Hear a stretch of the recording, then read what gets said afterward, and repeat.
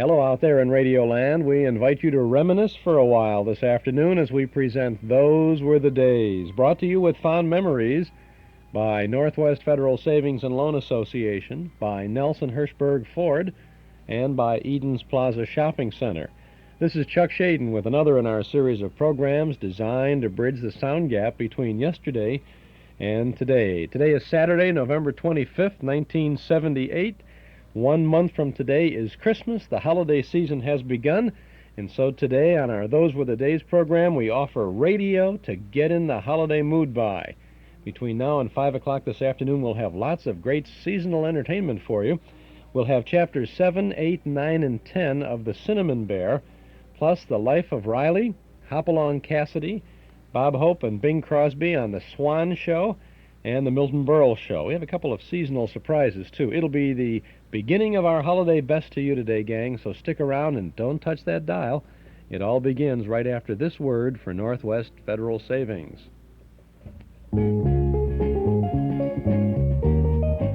Now, Northwest Federal Savings has 2 new ways to help you get more for your savings dollar. There's our high-interest 8% 8-year savings certificate and our T-Market certificate. The 8-year savings certificate pays 8% annual interest on deposits of $1,000 or more. Compounded daily, it has an effective yield of 8.45%. Another new way to save is our T-Market certificate. It's a 6-month savings certificate for investments of $10,000 or more, with interest 1/4% higher than the latest average weekly auction yield of 6-month Treasury bills. That's 1/4% more than banks can pay on similar investments. There are no extra fees or service charges. Federal regulations require a substantial penalty for early withdrawal. See a savings counselor at any Northwest Federal Savings Center for more information about our 2 new ways to save. It's Northwest Federal Savings Time, 63 hours a week. And tonight at Northwest Federal Savings at the Irving Park Office Community Center Auditorium, have we got a show for you. We've got a very special attraction. We hadn't previously announced this, but things have worked out, and tonight we're not only going to have a good movie for you on the screen, we're going to have a little variety show for you on the stage. We have a stage and screen show for you tonight. On screen, we've got from 1940, My Little Chickadee, starring W.C. Fields and Mae West. A classic Western Fields comedy, Western farce, just incredible. You know, what can we say about My Little Chickadee? You'll laugh your head off, rolling the aisles at this. And we have a very special extra added attraction tonight. On the stage, just before the movie starts, at 8 o'clock, we have the Hollywood Lookalikes on stage. These are people who have all won Hollywood Lookalike contests. And these people are really dead ringers from some great celebrities, and they're all going to do a little performing, and we're going to have a lot of fun with this. Now, on our stage tonight, now these are lookalikes, remember, you're going to see Donna Summer, Jimmy Durante, Gabe Kaplan, and John Travolta. Did you ever think you'd have John Travolta on the stage over at our memory movie? Well, these folks have put together a little variety review, and they're going to be there tonight performing. And the stage show with these Hollywood lookalikes will start at 8 o'clock. And I'll tell you, if you're going to come tonight, and I think the whole family will love this, really you will, and the kids especially will enjoy seeing John Travolta. And I was at a rehearsal last week of these folks, and they do a pretty nice job of doing all this. Donna Summers, Jimmy Durante, Gabe Kaplan. Gabe Kaplan is incredible. An incredible lookalike. And John Travolta. Now, you got to see this. You can bring your cameras with tonight. I urge you to bring your cameras with, because after the short stage show, runs about 20 minutes or so, we'll have a very short intermission, and then the lookalikes will come down, and you can take your picture of them, or someone will take your picture with the lookalike, and it's just kind of an extra special added attraction. So on the stage, the Hollywood lookalikes. No increase in prices either, gang. John Travolta, Donna Summer, Jimmy Durante, and Gabe Kaplan, the Hollywood lookalikes. Then on the screen, My Little Chickadee with W.C. Fields and Mae West. Come up and see us sometime. Doors open at 7:30.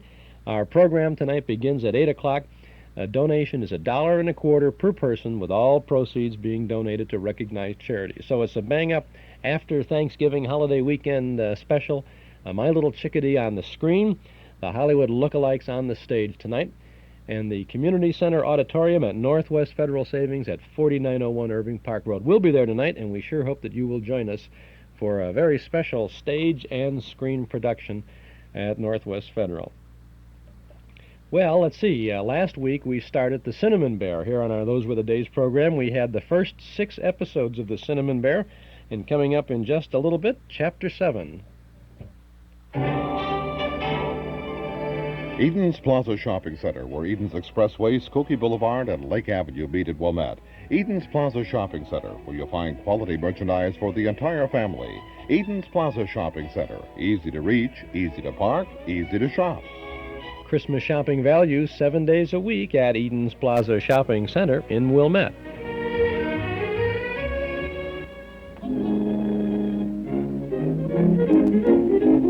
And here's the Cinnamon Bear.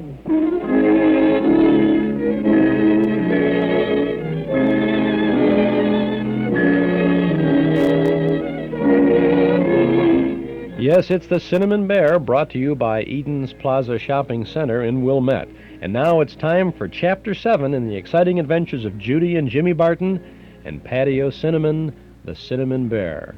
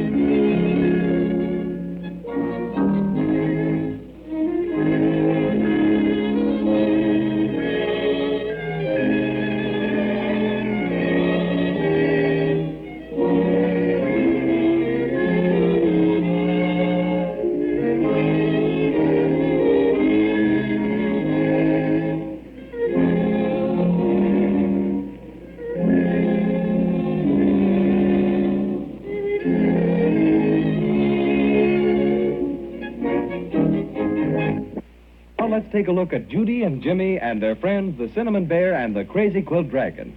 Things seem to be happening left and right. Wesley, the Wailing Whale, swallowed their silver star and finally got it off his chest when Crazy Quilt tickled him and made him cough it up. Samuel the Seal caught it and started to juggle it. Higher and higher he tossed the star, and then, alack, Penelope the Pelican snatched it in midair and off she flew.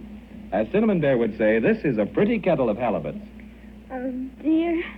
Every time I think about our star, I want to cry. Seems like we just never will get it back. Don't you suppose we ought to just head out into the root beer ocean and keep looking, Cinnamon Bear? I don't think that would be so wise, Judy. Oh, I should say not. Not until I've eaten my 4 barrels of corks. 'Twould be a sad thing for us to get started and then have me get all soaked up with root beer. Oh, What's funny, Crazy Quilt? I was just thinking, maybe we could find us a root beer float. Oh, this is no time for bum jokes, Crazy. Oh, I thought it rather good myself. It's not. Now, Judy, I don't think it would do any good to head out into the root beer ocean. We haven't the extra slightest notion of which way the pelican was flying. Well, right now I don't care much about anything. I'm so hungry. Food. Now that you mention it, Jimmy, I could trifle with a few dozen lollipops myself. And sure, and I haven't had any cinnamon buns for some time.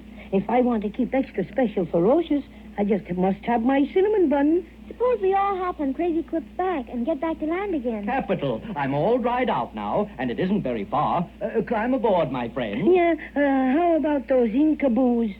Can't we go further up the coast a bit and avoid them?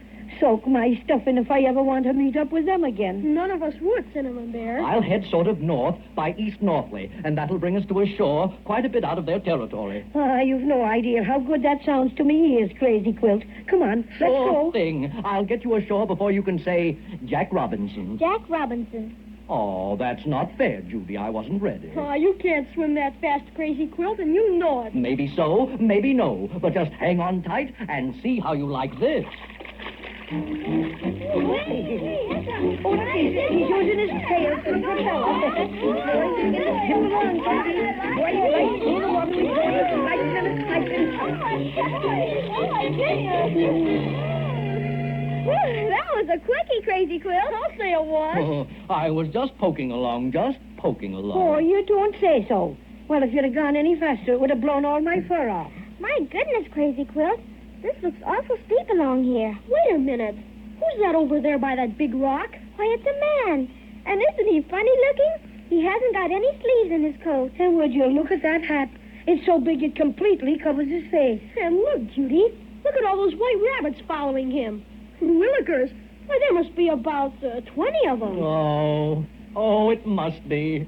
It is. Is who? Ain't my colors if it isn't that measly magician, Mr. Presto. You mean he's a bad man, Crazy Quilt? Oh, no, not that, but he's a bad magician. He takes magic lessons by correspondence. He means by mail, Judy. Right, and he insists on trying his half-baked magic on everything and anybody. Last time I met up with him, he practiced a bit on me. I shall never forget it. Well, what did he do, Crazy Quilt? Well, pride will not permit me to tell you, Jimmy. My Crazy Quilt ancestors would turn over in their graves. Greetings, my old friend Crazy Quilt. Greetings and salutations. So glad to see you again. And how's your Uncle Gregory? He seems very pleasant, Crazy Quilt. I refuse to make further comment, for a minute anyway. If he's a magician, maybe he can help us get our silver star back. Well. This is a treat if I do say so. And who are your friends, Crazy Quilt? Oh, hello, Presto. May I make you acquainted with Judy and Jimmy and Patio Cinema? How do you do? Any friend of Crazy Quilt's is a friend of mine, as I always say. So glad to see you. And how are you? No, how's about a few carrots, huh? Us rabbits is going to get tough if you don't crack through with some grub, and we don't mean maybe, see? Pardon me, Mr. Presto, but did that white rabbit say that, or are you a ventriloquist? No, that was the rabbit, unfortunately. I produced him and about 20 others while I was doing my homework on magic lesson number 4. I take magic lessons by mail, very good, too, but after I produced all these rabbits out of my hat, I couldn't get rid of them. Keep following me around all the time and yelling for carrots. Very annoying, very annoying. But if you're a magician, why don't you make them disappear? Then they wouldn't bother you. Alas, I'm unable to do that. Lesson number 5 on how to make white rabbits disappear with nothing up your sleeve was lost in the mail. Oh, that's too bad. By the way, Mr. Presto, if you don't mind my saying so, I think you ought to get a hat that fits you. It keeps slipping down all over your face all the time. It's twice too big for you. Good business, fellow, just good business. I'm twice as good as any magician living. Gotta have a hat twice as big. Maybe so, Presto. But inasmuch as it's resting on your Adam's apple most of the time, it seems to me you're talking through your hat. Scorn me if you will, Crazy Quilt, but so help me Houdini if you don't mind your tongue. One of these days when I get to lesson 23, I'll turn you into a lounge lizard and then You moldy old magician. Why, I'll pull your hat so far down over your face you'll be able to wear it for a skirt. Here, control yourself, boys. Control yourself. Calm down. That's what I say.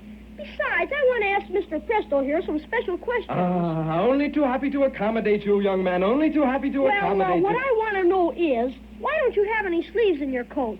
Simple, my child, simple. If I don't have any sleeves, folks will know I have nothing up them. And are you a good magician, Mr. Presto? Good, I'm slightly terrific. I'll demonstrate. Well, there's only one kind of magic we'd be interested in right now. We're awful hungry. Can you get us something to eat? Food, simplest thing in the world. Learn that in lesson 15. That is the fundamental. So happens that the great Presto is a snozzaroo when it comes to producing eatables. Your orders, please, just name it. Cinnamon buns for me with currants and plain icing. Not that I think you can produce anything, Presto, but I could toy with about 3 Loganberry lollipops. Well, I want something that's regular food.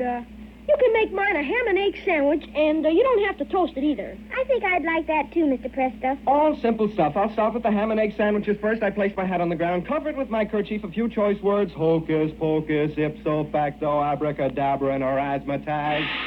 Remove the handkerchief from the hat and...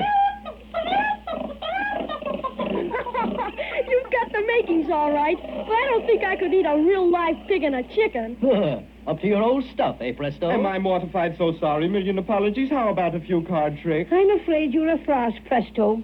Now, how about finding lost things? Are you any good at that? Right down my alley. Lesson 17. What have you lost? It's our silver star, Mr. Presto. It belongs on top of our Christmas tree, and we just got to get it back. Silver star? Excuse me while I go into a quick trance. Oh, I'm getting it. Oh, it's traveling over water. Oh, a bird has it. A pelican has it. That's more like it. You're all right, Presto. You're all right. If you're so good at knowing where things are, perhaps your magic can bring back Penelope the pelican, back with the silver star. Simplicity itself. In a moment, you'll see her step out of my silk hat. Watch a wave of the wand this time.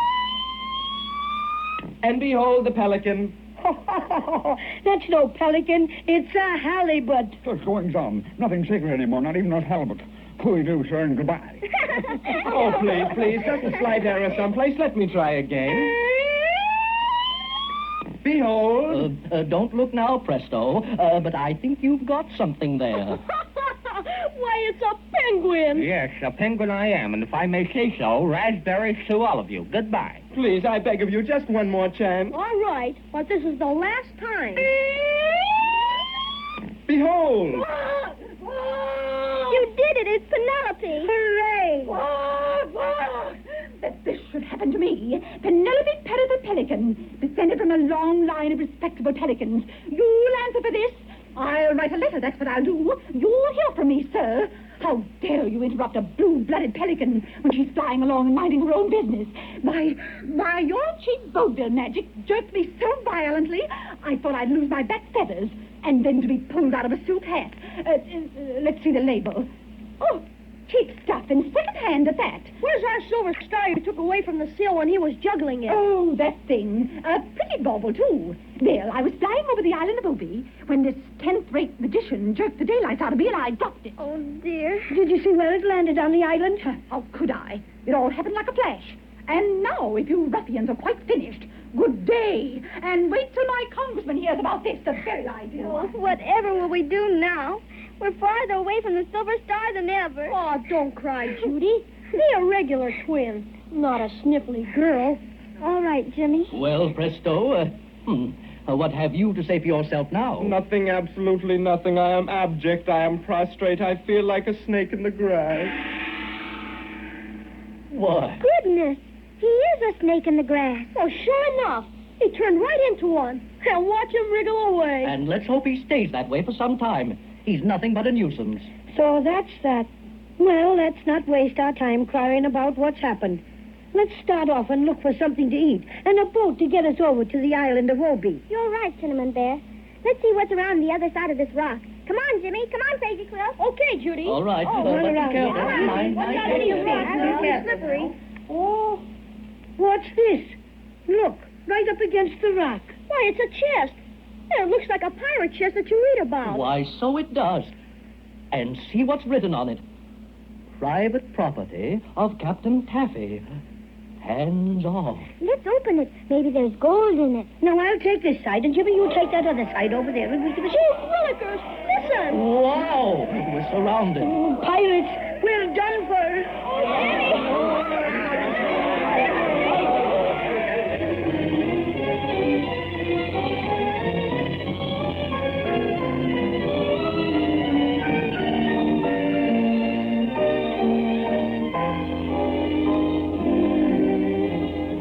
Pirates. That's bad. Yes, indeed. From all I've read and heard about pirates, they're not especially good people to meet up with. Not at all. And next time we'll find out just what's in store for poor Judy and Jimmy and Cinnamon Bear and Crazy Quill.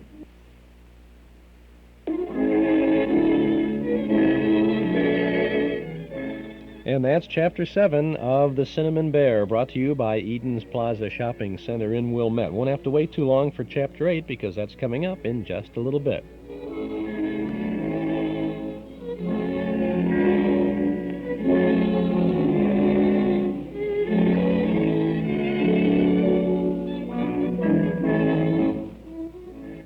This is Chuck Shaden with our Those Were the Days program on WNIB Chicago at FM 97.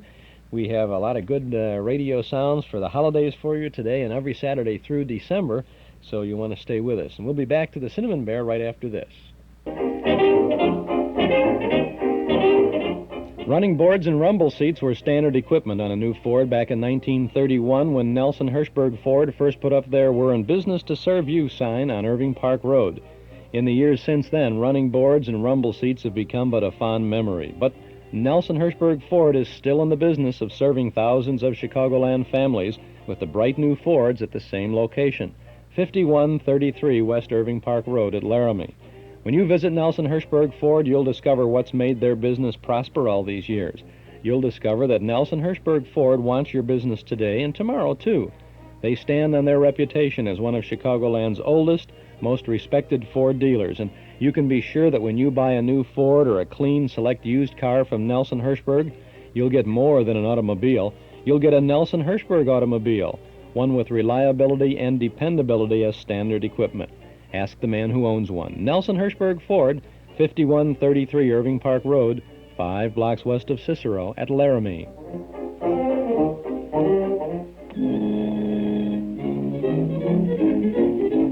And here's the cinnamon bell.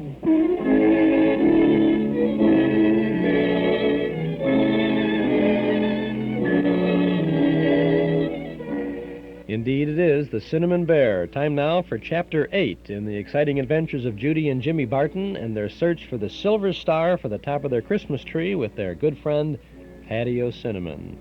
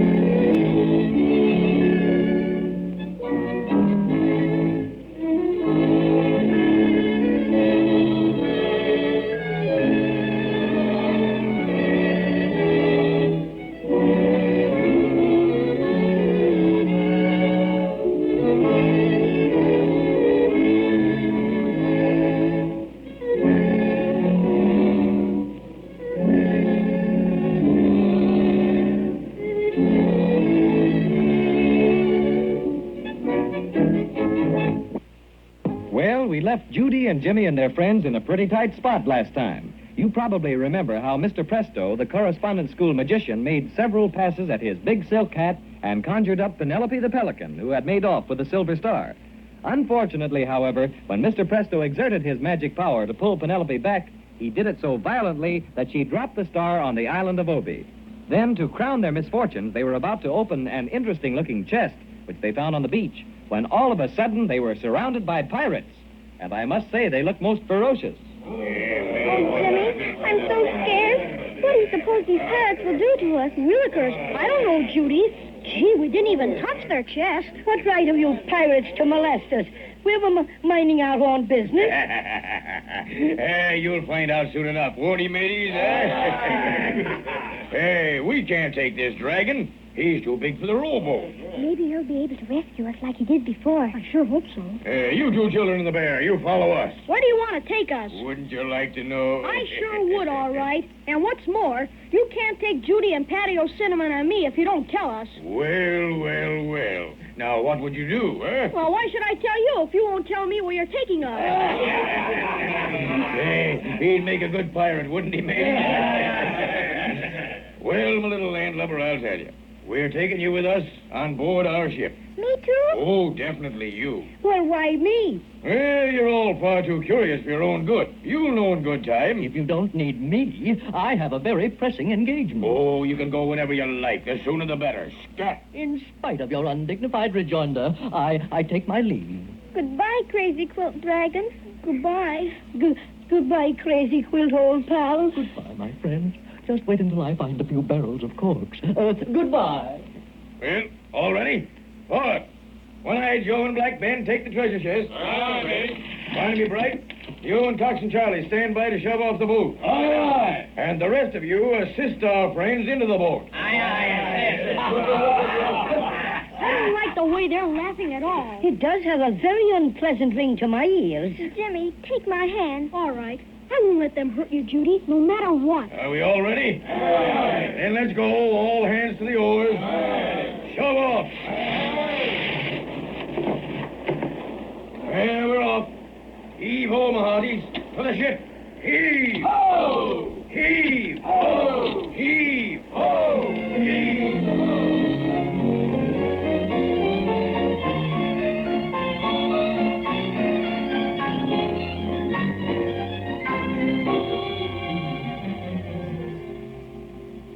I sight the ship, mate. Ahoy, the Susie Q! Ahoy below! What do you report? Treasure and captive! Oh, Jimmy, now we're captives again. I hope they won't treat us like those old Incaboos. Oh, I don't think so, Judy. After all, those Incaboos were just blotter people. And these pirates are folks just like us.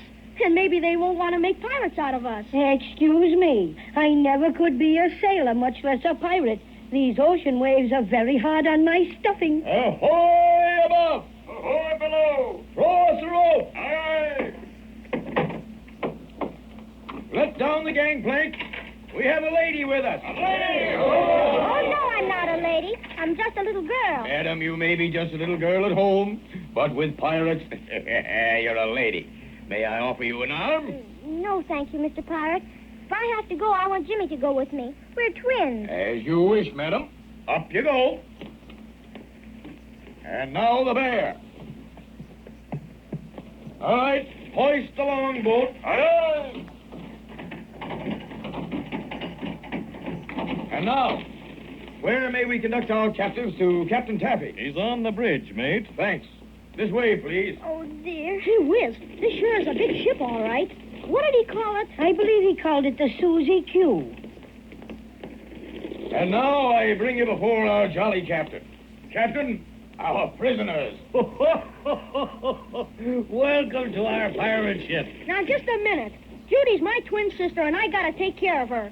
And if you're gonna make us walk the plank and everything, you better look out, all right. Well, who said anything about walking planks? Aren't you pirates? And don't pirates make people walk planks? Only old-fashioned pirates. Bosun, pipe the chest before us. Aye, aye.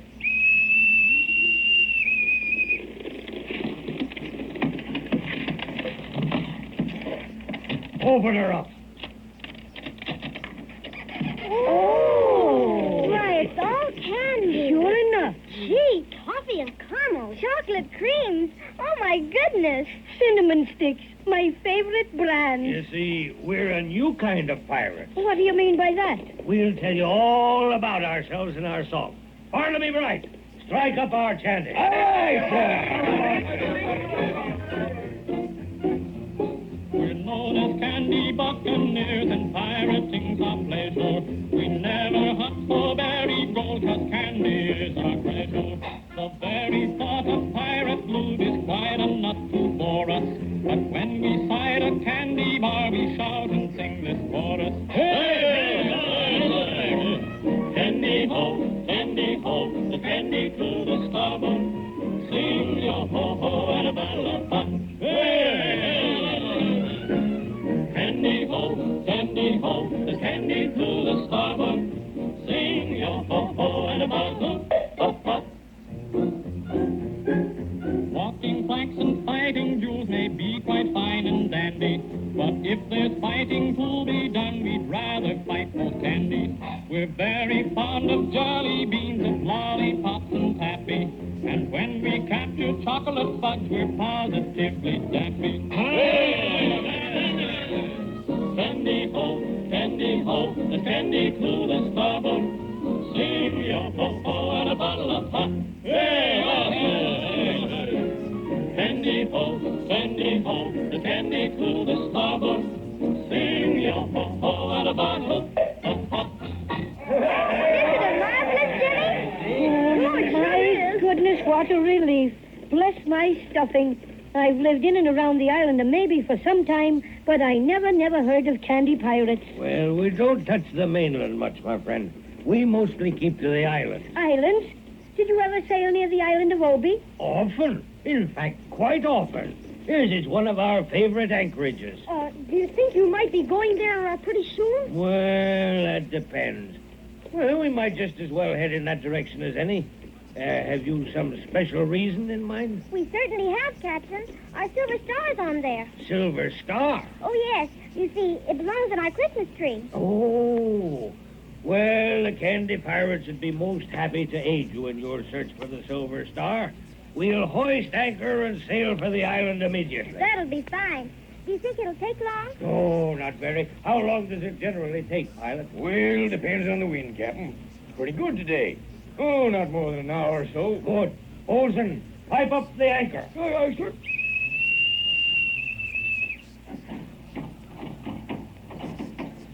Hoist the jib! Up with the topsail! Pilot, take the helm and head for the island of Obi. Aye, aye, sir. And now, my friends, a visit with the Candy Pirates would not be complete without a little hospitality. What's that? Something to eat? Yes, indeed. What would you say to a little refreshment? Gee, I'd like that and something to eat besides. Do you happen to have any cinnamon buns? I haven't eaten any in some time, and I feel quite unferocious. Why, yes, my friend. It so happens that the cook made cinnamon buns only this morning. Hooray! And in my cabin, I have some very, very superior chocolate fudge. Let's hear no more. Lead on, Captain. Candy ho, the candy to the starboard. Sing your ho-ho and a bottle of pop. Candy ho, the candy to the starboard. Sing your ho-ho and a bottle of pop. Excuse me, Captain, but land has been sighted. It has? Well, give me the glass. Is that the island of Obi? Yes. You want to take a look through the telescope? Willikers, it's just like the one we looked through to see Growl. So it is. Jimmy, look. Isn't that a policeman standing with his back to the ocean? Well, let's see. Why, yeah, sure it is. He looks like one of those roly-poly dolls. Judy, look at him waving his stick. He's turning around. What's that bright thing he's wearing on his coat? Why, my goodness, it's our silver star.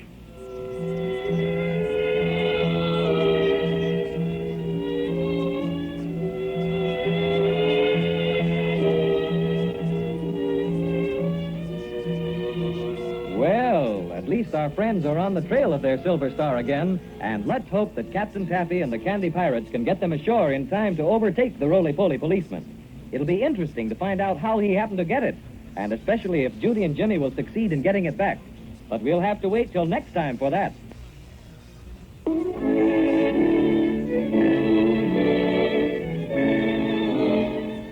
And next time will be towards the end of our program this afternoon. I would say sometime after 4:15, when we present the next two chapters of the Cinnamon Bear, chapters 9 and 10, brought to you by Eden's Plaza Shopping Center in Wilmette. Now, if you'd like to have your own set of Cinnamon Bear tapes, that's the complete story, all 26 consecutive episodes, well, it's available on a set of 6 cassette tapes for only $24 from the Hall Closet, Box 421, Morton Grove, 60053. Or you can pick it up at our Metro Golden Memory Shop at 5941 West Irving Park Road, just east of Austin. The Cinnamon Bear on tape from the Hall Closet, Cinnamon Bear on records, or rather on the radio every Saturday afternoon, right here on WNIB. Brought to you by Eden's Plaza Shopping Center in Wilmette. Eden's Plaza Shopping Center, where you can shop with confidence for all the family. Eden's Plaza Shopping Center, where Eden's Expressway, Skokie Boulevard, and Lake Avenue meet at Wilmette. Eden's Plaza Shopping Center, easy to reach, easy to park, easy to shop. Shop and save for Christmas 7 days a week at Eden's Plaza Shopping Center in Wilmette.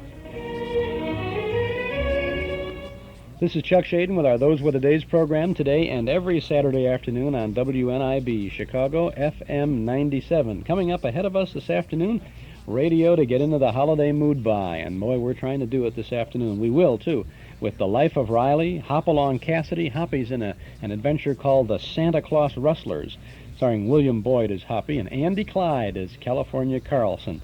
Then we have the new Swan Show from 1948 with Bob Hope, Bing Crosby, and Doris Day. And Jack Kirkwood, as the fellow used to say, put some money in the pot, boy. He's a department store Santa Claus. And we have a Milton Berle show with a salute to Christmas.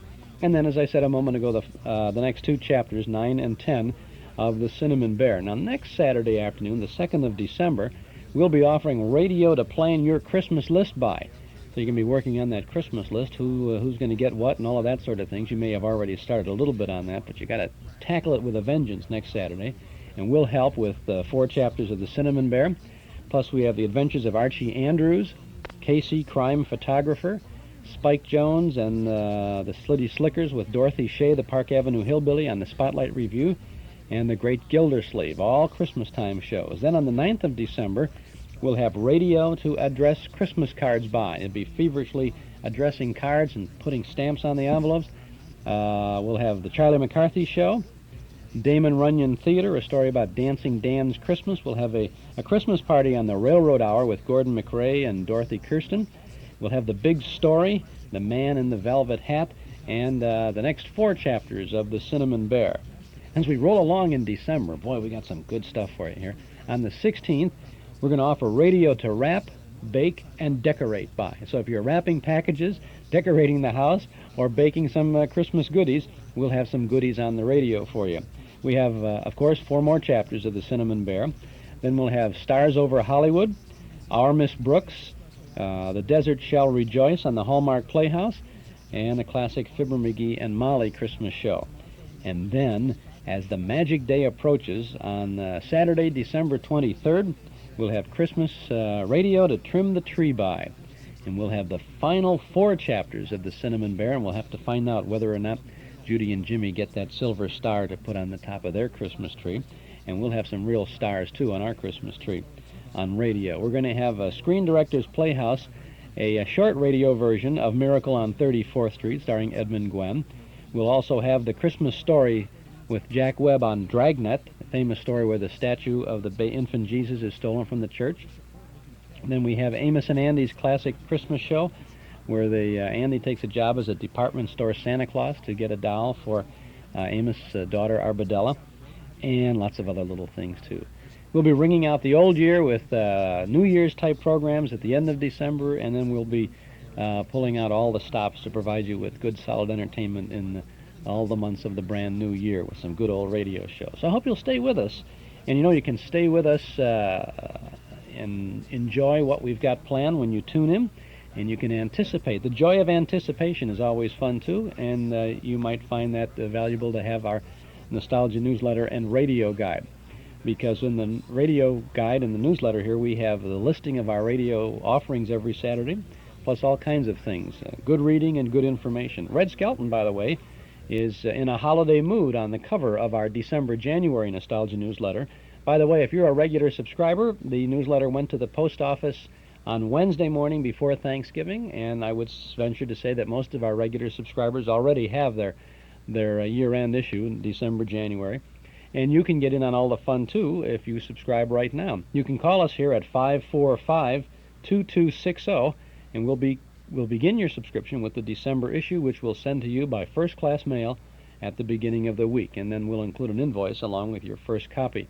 We have articles from and about the past, plus the complete listing of our Saturday afternoon Those Were the Days broadcast schedule. $7 for a year's subscription, 545-2260. Our current issue now, the December-January newsletter, offers a 1948 reprint article about 23-year-old Arnold Stang of the Henry Morgan radio show. We have a 1943 article about Bob Hope broadcasting from the Hollywood Canteen. And from 1950, a look at a dozen popular radio newsmen and commentators offering photos and thumbnail sketches about Robert Trout, Edward R. Murrow, Gabriel Heater, Walter Winchell, Howard K. Smith, Morgan Beatty, and many others. Plus, we have an original memory by listener Jim Haas about Bing Crosby and White Christmas. So call 545-2260 to subscribe now. That's not all. We have letters from listeners, advanced news of our Saturday night programs at Northwest Federal, and our old-time radio lineup for Saturday afternoons here on WNIB. We give you information about each vintage show that we broadcast, including the names of stars and other cast members, original broadcast dates, network information, even the times of each segment that we present in case you're taping the old shows for your own personal collection. Subscribe now, 545-2260. If the lines are busy when you call, we'd appreciate it if you'd wait just a moment and then dial us back at 545-2260. You get a year's worth of fun and facts about the good old days. 1-year subscription, $7. Call us now at 545-2260. If you like, of course, you can simply send $7 to Nostalgia Newsletter, Box 421, Morton Grove, 60053. But if it's easier, just give us a buzz right now at 545-2260. The Nostalgia Newsletter and Radio Guide. By the way, if you want, and you're coming into the MGM shop over the weekend, perhaps why don't you just tell the folks there that you'd like to subscribe, and they'll take your name and address and enter the subscription for you, and you can pay on the spot if you like, or you can wait for the bill. The Nostalgia Newsletter and Radio Guide.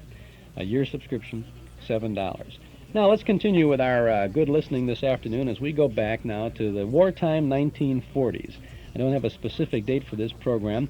It's an Armed Forces Radio rebroadcast of The Life of Riley with William Bendix as Riley, Paula Winslowe as his wife Peg, and Ellen Reed is in this show as Riley's boss. John Brown is as Digby O'Dell, the friendly undertaker. So let's go back now, relax and enjoy, for Christmas time, The Life of Riley.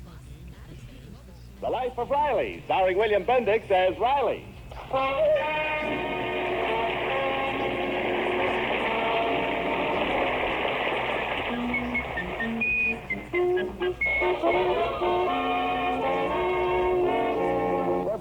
And in the Riley house, there is peace and goodwill toward all men. But this definitely was not the case a few days ago, when Riley was a man sorely beset by trouble. It began one evening as our hero, a pencil stub in his hand and a dazed look on his face, was going over the monthly bills. 7, 640, 290. Riley, haven't you finished adding those bills up yet? It takes time, Peg. I ain't an adding machine. Only got 10 fingers. Well, let's see. Electricity, that's okay. Gas, okay. Hey, what's this? $12 for a pair of pants? For Junior. Well, you just got a pair of pants last spring. I know, but he's awful hard on pants. It's those school benches sliding in and out all day long. It just wears out the seat of his pants. No, well, it's got to stop. I send that kid to school to use his head. Well, how much longer are you going to be with those bills? I'm all through, Peg, and this month for a change, we ain't in the red. We're even $2 ahead. A nice little reserve for a rainy day. Well, anyway, a drizzler. But this is what happens when I'm in charge of the budget, because I plan, I maneuver. From now on, I'm the treasurer in this family, yes, sir. But, Riley, what about Christmas presents? We'll need at least $50. I hereby resign as treasurer. And it's only a few days off. Well, kind of early this year, dude. Same as every year. Yeah, I clean forgot it was next week. $2. And I promised Junior a bike and Dad the wristwatch. They're expecting it. Well, Peg, we'll just have to borrow. Oh, I don't like it. Besides, who'll lend us money? What do you mean, who'll lend us money? Our friends, that's who. I got loads of friends, and my credit's good with them. All I gotta do is call up Johnny Vendron and say, Johnny? Oh, no, I still owe him from last Christmas. Well, I can call Lou Beatty and, no, I still owe him for the ticket for the Dempsey football fight. Well, I can always call up Sammy Roberts. You know, we got to make some new friends. We're in a rut. Well, Riley, I could write to my father for a loan. Oh, no. I don't take charity from relatives. I got my pride, you know. But what do we do? Don't you worry, I'll get dough. I ain't so far gone I can't raise some dough to buy my family Christmas presents. But where'll you get it? I got my resources. I'll get it. See you soon. Bills. Come on, help. Pop's opening my piggy bank. Junior, be quiet. Well, Pop, give it to me. It's my money. Junior, let go, Junior. I said let go of the... Riley, let go of that bank. All right, keep your old bank. This kid is money mad. Well, gee, Pop. Oh, how could It was you? just a loan, and it's only for his benefit. That's still no excuse. Okay. I forgive you, Junior. Now, let's forget it. Oh, hi. Daddy, would you hand me that vase on the mantel? This one? Yes, I left some money in here, and I've... Holy smoke, look at that bankroll. That dough's been in here all the time? Yeah. Well, Babs, you shouldn't leave a wad of dough lying around like that. It might be stolen by some crook. Well, if it is, it'll be an inside job. That's not fair, Peg. Listen, Babsy, sweetheart. I'm sorry, Daddy. I need this money. You might at least wait until I ask you. No, I've got to get the girls to school some Christmas cards. All right. Keep your money. There's a fine Christmas spirit. A fine way to pay me back for all I've done. When you were little, who dressed up in a red suit every Christmas with a beard and a wig and pretended to be a big, fat, jolly Santa Claus? I did. Well, who stuffed the pillows down your pants? I did. All I ever done for you kids is work. I put in 8 hours a day at that plant working for that ungreat Stevenson just so Stevenson. I forgot. Heck, we got nothing to worry about. It's a bonus. What bonus? Well, I forgot all about it. Stevenson is going to give all the guys in my department a big bonus. He does it every Christmas. Oh, Daddy, that's wonderful. Yeah, ain't he a darling ungreat?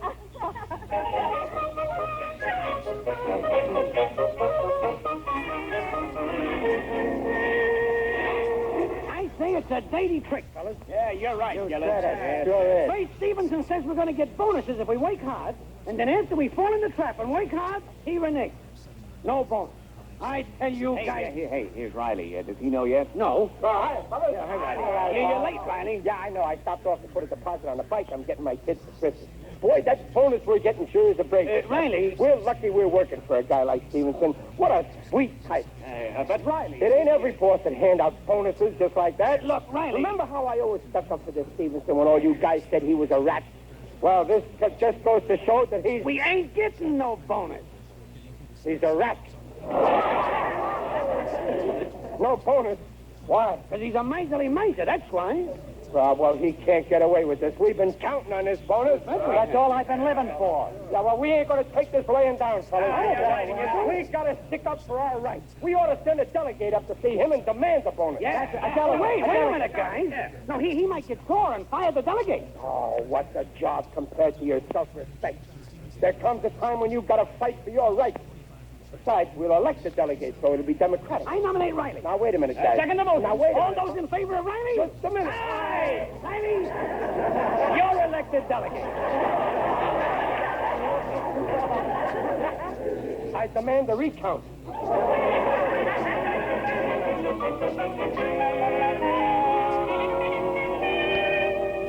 Mr. Stevenson will see you now, Riley. No, thanks, Millie. Well, here goes. Good luck. I hope you get the bonuses for the boys. Yeah, well, I'll get him all right. I'm going to be tough. And I ain't taking no for an answer. I'll show him. Mr. Stevenson! Ah, Riley, come in. Mr. Stevenson? Sit down, Riley. Mr. Stevenson? Have a cigar, Riley? Thanks. Have a lifesaver? Mr. Stevenson? Here, let me light it for you. Boss, I come to demand a bonus.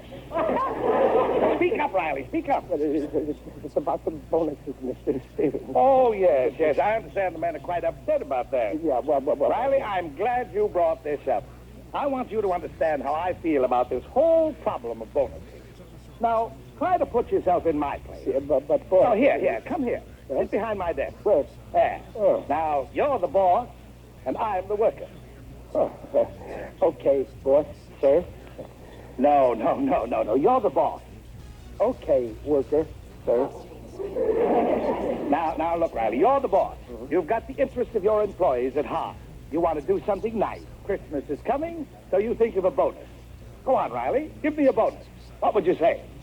Well, I'd say, Now, Stevenson, you've been a good worker, loyal all year, and you're underpaid. So I feel you deserve a bonus. Here's a check for $100. And Merry Christmas. You offer me a check for $100? I'm insulted. Here I am, a self-respecting American workman, doing an honest day's work for an honest day's pay. And you offer me this tip? You've insulted me.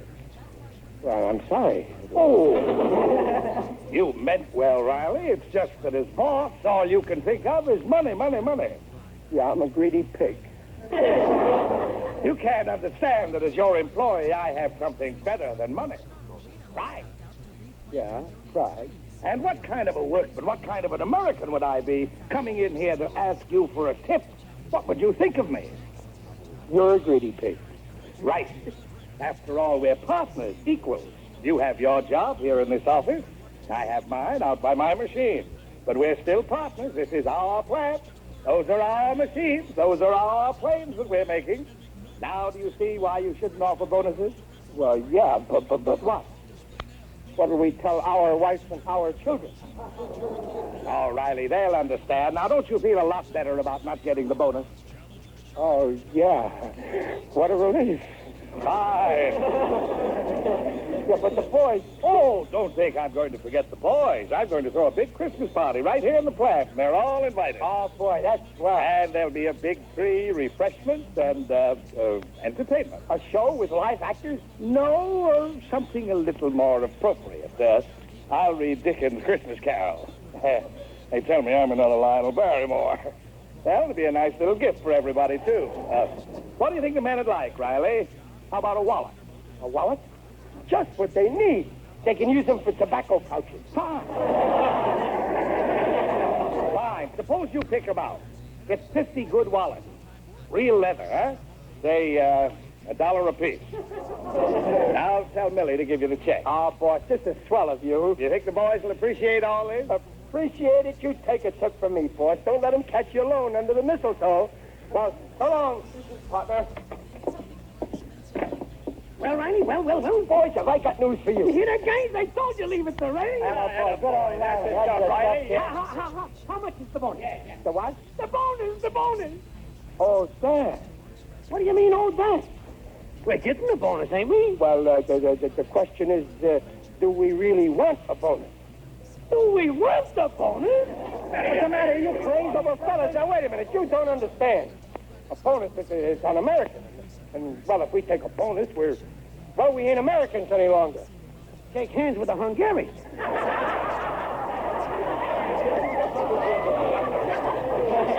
Fellas, we ain't getting no bonus. What? No bonus? No, but we're much happier without it. Believe me, look, I'm happy. Yeah, for a guy who ain't getting a bonus, you're a little too happy.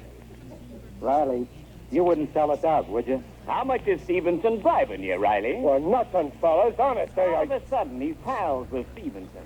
Look at his pockets, bulging with cigars. Well, fellas, you know me. I wouldn't do nothing crooked. Where did you get them cigars? I stole them. You sold us out. No, wait. If Riley says he didn't sell us out, I believe. He's my oldest and dearest friend. And I know he ain't that low a skunk. Well, thanks, Gillis. Honest, fellas, I did my best, but, well, cheer up. You ain't going to be forgotten. There's going to be something in your stockings on Christmas. Yeah, feet. But the way I look at it... Oh, hello, Millie. Mr. Stevenson asked me to give you this. It's for the you-know-what. Go on. Oh, Let me see that. Look, hey, that's mine. A check. $50. Signed by Stevenson. Price it. But, fellas, you don't understand. That's for the you-know-what. We know what, all right. You sold us out. No. For a measly $50. No, that's all. You got your bonus off. No, I didn't. Let's get out of here, fellas, and breathe in some fresh air. Gillis, wait. You've known me for 20 years. You just said I wasn't a skunk. A skunk? Compared to you, a skunk is Chanel number 5. Let's go, guys. Wait, fellas, you're hanging an innocent man.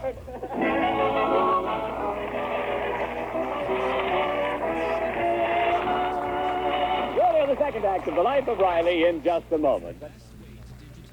That's the first half of The Life of Riley, Christmas time, wartime, 1940s broadcast on Armed Forces Radio. This is Chuck Shaden with our Those With the Days program, WNIB Chicago at FM 97.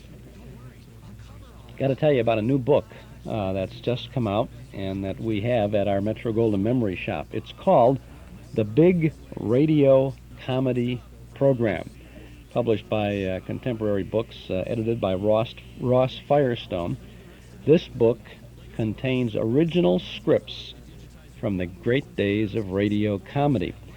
Some complete scripts, mostly excerpts, but gigantic, generous helpings of excerpts of scripts from radio shows. And this, to me, along with that other book we have about the Shadow, the book on with all the scripts of the Shadow, and the book on Vic and Sade, this book here is really a very, very complete look at radio scripts. A lot of people want scripts, and they're looking for scripts, and I'm really happy to see this. This particular book, The Big Radio Comedy Program, sells for $8.95, and it has scripts from programs like Ed Wynn, the Goldbergs, Vic and Sade, Burns and Allen, Milton Berle, Judy Canova, Abbott and Costello, Fibber McGee and Molly, Fred Allen, Jack Benny, Eddie Cantor, Bergen and McCarthy, Bob Hope, Bob and Ray, Henry Morgan, Jimmy Durante, and Gary Moore, and some others too. It's a nice fat book. It's a softback, and it's a good book. And there's a lot of nice pictures in the book. And before each script, there's a photograph of the personality and a little couple of pages of some background information. Really a nice book, and it's hot off the press. Just came out. We have it at our Metro Golden Memory Shop, $8.95. It's called The Big Radio Comedy Program. Now that book called The Shadow Knows, that's 16 complete scripts of shadow radio broadcasts from the 30s and 40s. That's $5.98, and that is also available at our Metro Golden Memory Shop. We're at 5941 West Irving Park Road, just east of Austin. I think that you'll find these two books, and of course the Vic and Sade book of scripts from that is very. I can't remember the price of that book. I think it's $8 or $9.95 now. I'm not positive, but we can check that out for you later on. But so we have scripts of the radio shows. As a matter of fact, we have a very fine collection now at long last. I'm very proud of this. We have a good collection of books about radio, about the good old days of radio. We have the Encyclopedia of Radio. We have the Pictorial History of Radio. We have a book about the radio announcers. We've got all kinds of, we've got the old-time radio book that's loaded with photographs of the radio personalities. And then we do the same for television. We've got books about your show of shows on TV, the Pictorial History of Television, how sweet it was, all about the early television shows. Lots of good things like that. You can't pass up that special table in our special shop. The Metro Golden Memory Shop, 5941 West Irving Park Road, just east of Austin. You have someone within earshot who's dying to find out what you would like for Christmas. Steer them over to the MGM shop. As a matter of fact, you know, we have a lot of folks who come in during the holidays. Husbands and wives will come in, families will come in, and everybody will look around, and then they say, okay, Dad, you go out to the car now, and we'll be back in a little while. And then they buy the stuff that they know that he'd like to have. Happens all the time, and we're happy to help, too. So why don't you pop over to the Metro Golden Memory Shop, 5941 West Irving Park Road, just east of Austin. We're open Monday through Friday from 11 till 5:30, Saturday from 10 till 7:30. We'll be open this evening till 7:30, so you can stop by on your way over to our memory program. And tomorrow afternoon, every Sunday, we're open from noon until 5. As a matter of fact, if you stop by tomorrow, be sure to say hello, because I'll be in the shop throughout the afternoon. I'm happy to help you with anything you need help and talk about old-time radio or any memories that you have.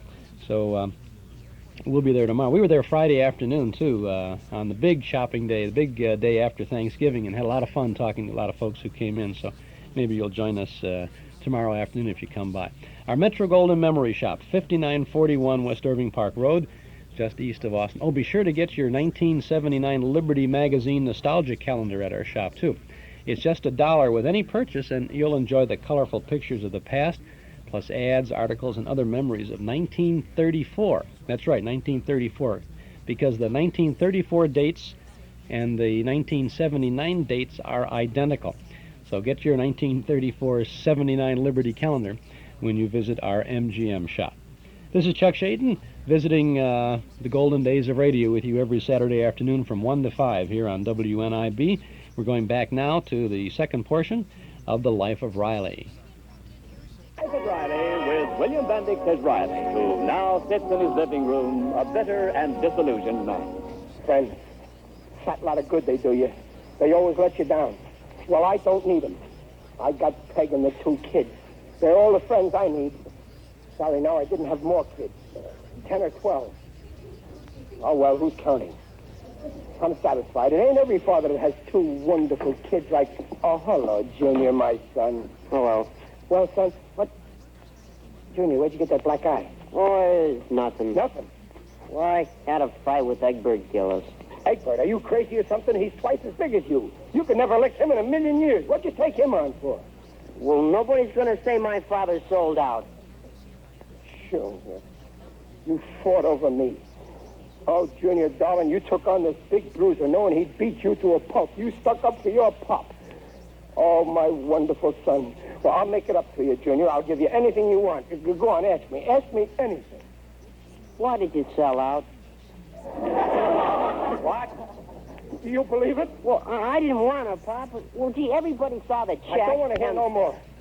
I got a good mind to put you over my knee and give you a black eye so you won't be able to sit down for a week. Well, Pop, if it isn't true, why didn't you at least explain? Nobody will listen to me, just like you won't listen to me. I could explain the whole thing in a second.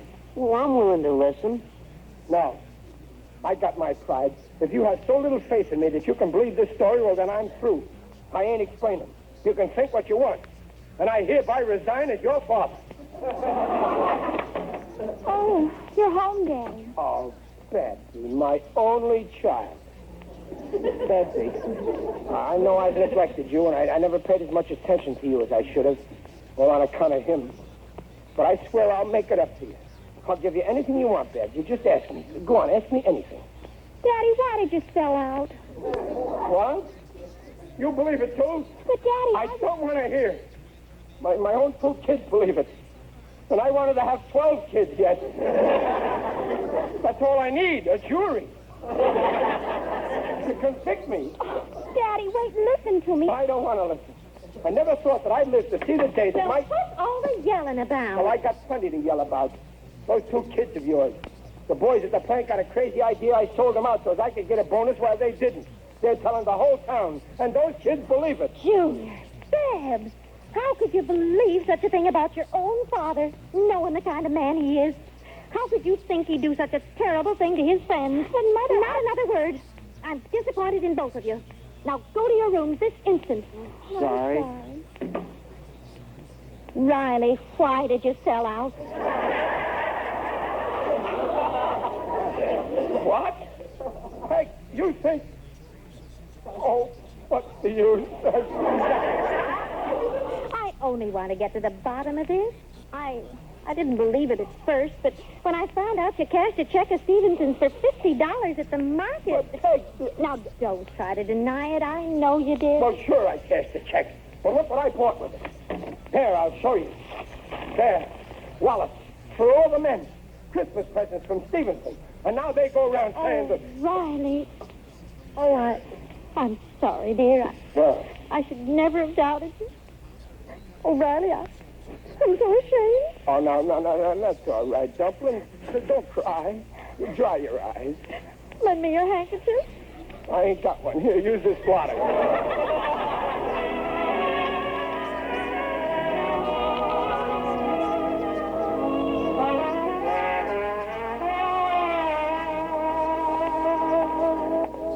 Oh, what a mess. A fine Christmas this turned out to be. Oh, there's a Santa Claus on the corner. I think I'll give him a buck. It'll help somebody else to have a Merry Christmas. Holy smoke, look at that. It's the first time I ever saw Santa Claus wearing a black costume and a black beard. A Merry Christmas, Santa Claus. A Merry Christmas to you, Riley. You're looking fine. Very natural. It's you, Tigger. Yes, it is I indeed. Digby O'Dell, the friendly undertaker. Well, what are you doing, Tigger, all dressed up like Santa? Oh, I'm collecting money for the UEPGBCC. UEPGBBCC? The undertakers, embalmers, and pallbearers give a box for Christmas Club. We give out food parcels to needy families. Our motto is, the good that you do unto people will come back to you in the end. And so will the people. Well, it ain't much of a Christmas for me, Tigger. All my friends have dropped me, except you. Oh, I'll never drop you until it's absolutely necessary. You heard what the boys are saying about me, Tigger. Ah, yes. What a vile slander. Riley, we must clear you. Nobody's going to throw dirt in your face while I stand around doing nothing. Well, thanks, Tigger, but I'll handle this myself. You must strike back right. You must fight. Fight to the last ditch.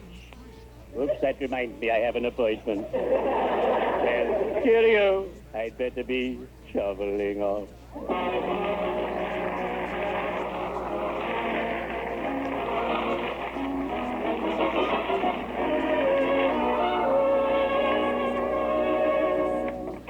Mr. Stevenson. Millie, I told you I don't want to be disturbed. I've got to rehearse the Christmas carol for the party tonight. O'Reilly left his box. Here, it's the wallet for the men. Oh, good. Yeah, very nice. I think the men will like them, don't you? No, No? not after you promised them a bonus. They think it's very unfair, and you can't blame them. Frankly, it's not like you, Mr. Stevens. Oh, Millie, you don't understand. It's a matter of principle with me. The American worker should retain his dignity. And a bonus is nothing but a tip, a bribe. I've always maintained that no self-respecting American, I don't care what his job is, should accept one. And furthermore, I believe... Hello? Hello, Carl. Oh, hello, I.B. Merry Christmas. Same to you, Carl. Carl, I've just come from a board of directors meeting. The board feels you've done a great job this year keeping costs down, and we voted you a little bonus, $10,000. Hello, Carl. Are you still on? Yes. I, don't know what to say, I.B. Thanks.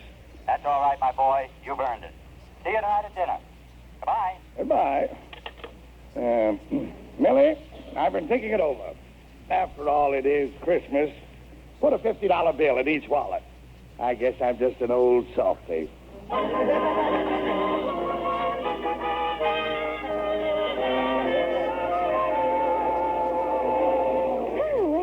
Looks like a very nice party. Mr. Stevenson certainly didn't skimp on food. So what? Nobody's having a good time. Look at Gillis and the boys over there in the corner. They look at me like they look at the time clock in the morning. And I bet they like to punch me, too.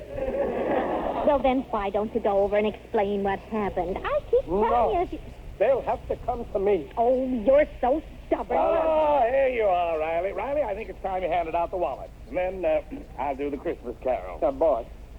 Boss, maybe you better skip it. I don't think the boys will be a good audience, and I'm kind of not getting the bonus. Oh, don't you worry about that, Riley. Just hand out those wallets, and I guarantee they'll be a good audience. Well, okay, it's your party. Fellas, can I have your attention, please? Fellas, Mr. Stevenson asked me to hand out the presents now. Just a minute, Riley. Before you hand out any presents, we got a little present we'd like to hand out. Now, wait a minute, Gillis. I'm running this. For you, Riley. For me? A present for me? Yeah. All the boys chipped in and bought you a sweater. Special, made to order for you. Merry Christmas. A sweater? You chipped in and... Oh, fellas, I gotta try it on. Peg, what did I tell you? I told you they'd come to me. Stand aside, Peg. I want to look in the mirror. Oh, it's beautiful, fellas. Black, my favorite color. And I love that white stripe running down the back. And look, it even has a bushy tail. Oh, thanks, fellas. This shows what you really think. No, it's a mistake, fellas. Riley, it's getting late. I've got to do that Christmas carol. You and your Christmas carol. Okay, you want a Christmas carol? I'll tell you one, you tightwad. Riley! Pipe down. This here Christmas carol is about a guy called Scrooge Stevenson, an old miser who wouldn't give the guys who slaved for him a measly bonus. Riley! Pipe down. And on Christmas Eve, Scrooge Stevenson is lying at his home in his bed, made of solid gold, when suddenly there's a knock at the door. And who do you think it is? Who? Pipe down. It's a ghost. The ghost of a Christmas yet to come. And the ghost says, Scrooge Stevenson, you miserable old skinflint, come with me and I'll show you how you're going to wind up someday. And the ghost takes him to Forest Lawn, and he points out a lonely grave. And on the grave there's a tombstone, and on it there's engraved an epithet. And the ghost says, Scrooge Stevenson, read your epithet. And you read it. And you know what it says? Lot. Here lies Stevenson. He's gone and he's forgotten. He gave us each a wallet, and in it there was nothing. Riley, I ought to fire you for this. You're lucky it's Christmas. Now hand out those wallets. No, I won't. I ain't going to insult my friends handing out them cheesy wallets. Riley. I'll show you what I think of you and your cheap wallets. I'm throwing them in the fireplace. Stop it. Right in that roaring fire. There. Riley, you idiot. There's a $50 bonus in every one of those wallets. What? A bonus? Oh, what did I do? I threw them in the fire. But don't worry, fellas. I'll get them back for you. Stand back, everybody. I'm going into that roaring blaze, and I ain't coming out till I have those wallets. Goodbye, Peg. Riley, What? that's no fire. It's an electric log with colored lights. Riley. You mean... But I was... Well, it's a Merry Christmas, everybody.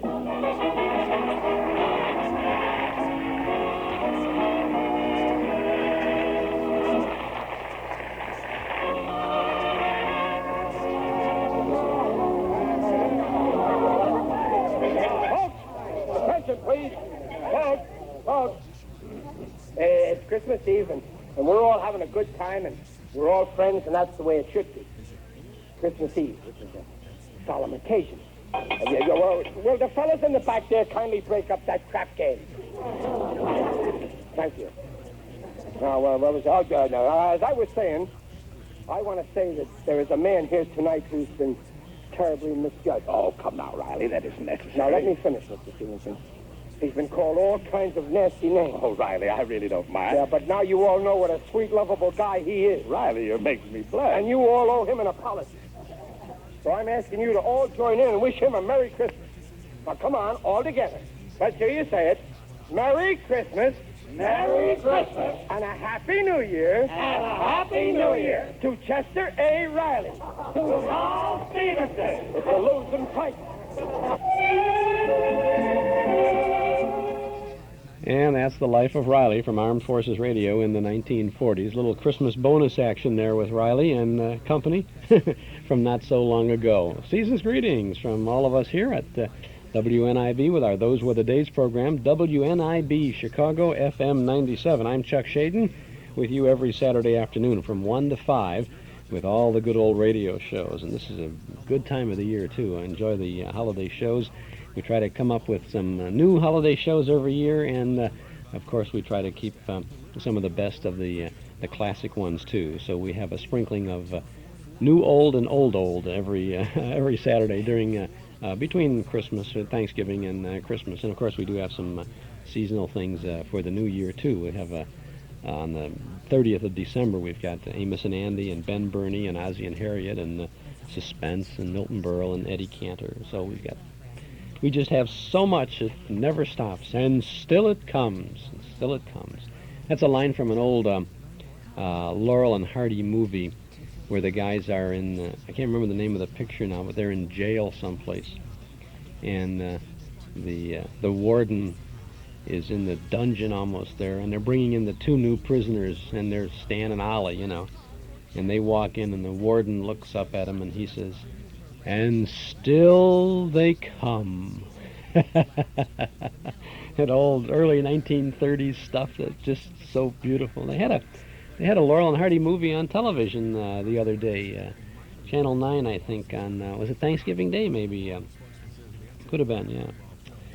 Those were the days. This is Chuck Shaden. By the way, I talked before about those books with the radio scripts, the big radio comedy program, and The Shadow and the Vic and Sade. I was wrong on the price on the Vic and Sade. The cost of the book on Vic and Sade with all the Vic and Sade scripts is $12.95.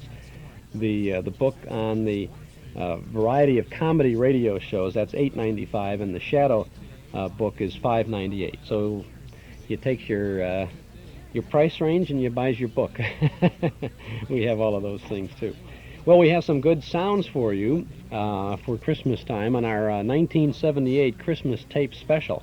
Jack Benny, Orson Welles, Red Skelton, and 3 classic suspense dramas. They're all yours on our 1978 Christmas tape special. It's a set of 3-hour-long cassette tapes featuring some really fine holiday entertainment for the whole family. This special set is yours for only $13 from the Hall Closet, Box 421, Morton Grove, 60053. Now, I want to tease you for a minute or so and give you a little bit of some of the sounds from our tape special. Listen.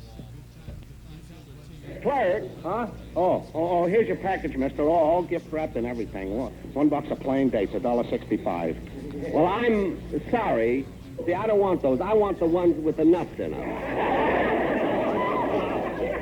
Oh, no. Mister, let me alone. I'm all out of pills. I don't know what you're talking about. Now, I want a box of set dates gift wrapped immediately. Okay, I'll do it. How can I avoid this guy? I tried everything. Even getting myself transferred. I wonder if this store has a branch behind the Iron Curtain. Good evening. This is Orson Welles. I'm very flattered indeed for the chance to be appearing so soon again on This Is My Best, very particularly in the radio best we have for you tonight. Best is a big word, but it isn't too big for Norman Corwin, who is certainly and beyond all argument the best writer the medium has produced. And best is a big word, but it isn't too big for Ray Collins either, who shoulders the greater part of tonight's divertisement. If you know of a better actor in radio, please send me his name. I can use him in the Mercury. Here then is radio's best, a script by Corwin, and here's Corwin's very best for the holidays, a delicious and utterly delirious rigadoon of a thing entitled The Plot to Overthrow Christmas. From the Skelton Scrapbook of Satire, a story entitled The Little Christmas Tree.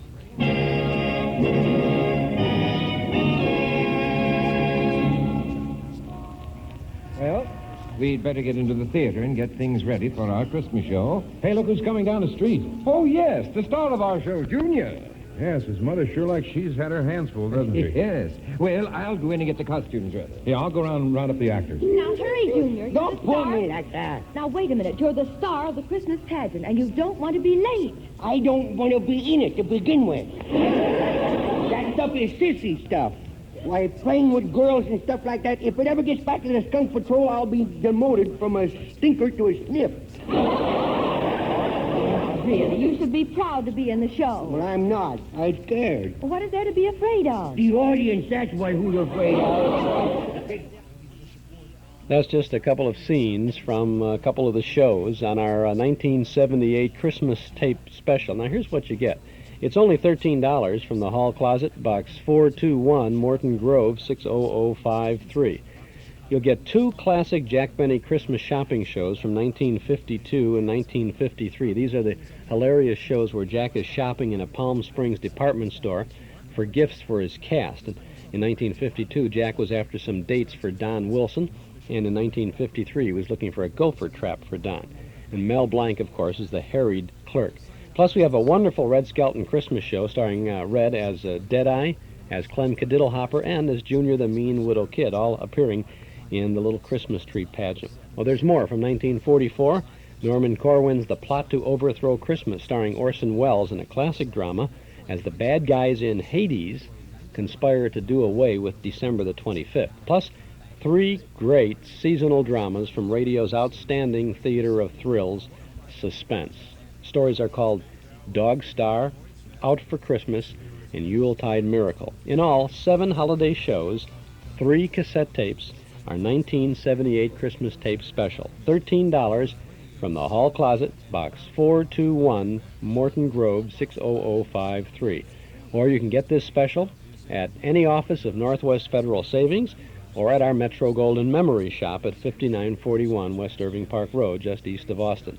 Jack Benny, Red Skelton, Orson Welles, and 3 suspense dramas. Our Christmas tape special, $13 from the Hall Closet.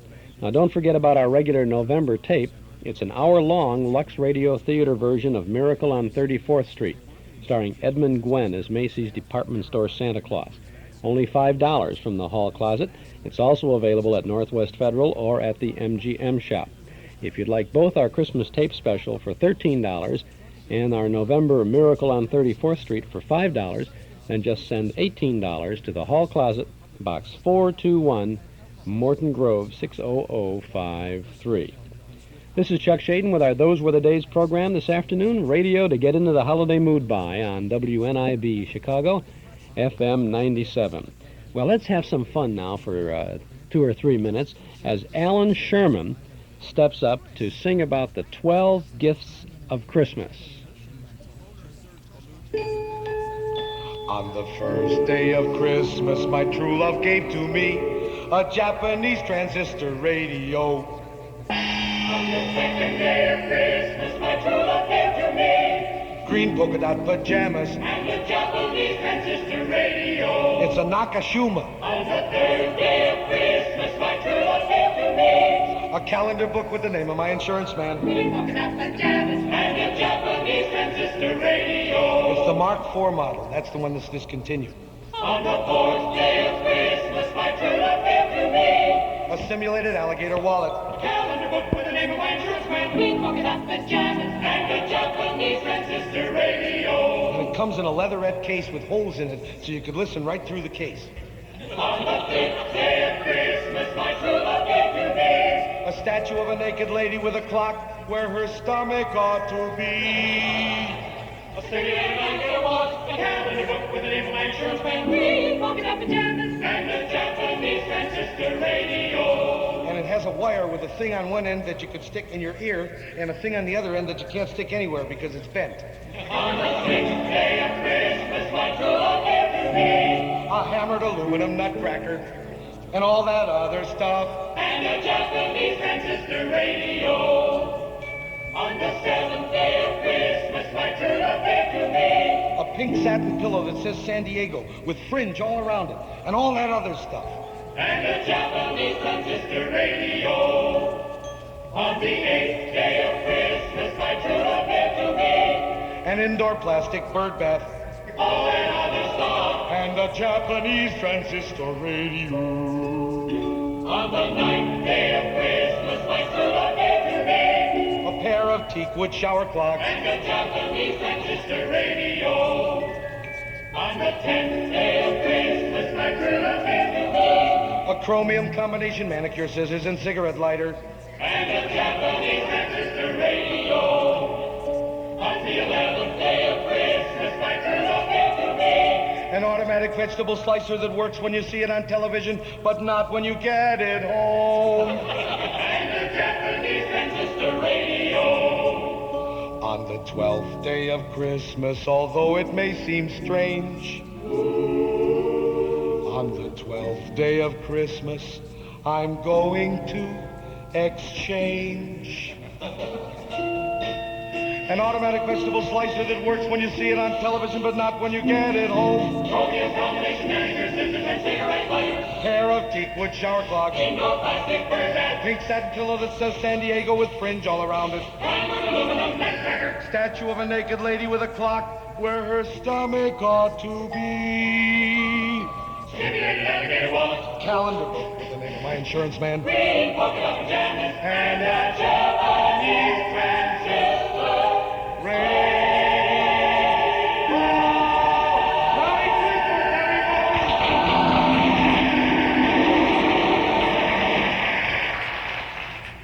That's Alan Sherman and the 12 Gifts of Christmas, having a lot of fun with Christmas commercialism. A little later on, if we have time, and I think we will, we're going to play a Yogi Jorgensen record for you, Yes Go Nuts at Christmas. And if you want to tape that, because they're very hard to find anymore, that we're going to run that after the Swan show and before the Milton BERLE show a little later on this afternoon. So you'll know what's happening there. This is Chuck Shaden with our Those Were the Days program, WNIB Chicago, FM 97. We got Hopalong Cassidy and the Santa Claus Rustlers coming up, and we'll set the scene with this. Gosh, Roy, we better ride hard. Them engines is gaining on us. There's only one safe place for us, Roy. That's a safe deposit vault at Northwest Federal Savings. Let's make time, Roy. Once we get into Northwest Federal Safe Deposit Vault, we'll be free from worry. Yep, and we can put all these here valuable papers in there, too, for safekeeping, you know.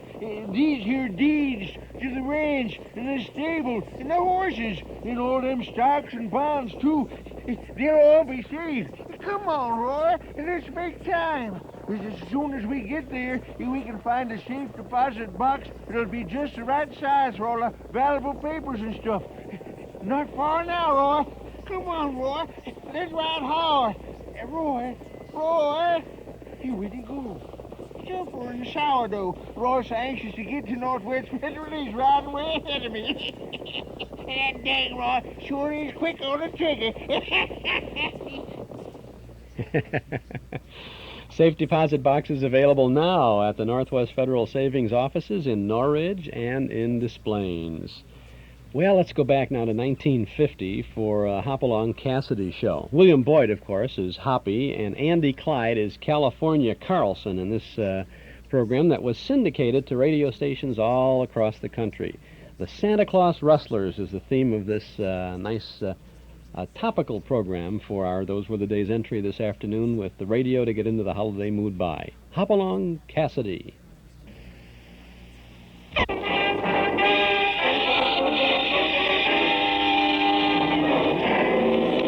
With action and suspense out of the Old West comes the most famous hero of them all, Hopalong Cassidy, starring William Boyd.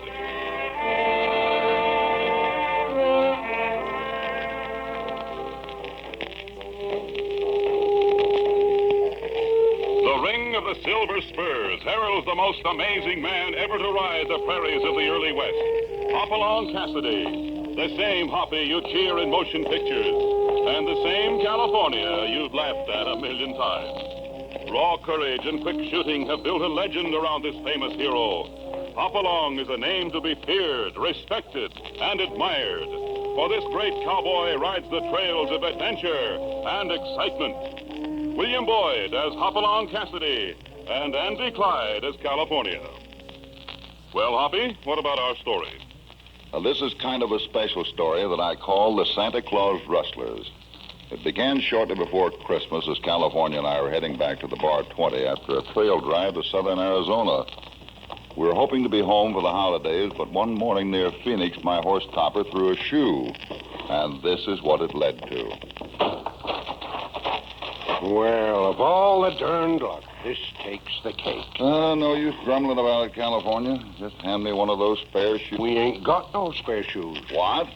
But I told you ain't got no nails neither. California, what was the last thing I told you to do before we left Disney? Get some shoes and nails and to shut up about the heat. Well? Now, Hoppy, remember the Christmas spirit. Besides, I didn't have no room in my saddlebags for horseshoes. No room? Of course you got room. Now I'll have to walk Topper clear to Phoenix to get a new shoe. Well, if it weren't for my rheumatism and my bad feet, I'd let you ride my horse, Hoppy. Sorry, you know that. Sure. Well, look, here comes a kid. Maybe there's a ranch near here where you can get a shoe. Well, for your sake, I hope so. Hi, son. Howdy yourself. What's happening to your horse? I'm running away. My name's Billy Stillwell. What's yours? Gee, ain't it hot? Want a piece of fudge? I got some here in my pocket. Hey, take a breath. Regular little magpie, ain't he? I'm Hopalong Cassidy, Billy. This is my partner, California Carlson. You running away, too? No. Where are you headed? I don't know. Maybe China. Maybe Phoenix. Any place where I can make some money quick. You know of anyone needing a top hand? Top hand? Hoppy. The sprouts get man-sized idea. I ain't as young as I look. Pop said my legs are beginning to bow already. I can learn anything that's got 4 legs, and I'll bet I can rope better than you. Slow down, Billy. Now, let's talk about this for a minute. It's a little far to China, especially without money or food. I got a pocket full of fudge. Want a piece? No, thanks. Well, now, I might just, no thanks. Billy, you wouldn't be running away because you disagreed with your folks about something, would you? Oh, no. I got the best pop and mom in the whole wide world, even China. That's why I'm running away. I gotta get some money before Christmas so I can buy them some presents and a tree. A tree? You mean a Christmas tree? Uh-huh. They're awful sentimental, my folks. Every year they have a pine tree and presents. You know how mushy growed folks are about things like that. Yeah, we know, Billy. Pop ain't had no hard money for months and Hey, there comes Johnny No Name. Pop just hired him last week. Wonder what he's doing coming from that away. Hiya, Johnny. Hi, you there. What's your business here? Our own, you snippy young, I'm sorry. Yeah, I got a bum leg, Pops. But save your pity and answer my question. My gun's in good shape. It's a public road, son. We're heading home. Why? Where's that? The Bar 20. Your names? I'm Hopalong Cassidy. I'm California Carlson. What's yours? Johnny No Name, as the kid probably told you. Wouldn't wear out your brains getting curious about that, though. Curiosity makes my trigger finger itch. Now, let's have a look in those saddlebags of yours. What's that? You ain't opening my saddlebag. Why not, California? You've nothing to hide. Maybe I'm just stubborn, but my saddlebags is private. All right. I'm taking you both to the ranch. You'll open those bags there, or you won't be stubborn. You'll be dead. Hold it. You're acting like you think we're outlaws. There were 10 cows rustled from the east pasture of our ranch by someone. And for my money, you two are tagged as it.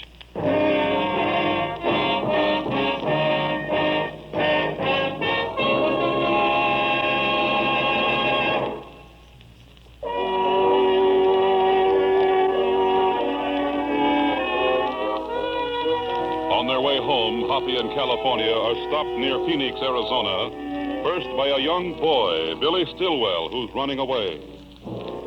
Then a bitter young rider who calls himself Johnny No Name and accuses Hoppy and California of being rustlers. At gunpoint, he takes them to the Stillwell Ranch, along with young Billy. Darn you, Johnny. You didn't have to make me come home, too. Shut up. Go inside and call your folks. Billy. Oh, Billy. Billy, you scared me to death. Oh, now, Ma, don't take on so. Oh, I ain't hurted none.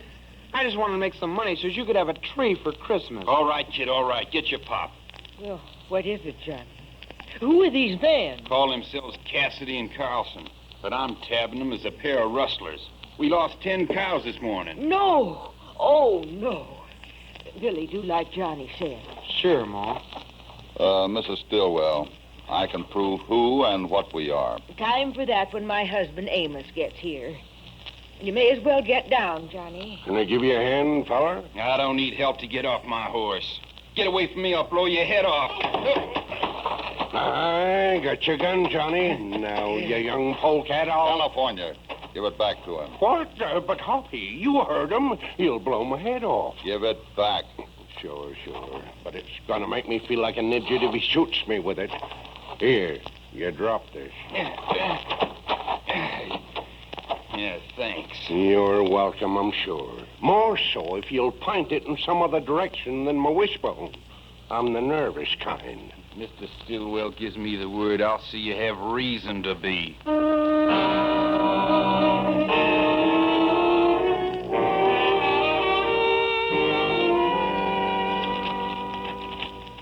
Here's your papers, Mr. Cassidy. Looks like Johnny got ahead of himself. No harm done, Mr. Stillwell. And thanks for letting California shoe my horse while we've talked. I think an apology would be in order from you, Johnny. I don't make apologies to anyone. Well, then I'll apologize for him. He's got a bad streak. Guess he feels the world's against him on account of that bum leg. Tries to hate everybody. That's a lot of hate. A man can get sick doing that. Yeah. Well, I suppose I can't complain, no. Johnny's the only rider I've found who'll work for delayed wages. Well, maybe he has a reason. This rustling hit you hard? Yeah, hard enough. Not only me, but my partners. Partners? Yeah, I guess I'd better explain. It's an unusual setup. When I bought this ranch a few years ago, I only had enough left over to buy 50 head of stock. So Ma and Betty, my daughter, they agreed to sacrifice something to help me get a herd. You got a fine family. Yeah, sure have. Ma sold her heirlooms, and Betty gave up going east to school. You see, I'd set aside a little money regular for her to do that. But when the pinch came, Betty tossed it into the pot without even asking me. I see. And we like to consider the herd as belonging to each of us in equal shares. Makes Ma and Betty feel like they have a part in things. And maybe Billy might become a partner when he grows up. Well, if there's anything left. I'd like to get my hands on the rustlers who'd steal from a family like yours just before Christmas. Yeah, I guess our holidays ain't going to be too bright. No trees, no presents.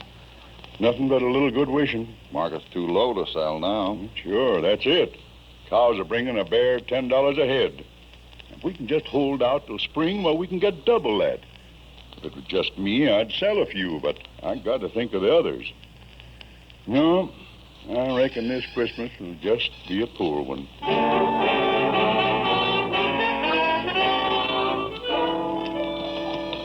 Hoppy, darn it all, if we keep fooling around trying to track down these rustlers, we're going to miss Christmas at home. You can go ahead if you want to, California. Me, I've got a mad on. Yeah, I know. Stealing from nice folks like them Stillwells, it's downright wrong. What polecat would be mean enough Hoppy, I know a polecat who'd be... So do I. Let's not go jumping at any conclusions yet. Uh-oh. What's the matter? Look, the tracks of the rustled cattle lead right into those other tracks. We've lost them. Hello there. What do you think you're doing? What? Oh, well, I guess you must be Betty Stillwell. So you're a good guesser. Answer me. Well, give us a chance. We're trailing some cattle that were rustled from you. Anybody ask you to? Well, as a matter of fact, yes. Your father. My name's Cassidy. This is California Carlson. Oh. Well, you must think I'm pretty awful jumping on you like that. Reckon I'm edgy. You knew about the cattle? Oh, Johnny rode over to tell me about them this morning. I was banding some calves on the North Range. You was, what? But you're a girl. Oh, I'll bet you I can beat you at calf roping, grizzle puss. Grizzle puss? Grizzle puss? Why, darn it all, I shaved only last week. And there ain't no gal who can beat me calf roping. The day a gal does that, I'll shave clear down to the skin.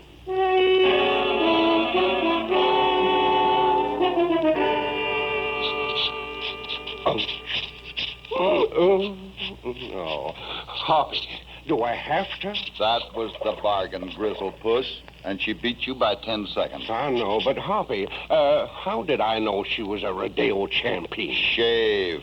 Yeah, but I'll feel naked. Do I tell them back at the bar 20 that a girl beat you at, see you at dinner. Ouch. Ooh. Ain't no reason for a man to have to do this nohow. It's plumb brutal. Doggone me, if I cut myself once more, my face is gonna fall apart. Why don't you try sparring them whiskers with Applejack? Heard about your match with Betty. You catch them rustlers? She beat you by 10 seconds, huh? Look out, you're cutting yourself. Ouch. Thanks for telling me. Yeah, Betty beat me by 10 seconds. No, we didn't catch no rustlers. And why don't you go kiss a rattlesnake? Say, you're a gabby one, ain't you? Pass the soap.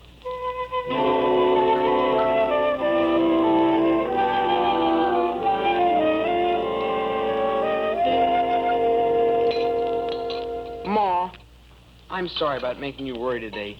Pass the fritters. I just wanted to get some presents in a tree. How about you, Johnny? You getting presents? Presents. That's all any of you think about. Look, do me a big favor. Skip me on this malarkey. I'm past believing in Santa Claus. Well, gee, if we had a tree and presents and a party like we usually do, you'd see Johnny. And ain't only Santa Claus. Besides, I'm gonna give you a present. You what? What for? 'Cause I like you, I guess. Don't you like me? Why? Yeah, all this drivel makes me sick. Well, gee. Mrs. Stillwell, maybe there's something we can do. After all, a tree isn't much. Oh, Jake Hammer freights them in from the mountains at $10 apiece. We don't have 10 cents, and we don't hold with borrowing or charity. Thanks. Just the same, Mr. Cass. I wish we had the cows back that were rustled. They'd pay for a tree and plenty of presents. Mr. Stillwell, about that rustling, do you suspect any of your neighbors? Well, no. They're nice folks, most of them. But not all. I have an idea whoever's behind this rustling will strike again if we don't stop him. Yeah, that makes it tough. We've only got a small herd, but it's scattered all over a lot of range. As you could tell, it takes plenty of this scrubby land to feed one cow. And with only Ma and me and Betty and Johnny, well, we just can't protect them. You mean Mrs. Stillwell rides herd? Sure I do. In betwixt getting food ready, that is. We make out all right. At least we did until them cow thieves began. And that's why we appreciate your help, Mr. Cassidy. But, of course, you have your own business to attend to, so I guess you'll be... We'll stick for a while and forget the wages. If we can make your holidays better by recovering your cattle, that'll be pay enough. You have more to recover than you think. Hey, Betty girl, where have you been? Supper's nearly cold. I took a turn through Gopher Basin, Pa. That bunch of cows there was left alone too long. The rustlers have hit us again.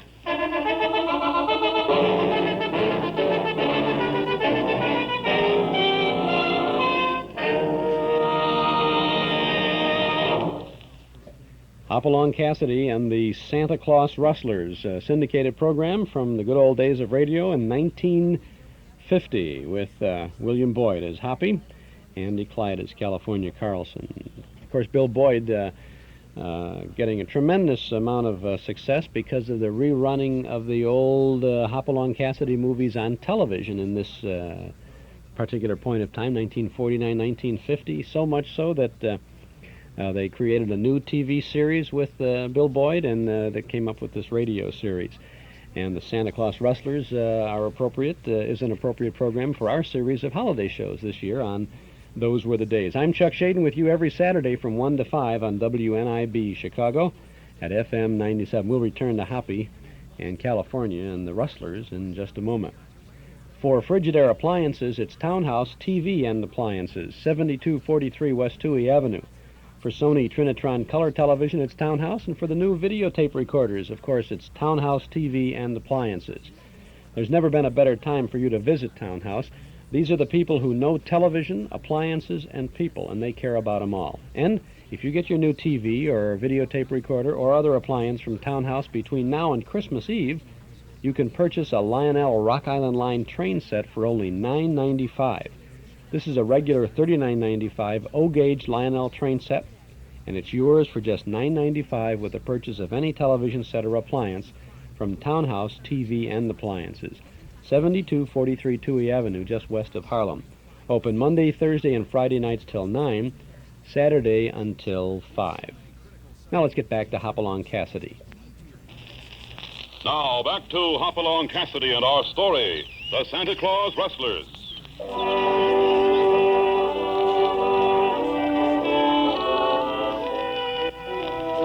Trying to track down the rustlers preying on the Stillwell family, Hoppy in California lost the trail of the rustled herd. But that same evening, Betty Stillwell came in with the news that the rustlers had struck again. The family, despondent at the prospect of a Christmas without a tree or presents, react in grim determination. Billy, put down that rifle. Oh, but, Pop, I'm a-going with you. You're going to stay here and take care of the ranch. Yes, Ma, you and Betty ought to stay here, too. Now, there's likely to be a passel of shooting if we catch up with them rustlers. I stood beside you to fight Injuns, Amos Stillwell, and I reckon the same applies to low-down cow thieves. Where's Johnny No Name? He claimed to be good with a gun. I saw him taking off for town. He said he was going to pickle Santa Claus. If that ain't like the darn varmint. Got plenty of meanness, except when we need a little. Never mind, California. Let's go, Mr. Stillwell. Yeah.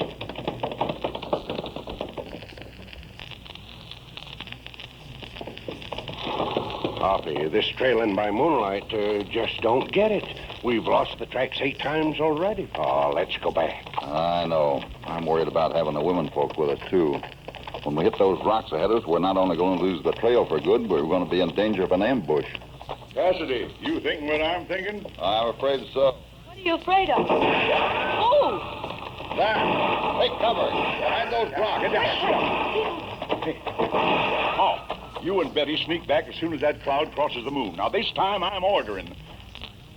Ma, please go back. For me, honey. Betty, you got any spare shells? Sure, Ma, here.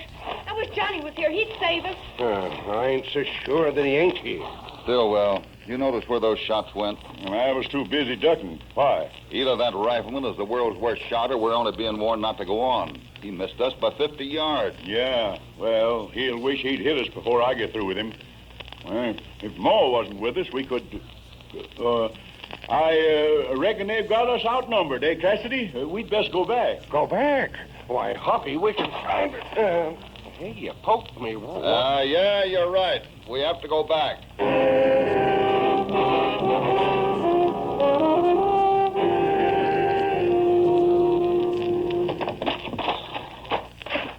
Ma, you and Betty go on inside. Cassidy, you're not dismounting, are you? What are you planning? That rifleman is long gone by now. We're just taking a little jaunt into town. Oh, I think I savvy what's biting you. Only I hope you're wrong somehow. Perhaps I am. The only way is to find out for sure. Adios. Hoppy, now will you kindly tell me what for we let that low-down ambusher get away without a fight? Didn't you see the look in Mrs. Stillwell's eyes? If we hadn't gotten her away fast, she'd have charged that rifleman single-handed. Doggone me, yeah, I bet you're right. Say, I'll bet she made some Injun fighter. I have a feeling we'll find our bushwhacker in town anyway. We'll make a stop at the livery stable first. Then Johnny No Name is going to do a little talking.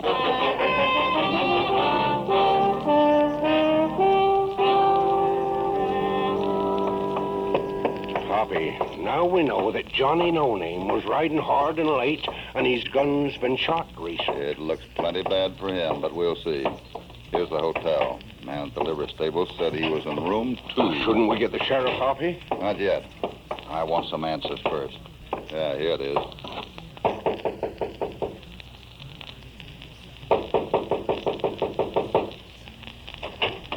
Yeah, what? Cassidy. Now, leave me alone. Back up, Johnny. It's time to break down and tell me all your little secrets. You can't threaten me. Want to bet? Well, we've been doing some shopping, huh? Hoppy, he's bought new boots. And look it, a rifle and a gold watch. He sure didn't wait long to spend the money. Let me see those boots. Get away from them. They're mine. I paid for them. Nice leather. You've been spending a lot of money for a rider who's working for delayed wages. What business is it of yours what I spend? None. But those slugs you threw around this evening are. You can't prove a thing. Can't I? I think this little visit has told me nearly all I want to know. Come on, California. See you back at the ranch, Johnny. You keep quiet about this, Cassidy, or... What's the matter, California? Hoppy, sometimes you make me so mad I could bite through a cinch ring. We go in there to brace that ornery coyote for being a low-down bushwhacker. Oh, he's the one who took those shots at us, all right. Then you say as nice as you please. See you back at the... He is. Oh, now, Hoppy, will you make up your mind? I'm gonna go back there. Oh, no, you won't, California. I think I know what's going on and who's behind it. But I don't have any real proof. So we're gonna wait and let it come to us. But Johnny knows we're onto him now. I suppose you think there's gonna be another rustler. Exactly.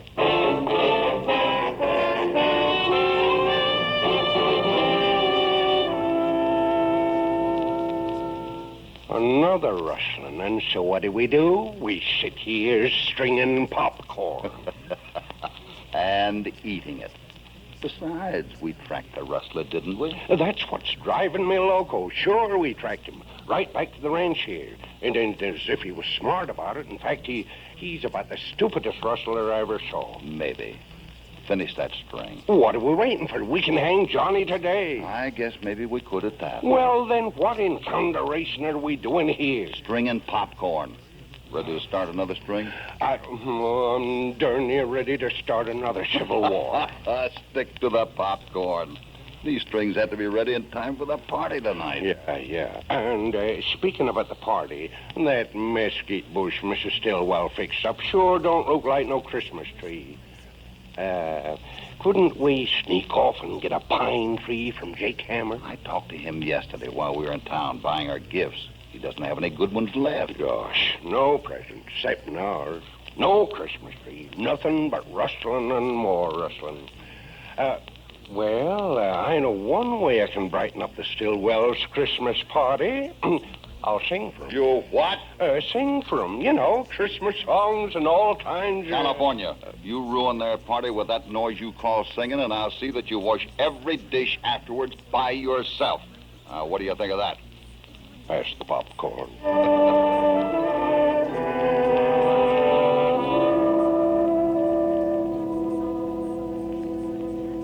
Amos, it's dark. Instead of just sitting on the porch, don't you think you ought to take a walk before the party? Just the thing, Ma. I guess I better go tell Johnny to hurry up. Yeah. Maybe I'd better take a check on the horses.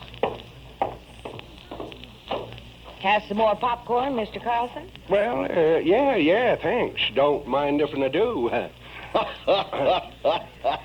California, you're going to turn into a popcorn bull if you don't stop. Now it's Christmas time. Let him eat all he wants. Well, I think I'll go look in on the hens. Yeah, well, California and I are going to slick up a bit, aren't we? You go ahead, Hoppy. I already, why, yeah, sure. Mr. Stillwell. Take a handful of popcorn with you. No, if you insist, that's a good idea. Let's go, Hoppy, huh? After all the popcorn you ate this afternoon, how can you eat more? 'Cause I like it.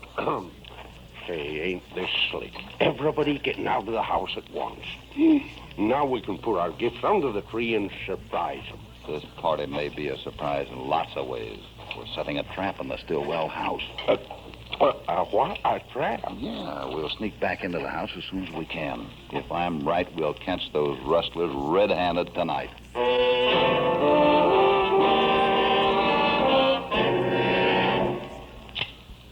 Well, I'm ready for them. But gosh, it's dark in the parlor here. Keep that lamp ready light when I say to. Sure. Say, Hoppy, can I even sing one little song at the party? No. Quiet. Someone's coming in. Someone else is coming in the other way. Wait, California, there's more.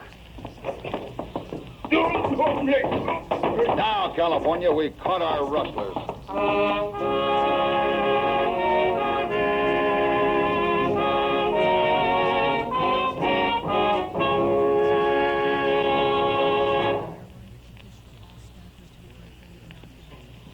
Now, back to Hopalong Cassidy. Great green-eyed bingo. Hoppy, it's a forest. 3 rustlings, 3 trees, plus the one Billy brought. Jake Hammer's gonna let me work out the price of this one. I didn't also know. Oh, my gosh, in the morning. You mean that? That's right, Billy. Your folks and your sister are the Santa Claus rustlers. Each one took from his own share of the herd. Well, I'd have told about it after the surprise. Sure, so would your partners, Betty. Well, I didn't want Ma and you to suffer the penalty of the low cattle market, Betty. You all thought alike, Mr. Stillwell. The fact that each rustling was the same size gave me a hunch. And Jake Hammer confirmed it when he told me how each of you bought a tree. Then I checked the stores. For people with no money, you spent plenty. But, Hoppy, what about that Johnny No Name? His shooting was only to warn us back. He was afraid we'd discover what he knew. That Betty took that Gopher Basin herd. But those things he bought in town. They look like gifts to me. But let's ask him. I heard. Thanks for backing me, Mr. Cassidy. Come in, Johnny. But better leave the tree. It's kind of crowded. I knew you had a change of heart when I saw those boots you bought. They were way too small for you. They're for me. I'll bet they're for me. Ain't they, Johnny? Yeah, kid, they're for you. But before I give any presents, y'all should know I'm Johnny Bent, son of an outlaw. Was it outlaw money you spent on those presents? Oh, no, sir. It was honest. Every penny of it. Well, then get Billy his boots before he busts the valve. And if you got any more money, maybe we'll talk about letting you into our partnership. This ranch is kind of short on cows right now. Gosh, Hoppy, this is going to be some swell Christmas party. I sure wish you'd let me sing for everybody. California, I warned you. Why, that sounds wonderful. Go ahead, Mr. Carlson. Yes, go ahead, California. Come on now. You see, Hoppy, they want me. Oh, all right. Hand me the popcorn bowl and go ahead. Here we go. Me.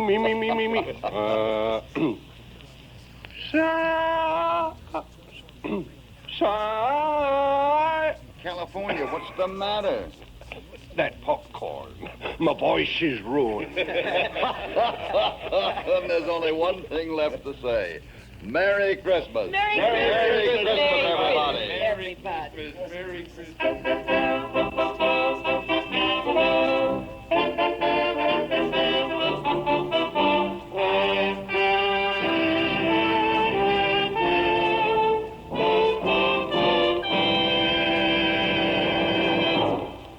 Well, that sure was an extra special Christmas story about real nice people with a lot of real Christmas spirit. And just as Hoppy said, there's only one thing left to say. Merry Christmas, everybody. Merry Christmas. Don't miss the next thrilling adventure with Hopalong Cassidy.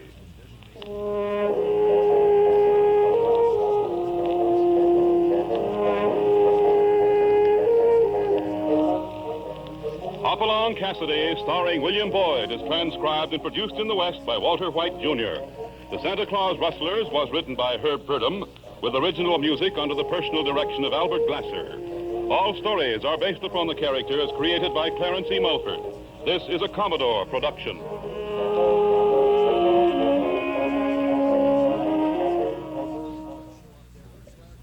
That's Hopalong Cassidy, the Santa Claus Rustlers 1950 broadcast with Bill Boyd as Hoppy and the Clyde as California Carlson. Notice they said this program was produced in the West to give you that Western flavor. It was produced in Los Angeles, probably, Hollywood, California. But that's kind of nice they did that. That's why I think One Man's Family did that too. They said this program was produced in California.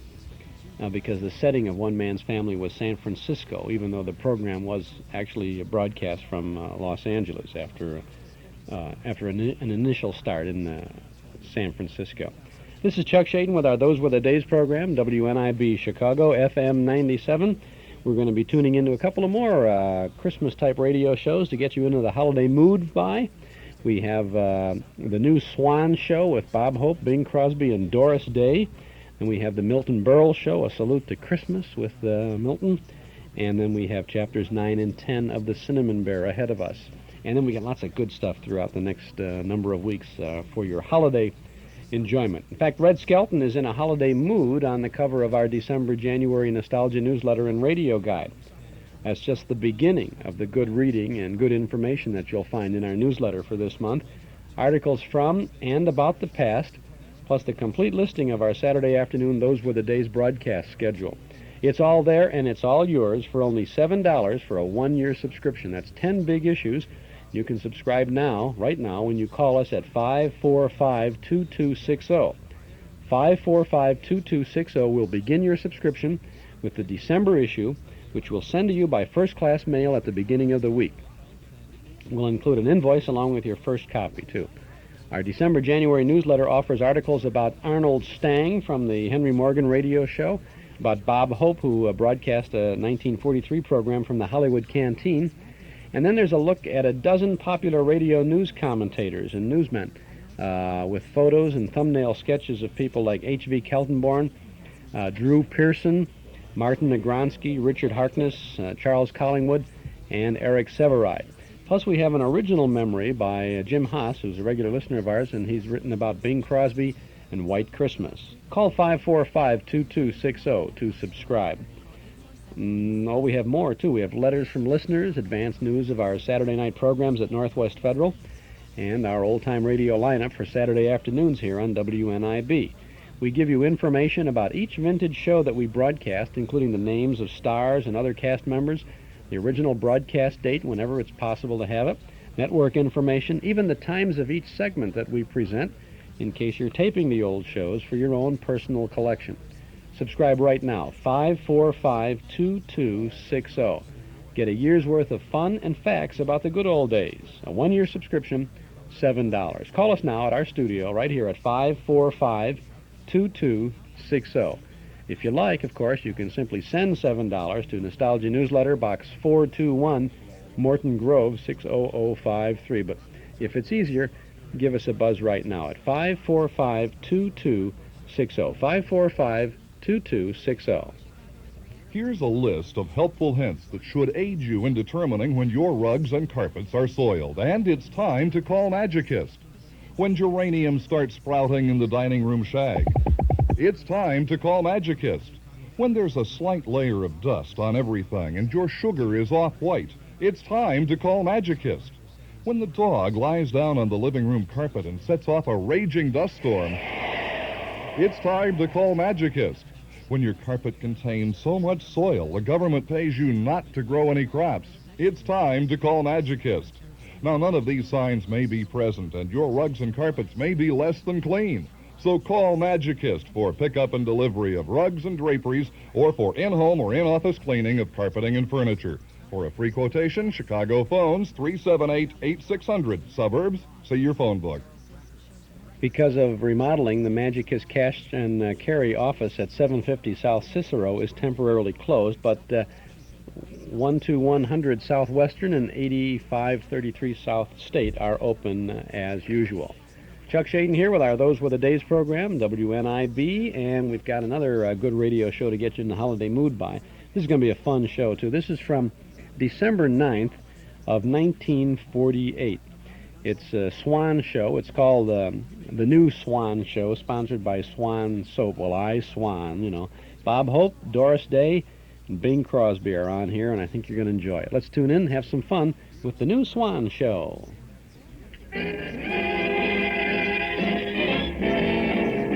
Well, I swan. Me too. So do I. How about you? Yes, it's the New Swan Show with our great singing star, Doris Day. Well, I swan. Our special guest, Bing Crosby. The Four Hits and a Miss, the new Left Brown Band. We use one exclusively. How about you? Yes, how about you? Who, me? My name is Robert, hair of gold, eyes of blue, and muscles like Errol Flynn Hope.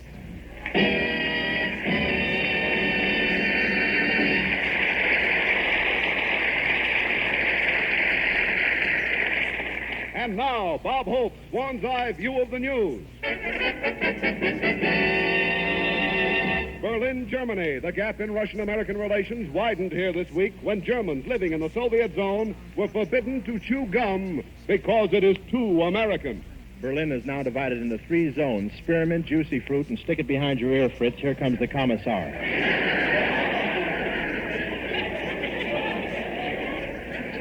After the law was passed against gum chewing, they arrested one German because his jaws were moving. Policeman said, "You were either chewing gum, talking, or reading." The man said, "I was only breathing." Policeman said, "Let me see your permit."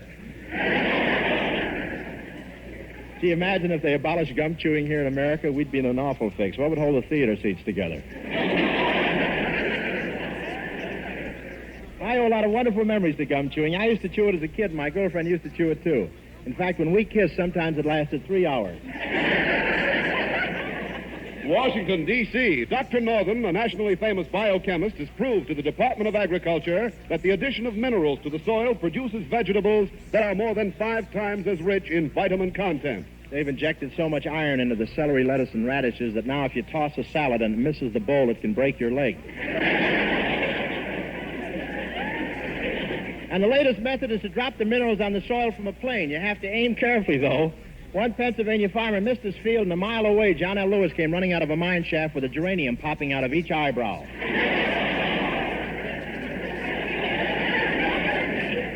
That'd be better on television, wouldn't it? All those vitamins in the soil are affecting the earthworms, too. I went fishing and put one on a hook, and the first thing I knew, the worm got a stranglehold on a trout, flipped him up in the bank, yelling, "Hey, look at me, I'm Gorgeous George." New York, New York. Generals, politicians, entertainers, and secretaries all hit the literary jackpot as this week found their books topping the bestseller list. Everybody's writing a book about their experiences except Artie Shaw. He's still doing research.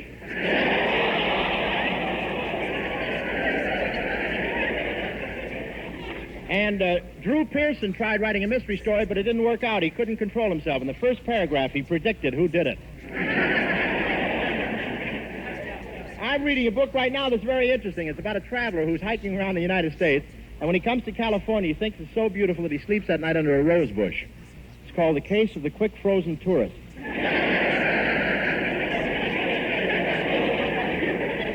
Los Angeles, California, one of the largest crowds in football history, this Saturday jammed the Coliseum to see the University of Southern California score the major football upset of the year by holding Notre Dame to a 14-14 tie. I've never seen such a crowd in the Coliseum. The stands filled to capacity, and some of the fans even more so. There were 100,000 people at the game, including me. People were sitting so close together that when I got up, I was wearing a blanket, 3 fraternity pins, open-toed gold sandals, and a... There's more, but if you don't want it, okay. Open-toed gold sandals and a raccoon coat with a student still in it.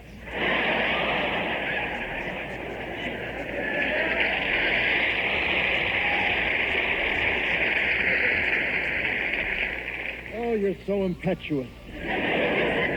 Boy, that was really a rough game. I never saw two teams knock each other around like that. In one play, a Trojan ran 40 yards for a touchdown, but they called him back. The ball he was carrying had ears on it.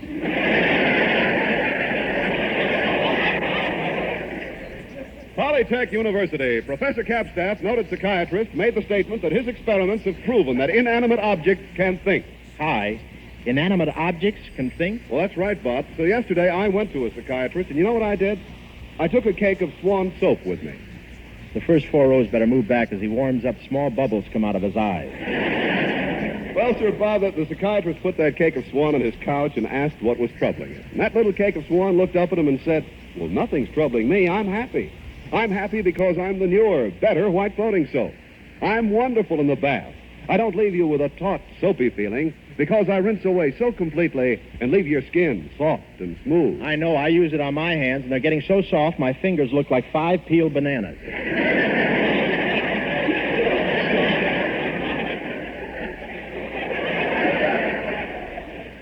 And then, Bob, the psychiatrist looked at the cake of Swan and said, I think you have a split personality. And the cake of Swan looked back and said, well, I'm glad I have a split personality. You can use half of me in the kitchen and half in the bath. If you don't buy it this way, folks, he pokes it through your bathroom window on the end of a mop. Well, Bob, I want everybody to know about Swan because it's made by a modern, patented process that no other soap can use. That's why when you use it anywhere in the household, you'll agree that Swan is better for bath, better for dishes and hands, better for baby. Swan is the best soap afloat. Well, I Swan. Me too. Yes, sir. By Cracky. Shall I wrap it up?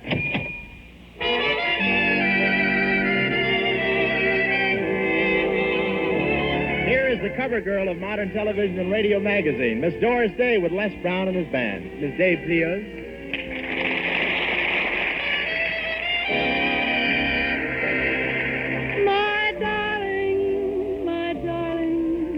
Get used to the name of my darling. It's here to stay. Till a moment ago, we were Mr. and Miss, discussing the weather, avoiding each other's eyes. Till a moment ago, when we happened to kiss, and we kissed the Mr. and Miss goodbye.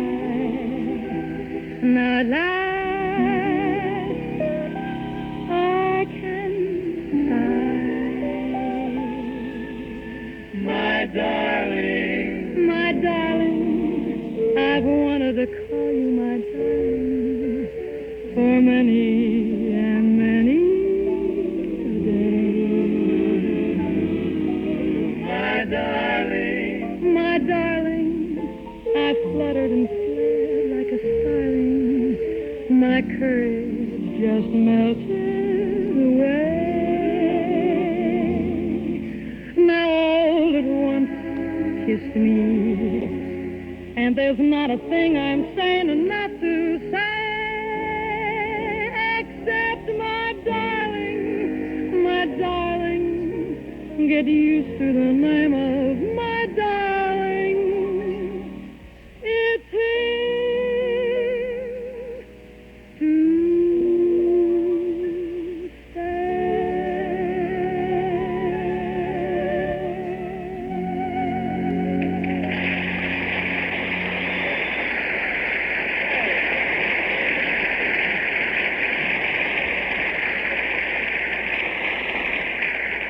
Gee, that was great, Doris. Oh, thanks, Hy, but I'm really surprised I was able to sing it all tonight. I'm so knocked out from Christmas shopping. Oh, yeah, I knew you were helping Bob with his shopping. Tell me, Doris, is Bob spending very much money this Christmas? Well, he said he was going to take it very easy because he lost a lot of money in the market. Oh, did he have some of that amalgamated tin just before it went down? No, he got caught with 52 airmail stamps when they dropped to 4 cents. That's that's the first segment of the Swan Show with Bob Hope and Doris Day, and Bing Crosby will be coming in a little while too. So I think we'll have some fun with this show. Date of that broadcast is December 9th of 1948. This is Chuck Shaden. Those were the days. WNIB Chicago FM 97.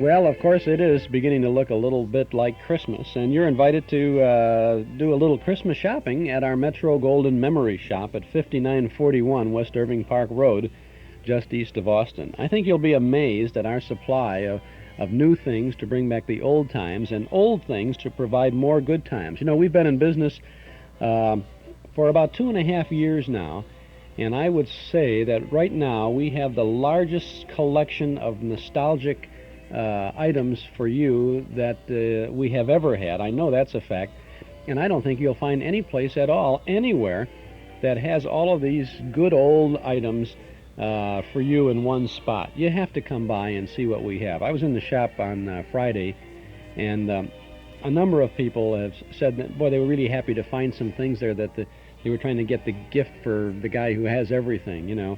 And one fellow said, you know, I came in here just to see what you might have, and I ended up buying 5 different gifts for 5 different people that I think are really hard to find something for.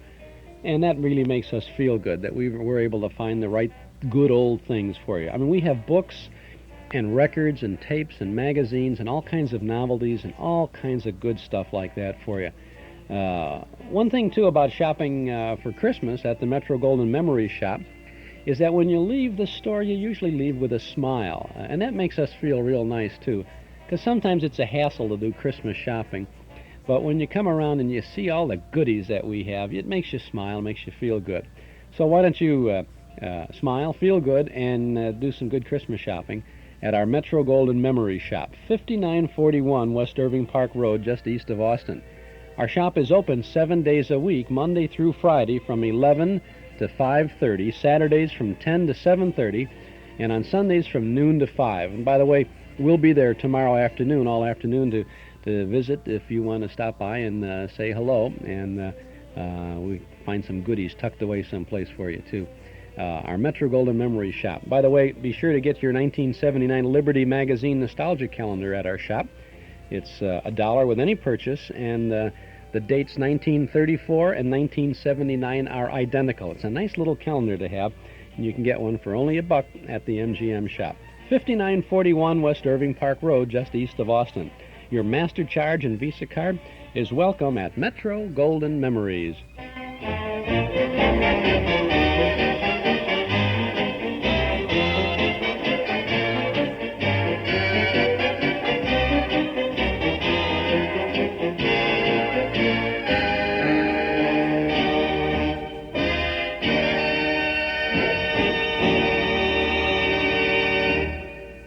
Now, if that orchestra leaves the shop, there'll be room for the customers to come in, right? By the way, if you are planning on going to the memory movie tonight at Northwest Federal, you could stop at the shop on your way over there because the shop is open till 7:30. And tonight, we really have a good doubleheader for you at the memory movie. Not only will we have a good film for you, but we've got a stage show. Yes, indeed, we have a real live Lucky Strike extra tonight on the stage. On the film, the movie, is My Little Chickadee from 1940 with W.C. Fields, Mae West, Margaret Hamilton, Dick Foran, Donald Meek, and Fuzzy Knight. It's a classic Fields West comedy. It's a farce that finds Mae filling in for a school teacher and giving the boys a lesson they never forget. And W.C. Fields appears in no less than 4 card games during this movie. A classic W.C. Fields Mae West picture, a classic comedy from 1940. That's on the screen. On the stage tonight, at 8 o'clock, we have a fine production for you. It's the Hollywood Lookalikes. It's a little variety show being put together by a number of people who have won Hollywood Lookalike contests. They've won celebrity lookalike things, and they have some talent, and they've put together a little show for us. Runs about 20 minutes or so, and that's going to roll at 8 o'clock. Now, you know who you're going to see reasonable facsimiles of on our stage tonight. We have John Travolta, Donna Summer, Jimmy Durante, and welcome back Cotter, Gabe Kaplan. These people, and some other surprises too, they're going to perform on our stage. They're going to do somebody else's thing, but they look a lot alike, these people, and it's amazing. And you're invited to come tonight. No extra charge for this, too. $1.25 donation with all proceeds going to recognized charities. Bring your camera tonight. If you have a camera, bring it along tonight, because after the stage presentation, we'll take a short intermission and turn up the house lights, and these celebrity lookalikes will come down into the audience and pose for a picture with you, or you can take their picture, and then you can have it develop, and you can say, hey, look, this is the time I met John Travolta. Here's a picture of me with Jimmy Durante, you know, and all that sort of thing. Because these people are really good dead ringers for these folks. So it's a wild and crazy night tonight at the Memory Movie at Northwest Federal. My Little Chickadee on the screen, the Hollywood lookalikes, Travolta, Donna Summer, Jimmy Durante, and Gabe Kaplan on the stage.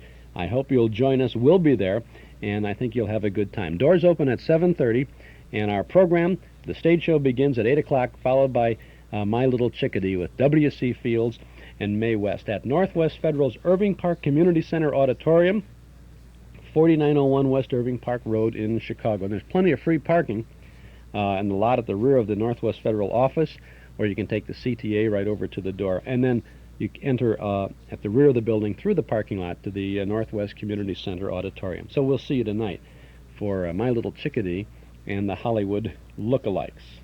Now let's get back to Bob Hope, Doris Day, Bing Crosby, and Hy Averback, who, by the way, is today, he's the announcer on the show. He is occasional director of MASH and some other of the TV shows that you see. The Swan Show. Well, that shopping tour, that tour must have been some experience. Oh, you said it. I was waiting for him in front of Woolworth's. He was 10 minutes late, and I was getting very impatient. Gee, I better get going or I'll be late, but this is so interesting. I just can't tear myself away. That girl is so beautiful, and she's looking right at me.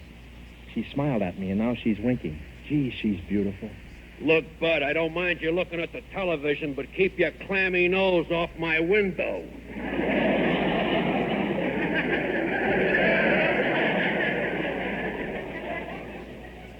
I didn't have my nose against your window. You did, too. And look at those 2 spots you made with your eyeballs. I'm sorry. Okay. Now take your stool and your little bag of popcorn and go home.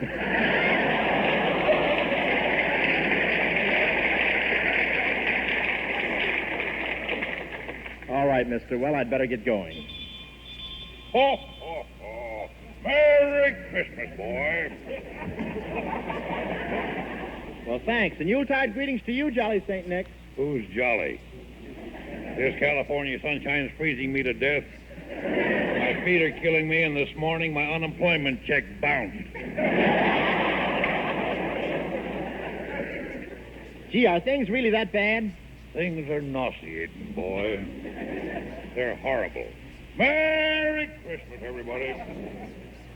Put some money in the pot, boy.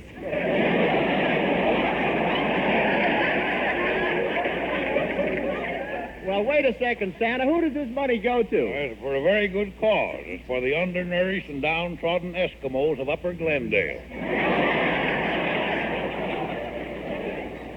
Now, wait. There aren't any Eskimos in Glendale. Can you prove it? No. Put some money in the pot, boy. Well, I got to meet somebody right away or I'll be in trouble. He's got troubles. Boy, I'm married to the most miserable, mean, and ornery woman that was ever allowed out of the snake pit. She's really bad, huh? Revolting.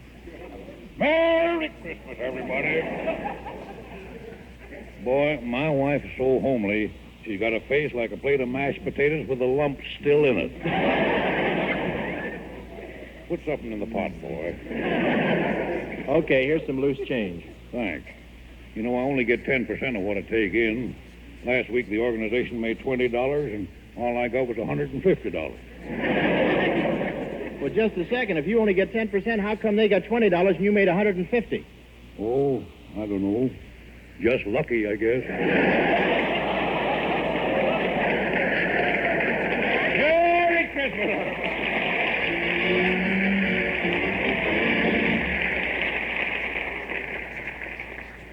I'm sorry I kept you waiting, Doris, but here I am. Oh, that's all right, Bob, but you better give me your Christmas list so that we can get started now. I don't know which present to buy first. Well, you should always buy the first gift for the person you love the best. But, Doris, I've got everything.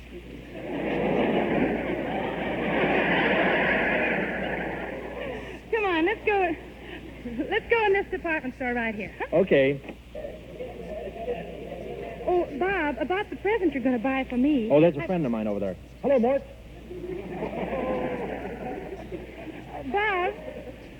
Bob, when you buy a gift for someone, don't you agree that you should buy them something they really want? Oh, naturally. Good. Well, I want either a real emerald and ruby bracelet and a full-length ermine coat trimmed with mink, or a platinum diamond wristwatch studded with diamonds. Hello, Mort.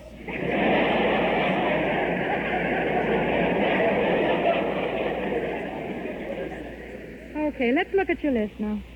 The first name you have is Crosby, and right next to Crosby's name you've written $2.25. Is that what you're going to spend? That's plenty. Last year I wanted a motorcycle to ride around Paramount Studios with, and I hinted it to Crosby. I must have told him 50 times that I wanted a motorcycle, and then came Christmas. What did he give you? An oil can and a road map. Well, look, Bob, I have a wonderful idea. You give me your money because I know much more about shopping than you do, and I can save you an awful lot. Okay, here's my wallet. Oh, there's something that would be nice for Bing. A set of matched golf clubs. Oh, wait a second. Oh, Clerk, how much are those golf clubs? $190. Hello, Mort.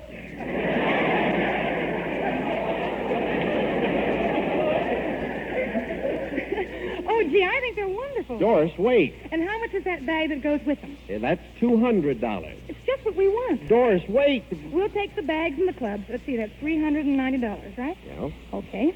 Here's $400 and keep the change. Mort, where are you? Well, Bob, let's get going now because we Wait a second, Doris. I want to ask this floor walker something. Pardon me, mister.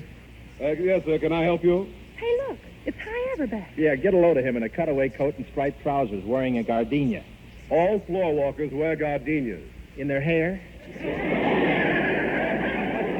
Hey, excuse me a second, Bob. Yes, madam, the big spectacle is on the 4th floor. Hi, why do you have to take a part-time job? Excuse me, Bob. Yes, miss, the big spectacle is on the 4th floor, and don't forget, tell your friends about it. Well, what's the big spectacle on the 4th floor? Well, haven't you heard about it, Bob? It's the most beautiful Christmas tree in town. It's 35 feet high, has 1,000 lights, and 1,500 ornaments.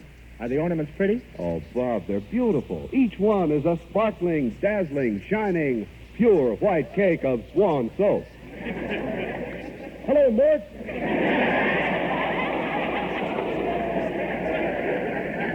Yes, Bob, and how those women flock around the tree when they see all that swan, because they know that pure, gentle swan is better for dishes, because the faster, harder-working suds rinse away so completely the dishes never need wiping. Oh, you've got to see that tree, Bob. You'll never guess what the ornament is up on the top of it. Oh, yes, I will. Well, what is it? The Lever Brothers on a stick. Well, really, the reason Swan is so popular is because it's made by a modern, patented process no other soap can use. A process that makes Swan as mild as the finest Castile. Swan's richer, gentle suds protect your hands and leave them soft and smooth. Now, just imagine any woman on Christmas morning. She wanted a mink jacket, but Santa has brought her something she likes just as well. A lovely cake of Swan. Now, could a woman ask for anything more in her Christmas stocking? Well, it would be nice to find Charles Boyer in there blowing bubbles. Millions of housewives agree that for dishes, hands, or the bath, Swan is the best soap afloat. Well, I Swan. How about you? I'm Bob Hope on the Swan Show with Doris Day and Bing Crosby coming up in the next segment of this broadcast from 1948. Lever Brothers, of course, was the sponsor, and they had sponsored Bob with Pepsodent for many years. And I wish I'd rather hear a Pepsodent-sponsored show. It's incredible with all of the there are an awful lot of Bob Hope radio shows in circulation, and I have quite a few of them. But I think I have 2, maybe 3 shows that are Pepsodent shows with the complete Pepsodent commercials and all of that stuff. Mostly we have the Armed Forces radio thing because Hope was the premier performer with the broadcast to the servicemen. And I don't know where all those Pepsodent shows are. They're just lost someplace. They're not forever lost. They're just hiding someplace. As Fibber McGee says, they're in a holding pattern, somewhere. All of a sudden, one day, somebody will come up and say, I have found these transcription discs, and there's 39 or 76 consecutive Bob Hope Pepsodent shows with all the Pepsodent commercials and all that. And a collector like me will say, oh, terrific. And it'll work, and we'll have them, and then we'll share them with you. Indeed we will. Chuck Shaden here. Those were the days. WNIB, Chicago FM 97. Radio to get into the holiday mood by. Men, the Paul Meyer Shoe Store in Evanston wants your feet to be as comfortable in shoes as possible. After all, you spend most of your life in shoes, and that's why you'll find Freeman shoes at the Paul Meyer Shoe Store. Freeman, the shoes with Goodyear welt construction and the finest leather that breathe and mold to every bend of your foot. Freeman means comfort, elegance, and flexibility, and you'll find a nice selection of Freeman shoes at the Paul Meyer Shoe Store, 2924 Central Street in Evanston. Now let's return to the Swan Show with Bob Hope. And here he is, ladies and gentlemen, the man who boiled the hot water when Al Jolson was born, Mr. Bing Crosby, right there.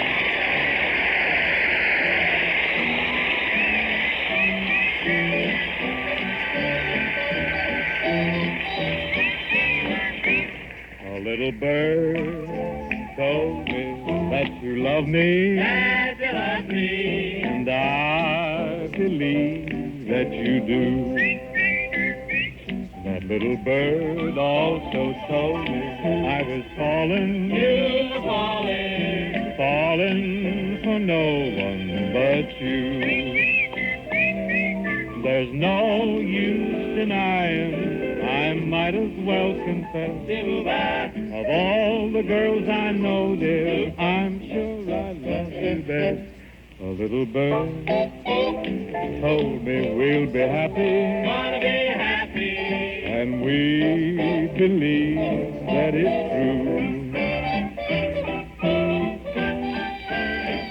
A little bird told us you'll be married. And we believe that it's true.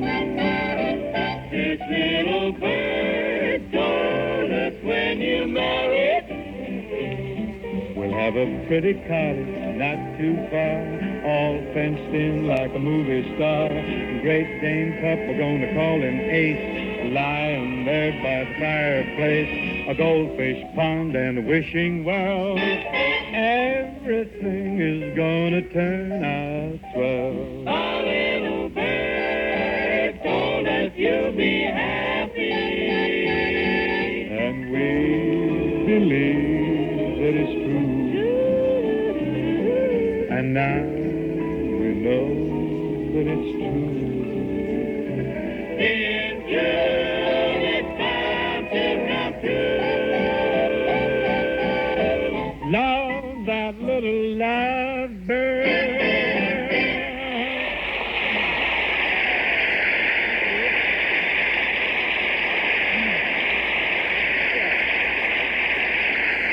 Thank you. Thank you. Thank you very much, and good night, everybody. Good night. Wait a minute, boy. Where are you going? I sang my number. I gave the show a little class. Now I'm off. Gave the show a little class. Look, you hopped up Hildegard. You'd better stop going to that African barber. He's been shrinking your head again. Flattery will get you nowhere, Saggy.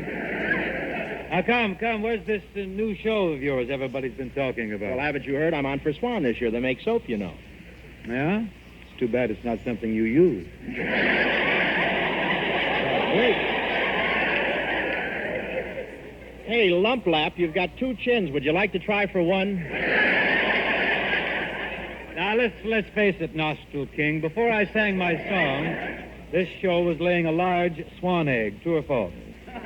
Get him. Look, Philco Knob, last week... A large set. You're wearing the cabinet there, too. Look, last week my hand slipped and I happened to tune in your show. Now I know why it's transcribed and you broadcast it later. What do you mean? Gives you time to get out of town and hide before the people hear it. To think when I first met this boy, he had a job blowing out glove compartments at a car wash.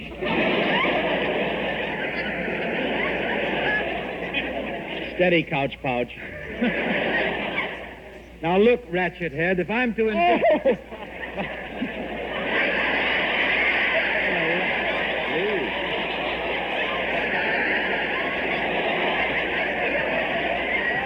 Wait. Late writing. Wait. Oh, there's some sneaky things going on. If I'm going to endure this vilification, I want my money first. Shall I explain vilification before we go on? He'll understand it around Gonzaga anyway. How about that? He's been on the show for 3 minutes and he's worried about the loot. Bing, what are you knocking yourself out for? After all, you know you can't take it with you. I know, so I'm sending my brother Everett on ahead to open up a charge account for me. I'm ready. Bing, there's something that's always bothered me. When you send in your income tax, how do you get that mattress in the mailbox? Easy, bog brain. I never have any trouble with my taxes. Why, I'd give President Truman the shirt off my back. I know. I saw pictures of him wearing it in Key West.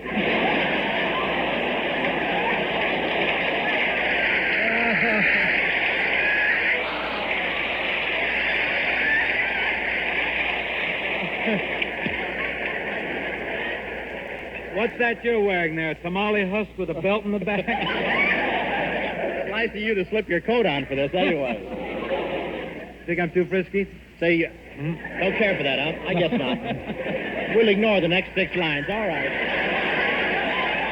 New kind of radio. Just throw the whole thing away. Hey, look. You better stop being so frisky or I'll tell Abby Rents to stop souping up your wheelchair. Wheelchair? Come. That's no way to talk to a man who's just reached 35. You're 35? 35 times what? Wait a minute. You're snapping your wig, my boy. If you remember at my last birthday party, I had a cake with only 35 candles on it. Yeah, but at the bottom it said continued on the next cake. But what does age matter? I saw your last picture and I thought you were great. That's a coincidence, so did I. Read that line again. There's a talent scout here tonight from the Wilson Ham Company. He's got his stamp. He'll make you grade A, I'm sure. Like the stag one, a pink one. You know, we ought to make a picture together again, Bing. I stopped over at your house last night to talk to you about it, but nobody was home. Oh, that's a shame. Yeah, I must have rung your bell about 5 times. 6 times.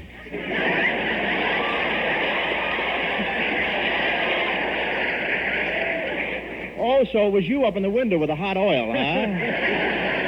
Look, Vigor, old voice, you're just jealous because I made the pale face without you. Me jealous of Bob Hope? Mm-hmm. I have so much more than Ho's nose. Why should I fight it?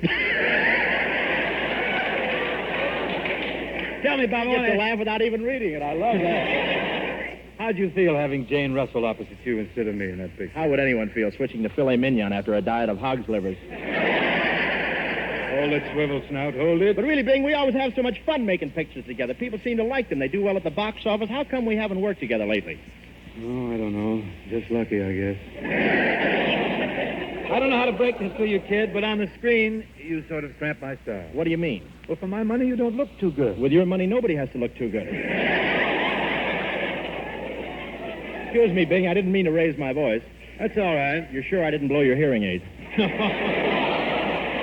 I'm tuned into We the People. I'm on a 2-party line. Besides, kid, I like to do a lot of singing in my pictures. And with you around, it's just... Singing? Mm-hmm. I didn't want to say anything, but when you sang your song before, you sounded like Jessica with her net dragging. Why don't you give up? Give up? Singing is my life, Robert. It is, huh? Of course, I've been lucky. There's the radio and the records and the jukeboxes, but I dare say I'd have been a singer 200 years ago. Weren't you? I ignore that and repeat, Bob, that 200 years ago I still could have made a living with my pipe. Are you kidding? I suppose composers like Mozart and Beethoven would have been writing songs for you. Not wholly impossible. I can see myself asking Ludwig von Beethoven to knock out a little ditty for me. Almost sounds as if we're going into a sketch. Could be.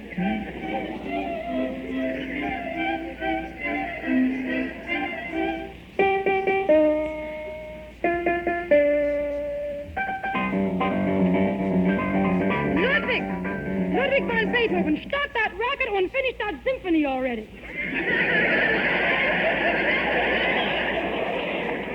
Oh, the Lieber. I've got to stop those jam sessions mit Dizzy von Gillespie. Oh, Ludwig. Ludwig. Yeah, Mama. I've got the message for you. Mo called. Mo who? Mozart. Mama, have you been spiking the strudel again? Oh, Ludwig, there's somebody here to see you. Herr Bingle von Crosby. Oh, well, send him in. Good day, I'm Herr von Crosby. Who? Herr von Crosby. The Crosby, I believe, but where the hell?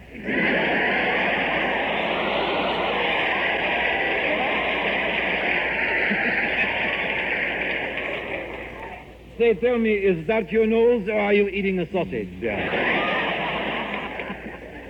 What can I do for you? Well, I'm a singer.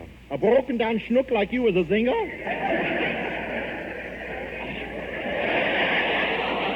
Ach, du liverwurst, this is giving me mine chollies. I have you know I'm Bingo von Crosby, the famous singer.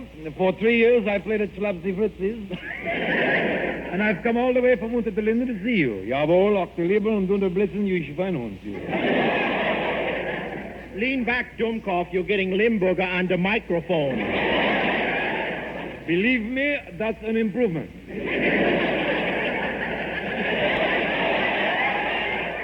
Look, Beethoven, I got a deal for you. You're a composer, I'm a singer. All right, let's try a song together. Good. Good. We try a song You know, Crosby, I dedicated this composition to that wonderful restaurant that used to be on Oberhauser Street. Oh, yeah, you mean that delicatessen place where they had those king-size pigs' feet? Yeah. Heine worked behind the bar and he had a big red nose. Nose would make the Wiener Schnitzel and the sauerkraut with the meanies in the middle. What a wonderful place was Heine's and more. They never would light out the lights 'cause the place would never close. And Schultz would play a squeeze box all of it. Ach, lieber, such a beautiful smoke. You could blow your top in Heine's and more. Ach, wie was the gay blades in those days, eh, mein Herr? Yeah, I remember we belonged to the Wilhelmstrassen Pickled Herring and Necking Society. Sometimes we got around with a pickled herring. You fracture me, Crosby. Oh, you stinker, you. Stonker. Has your nose always been like that, or did you have that ballpoint put on it there? What is that?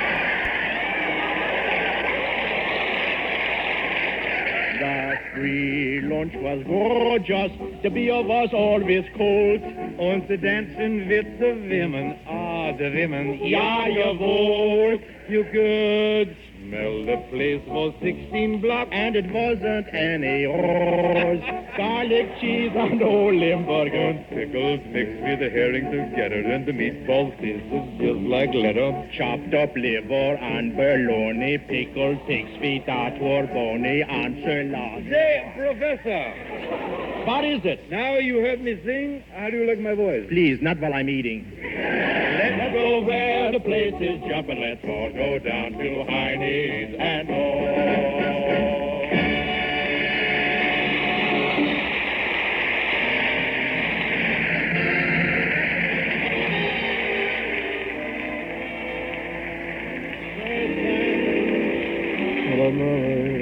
I want to thank Bing Crosby for being with us tonight. Ladies and gentlemen, we're making plans for next Tuesday's show, and we'd like your advice. Would you rather have me sing Buttons and Bows, or would you rather have Jane Russell? Well, next Tuesday, I'm just kidding. That gal you'd like to see most in her Christmas stockings, my two-gun mate from the Paleface will be here, Jane Russell.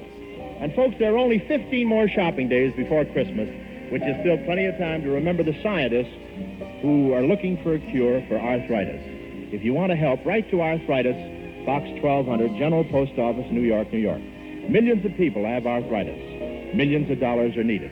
So don't forget the address. Arthritis, Box 1200, General Post Office, New York, New York. Thanks, and good night, everybody.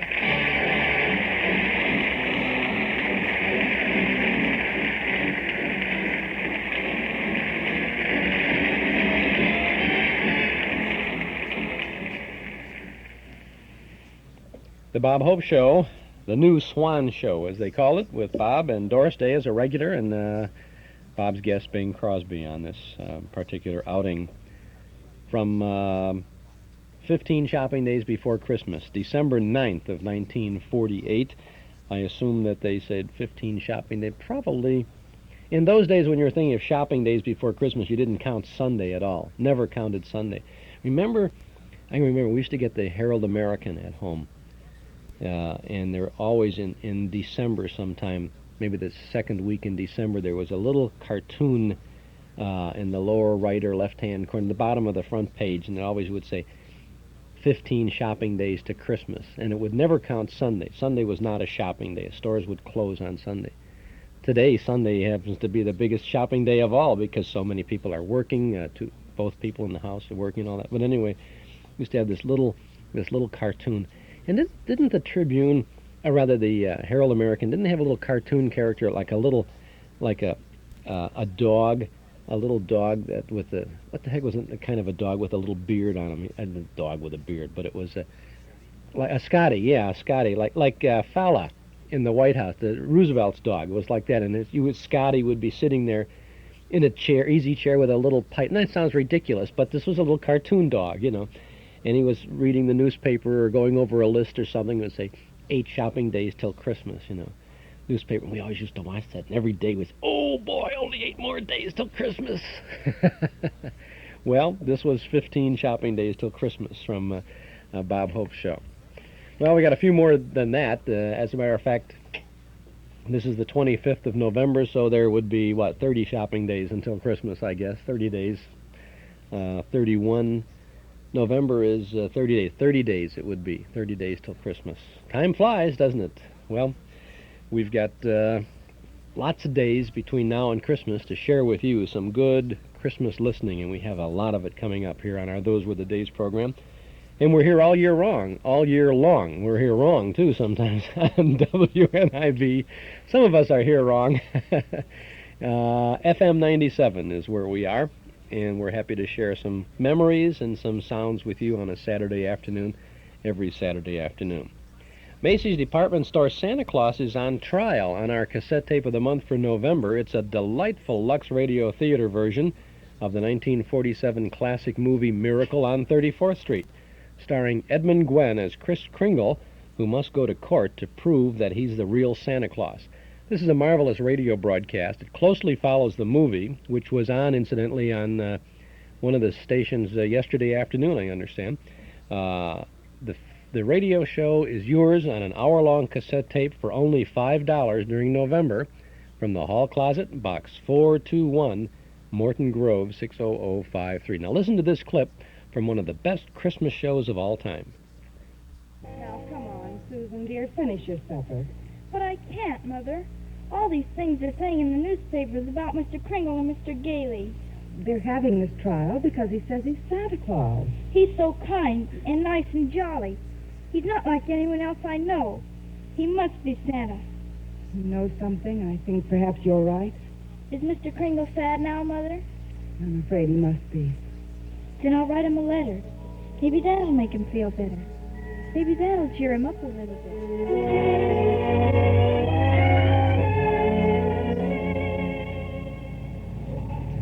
Oh, postman. Postman? Yeah, lady? Would you mind taking this letter? Oh, sure, lady. We're going straight down to the post office now. Okay, Louie, take it away. Hey, what do you know, Louie? Another letter for Santa Claus. Hey, here's a new one.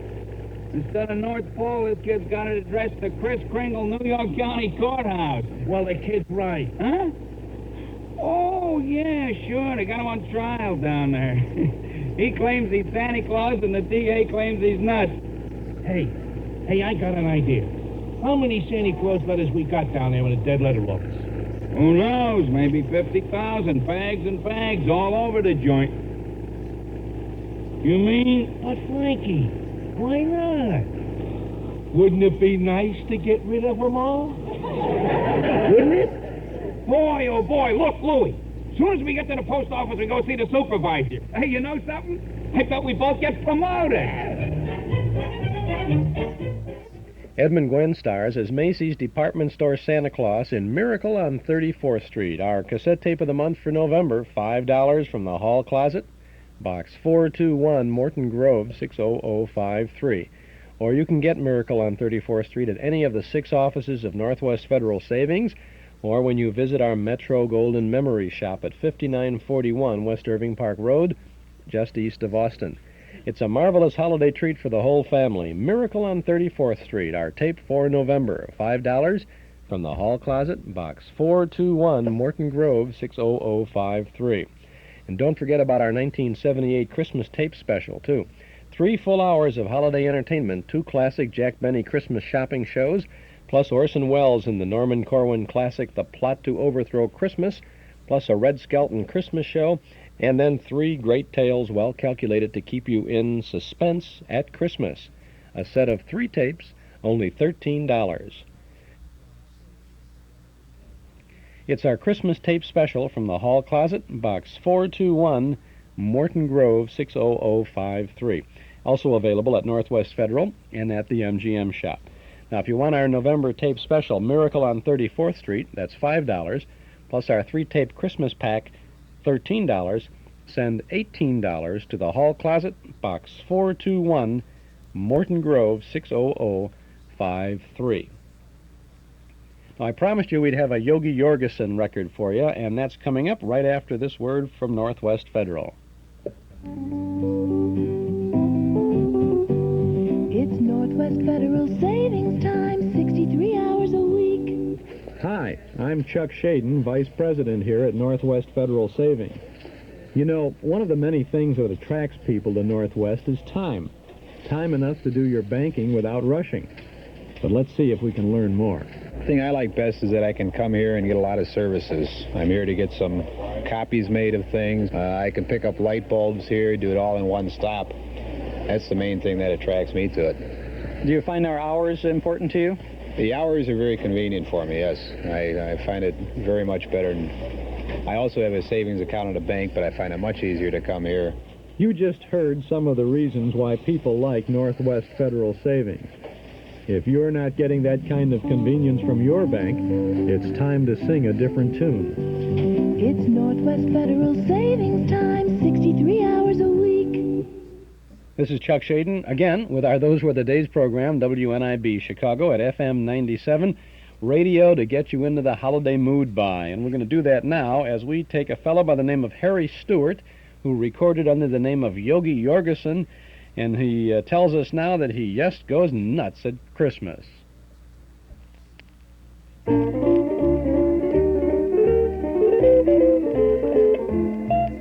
Oh, yes, go nuts at Christmas on that jolly holiday.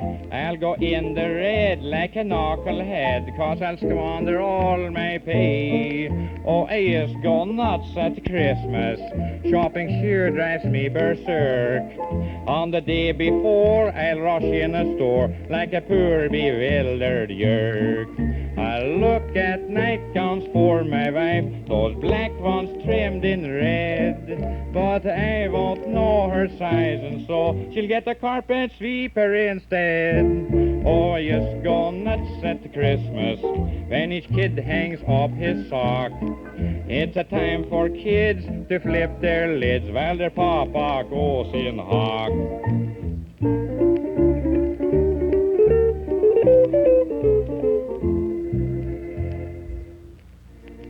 On the night before Christmas, it's still in the house. My family is sleeping, so I'm quiet like a mouse. I look at my watch, and midnight is near. I think I'll sneak out for a cold glass of beer. Down at the corner, the crowd is so merry, I end up by drinking about 12 Tom and Jerry. I get to bed late, and gee, yes, how I'm sleeping. When onto my bed, those darn kids, they come leaping. They sit on my face, and they jump on my belly, and I'm quivering all over like a bowl full of jelly. They scream Merry Christmas, and my poor wife and me, we stumble downstairs, and she lights up the tree. My head is exploding. My mouth tastes like a pickle. I step on a skate and fall on a tricycle. Just before Christmas dinner, I relax to a point. Then relatives start swarming all over the joint. On Christmas, I hug and I kiss my wife's mother. The rest of the year, we don't speak to each other. After dinner, my aunt and my wife's Uncle Louie get into an argument. They're both awful screwy. Then all my wife's family say Louie is right, and my goofy relations, they join in the fight. Back in the corner, the radio's playing, and over the racket, Gabriel Heater is saying, "Peace on earth, everybody, and goodwill toward men." And just at that moment, someone slugs Uncle Ben. They all run outside whooping so the neighbors will hear. Oh, I'm so glad Merry Christmas comes just once a year. Oh, just go nuts at Christmas, but I still have lots of fun. Just the same as you, I enjoy it too. Merry Christmas, everyone.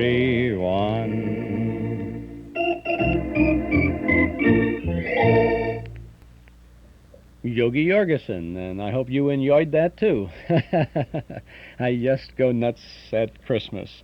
Perhaps we can sneak in another Yogi Jorgensen recording sometime between now and Christmas time. We have a couple of minutes in our shows between now and Christmas to drop in some of these novelty recordings of Christmas things. We had Ellen Sherman before, and we've got some nice things planned.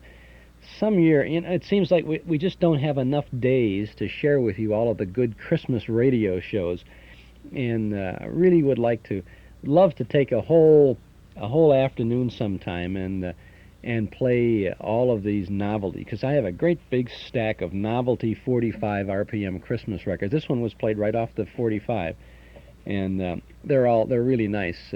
Eddie Arnold and all kinds of novel. I Saw Mommy Kissing Santa Claus, and I'm Your Private Santa Claus, and Rudolph, and so many goodies like that. And maybe we'll do that sometime. But I really do hate to take time away from the radio shows, because they are so good too. What are you going to do? This is Chuck Shaden with our Those Were the Days program, WNIB in Chicago, FM 97. Got a Milton Berle comedy Christmas show coming up from the 23rd of December of 1947. We'll get to that in just a minute. The fine family of Paterno offers you a selection of fine wines from the vineyards of the world. From California to France, from Italy to Portugal, you'll find the Paterno wine cellar stocked with the widest selection of wines from all the best places. Paterno Foremost Liquors at 5303 Milwaukee Avenue at Central, just north of Foster, is the largest beverage store of its kind in all Chicagoland. A visit to the Paterno wine cellar is an experience you won't forget, and you'll return often to keep your own wine cellar stocked. Whether it's an intimate candlelit dinner for two or an important dinner party for quite a few, you'll find everything you need to add the word special to your next occasion. Visit the wine cellar at Paterno Foremost Liquors, open Monday through Saturday from 9 in the morning until 10 at night, Sunday from noon to 6. Paterno Foremost Liquors, 5303 Milwaukee Avenue at Central, just north of Foster. Now we have a good radio show for you. Milton Berle and his whole company. Jack ALbertson is on the show. Pert Kelton. Jack ALbertson, of course, Chico and the Man from TV now, and he was a vaudevillian Broadway personality. Pert Kelton was the original Alice Cramden in The Honeymooners on television. Ray Block in the orchestra here. Dick Varney, the singer. Al Kelly. Al Kelly is known as Doubletalk Kelly. He's a famous Doubletalk guy from radio days and vaudeville and burlesque and all of that sort of thing. Billy Sands is kind of a second banana, and Frank Gallup is the announcer who was with Perry Como on his television series in the days of TV. So this show from 1947, of course, is a lot of these people are on radio, and within a couple of years they would all be working in and out of television in those days. The program was sponsored on NBC by Philip Morris Cigarettes. The commercials are intact in this particular program. We have left them in for historical reference only, and we'll leave them in for this particular broadcast. The December 23rd of 1947, the Milton Berle Show, and a salute to Christmas.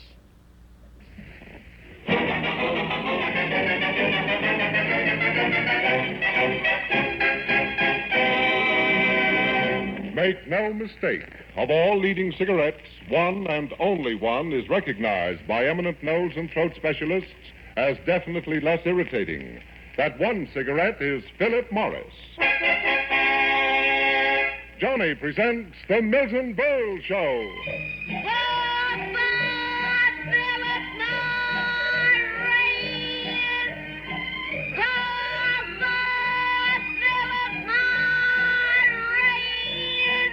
Here comes Johnny, ladies and gentlemen, to remind you, if every smoker knew what Philip Morris smokers know, they'd all change to Philip Morris. Yes, they'd all...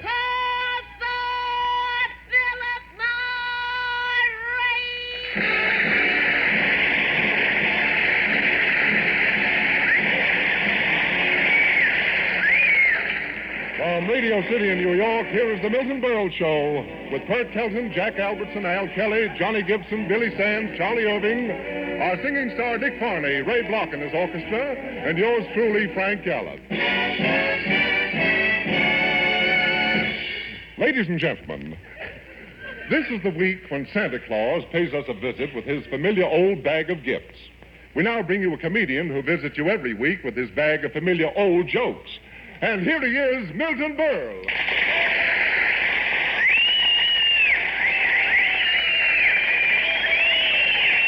Oh, hold it. Oh, who we got out front? Whistler's mother? Thank you, and good evening, ladies and gentlemen. And what a day, Mr. Gallup. I had Christmas shopping. Christmas shopping. That's American for buying something someplace for somebody who somehow buys you the same thing for the same price on the same day in the same store. Mr. Gallup, I got all my presents but one. I still don't know what to get the sponsor. You know, I want to get the sponsor something he'd like better than anything in the world. Get him Bob Hope.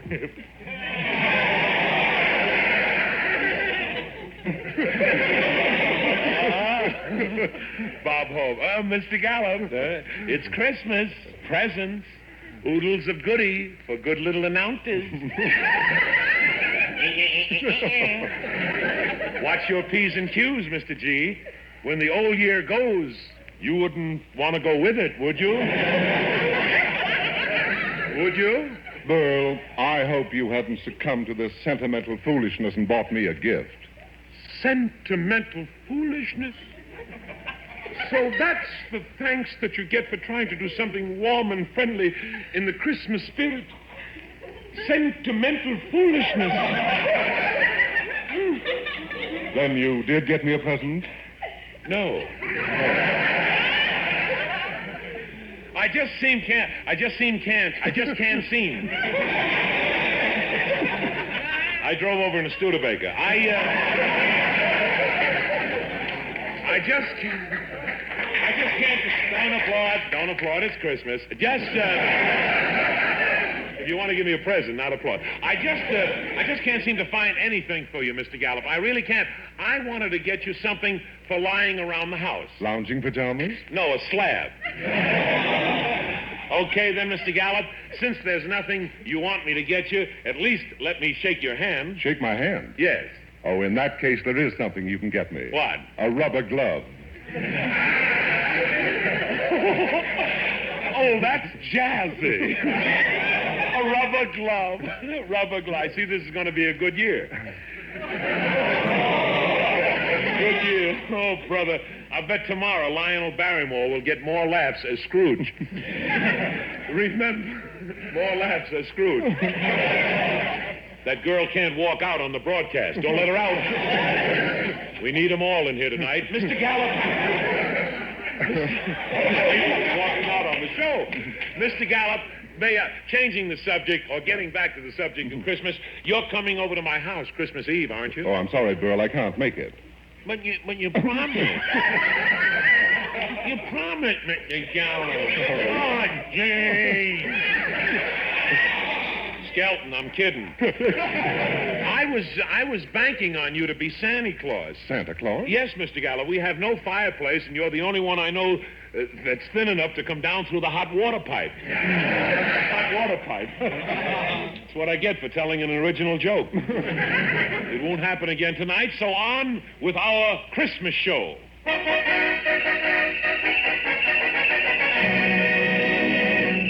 Christmas, when peace and good fellowship... Thank you. That's all. Thank you. When peace and good fellowship... That's enough with the bells. Thank you. It's over. Thank you. Peace and good fellowship... Knock off! Peace and... Okay.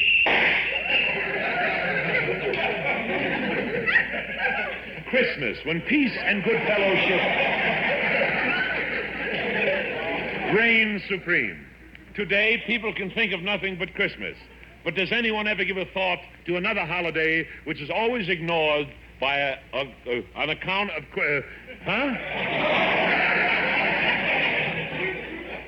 Don't go away. I'll read it again. But does anyone ever give a thought to another holiday which is always ignored because of Christmas? December 21st, the shortest day of the year. Let us pause as we pay tribute to this day. Ladies and gentlemen, a salute to December 21st, the shortest day in the year. Thank you. On with our Christmas show. Ladies and gentlemen, no Christmas program is complete without that famous poem, The Night Before Christmas, as read by America's most beloved poet, who is with us tonight, Mr. Ralph Waldo Finster.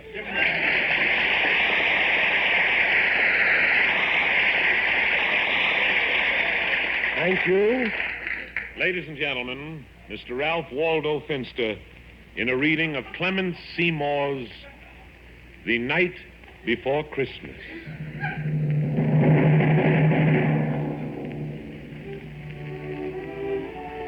It was the night before Christmas, and all through the calm, not a creature was stirring, not even a grizzled clip-face. When out on the shrubnet there arose such a slabber, I sprang for my Clyde to see what was snubbed or betrayed. When what to my wondering gloom should have cropped but a miniature slimy and a tiny Pasternak. With a little old man so lively and flow, I knew in a moment it must be Sam Claus. More rapid than dribbles, or his cloudleys they came, and he whistled and banistrated and called them by name. Ho, Dasher! Ho, Dancer! Ho, Schmalman! Ho, Snubbelbein! On Comet! On Niblet! On Umblick and Flutterwat! He was dressed all in churlish, from his frock to his mide, and his clothes were all covered with epis and tries. He had a broad face and a little round crowbin that shook when he laughed like a bowl full of kucha. He tried to recede him to his team, gave a knuck, and away they all flew like the cry on the blinding. But I heard him exclaim as he ladled his bridle, Happy Christmas to all, and to all a bridal diddle.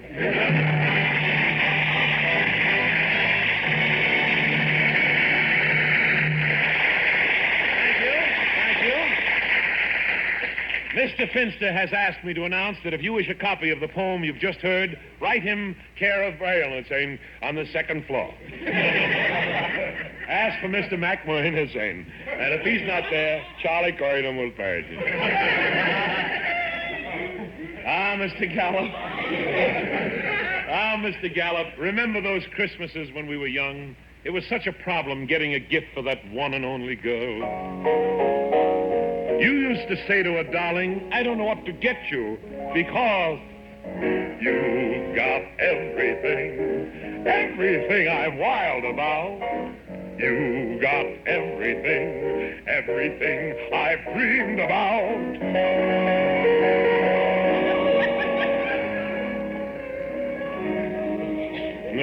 Cynthia. Yes, Cynthia, you had everything, but it was just in the wrong places. Radiant Cynthia, your face reminded me of the son of Frankenstein. It was your eyes that captivated me, Cynthia. You weren't exactly cockeyed, but you were the only one who could watch a ping-pong game without moving your head. Cynthia, if only you didn't have such big ears. It was hard to tell whether you were born here or grounded by bad weather. Grounded by bad weather. Boing!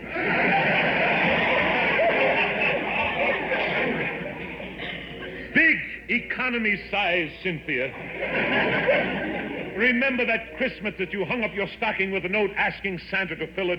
He did, but in order to do it, he had to leave 2 of his reindeer in it. He had to leave 2 of his reindeer in it.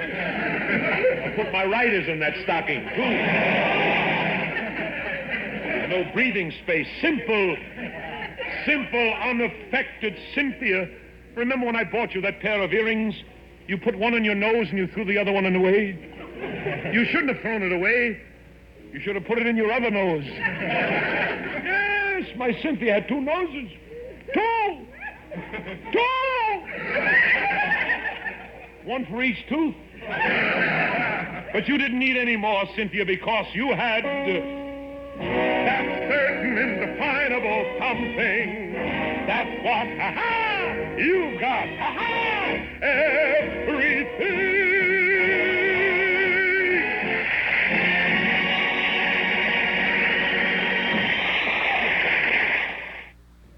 That's the Milton Berle Show.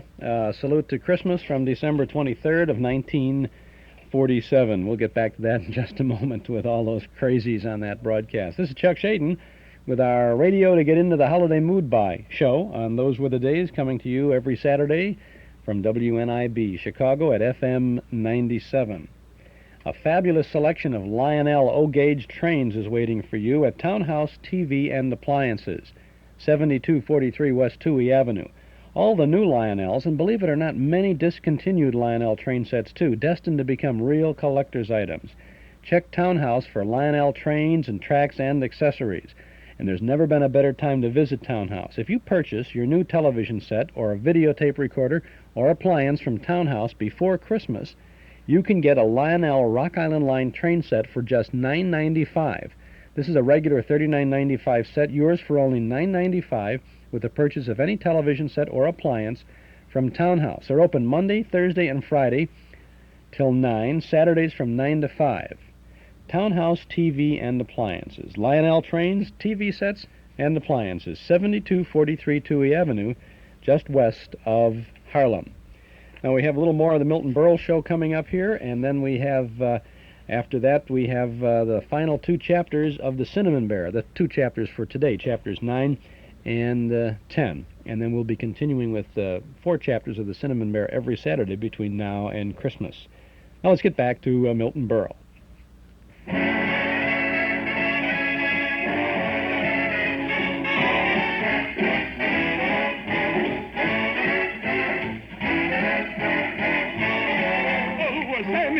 You through?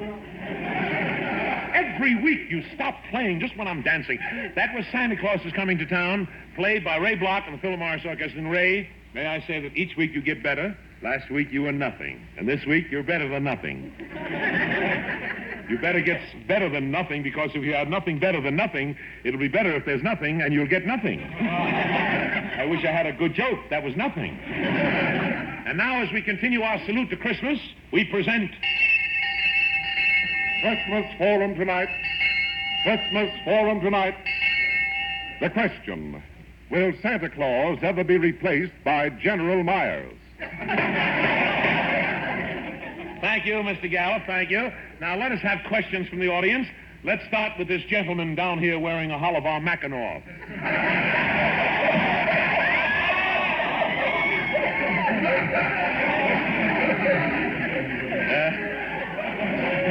Yes, sir? Mr. Berle, I represent a group of listeners who would like to come to your home Christmas morning to hang something on your tree. You'd like to hang something on my tree? Yes, you.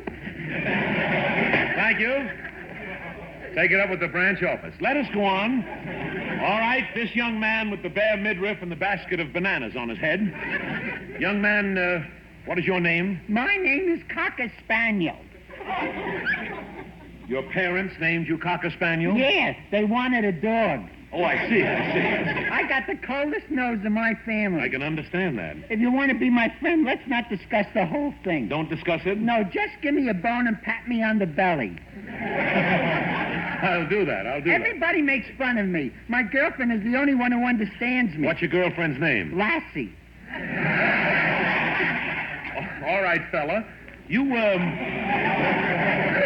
have a question that has to do with Christmas gifts? Why, you giving something away all of a sudden? No, but That I'd like to see before I die. You giving someone a present. Now, wait a minute. You wouldn't give anybody the lint off your union suit. Now, listen. Why is your heart as soft as your head? You're so cheap, the only tip you ever left was on a bad asparagus. Look, you don't... You're such a miser, people don't know that big pot is really a money belt. Please. Ah, shut up, you fat old piker.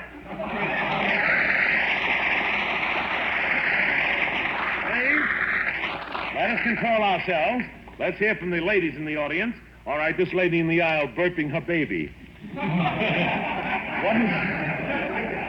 What is your name, madam? Tallulah Feeney, I'm a homemaker. I see. And you have a question concerning Christmas gifts? Yeah, how can I stop my husband from buying me them corny gifts? His taste is all in his feet. Your husband buys you the wrong gifts? Last Christmas, he got me perfume. You heard of Chanel No. 5? Yes. He got me Schlemiel No. 1. That's awful. Once he bought a perfume that was like dishwater right out of the sink. Sink? It sure did. I see what you mean. I told him he should buy something for the house. There's lots of little things you can get in the kitchen. Little things in the kitchen? Yeah, he come home with an exterminator. I understand. What ideas he gets for gifts. This Christmas, he said he was going to get me a trombone. A trombone? Mrs. Feeney, what can you do with a trombone? I'm afraid to ask him.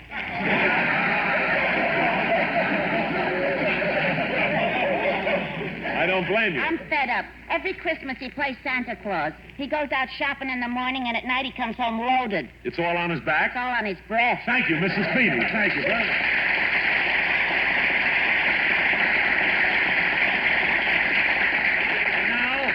And now, as a climax to our Christmas forum, through the courtesy of the post office, we present that famous mailman upon whose brawny shoulders and mighty back your Christmas mail was brought to you. None other than Big Jim Featherfield. Ladies and gentlemen, Mr. Featherfield.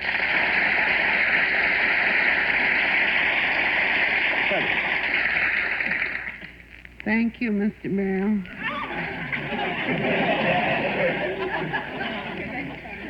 Thank you for this glorious tribute to us mailmen who unflinchingly trudge our appointed rounds through sleet, through snow, and around Christmas we go through hail for you.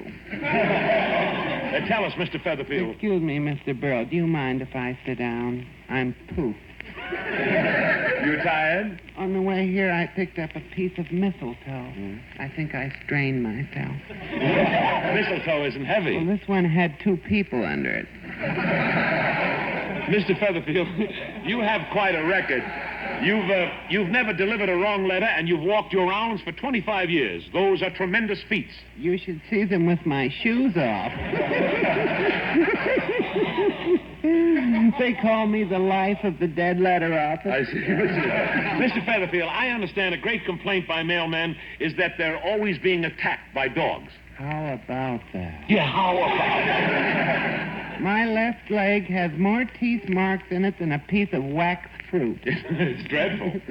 Oh, I don't mind the dogs chewing on my legs, Mr. Burrell. You don't? No, but when they're through, they drag me away and bury me in the backyard. Oh, no. Sometimes I'm buried for as long as 3 days before the dogs remember where they put me. You poor mailman. Those heavy bags that you have to carry on your back all day long. Mr. Featherfield, you must go around with a stoop. I did for a while, and then I married her. Does your wife help you in your work? Mr. Burrell, all day long when I'm walking my route, my wife is right behind me. Right behind you? She's holding the leash. Thank you, Mr. Featherfield. Thank you very much.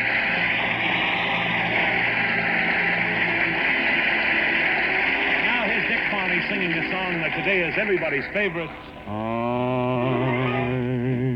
dreaming of a white Christmas, just like the ones I used to know, where the treetops glisten and children listen to hear sleigh bells in the snow. I'm dreaming of a white Christmas with every Christmas card I write. May your days be merry and bright, and may all your Christmases be white.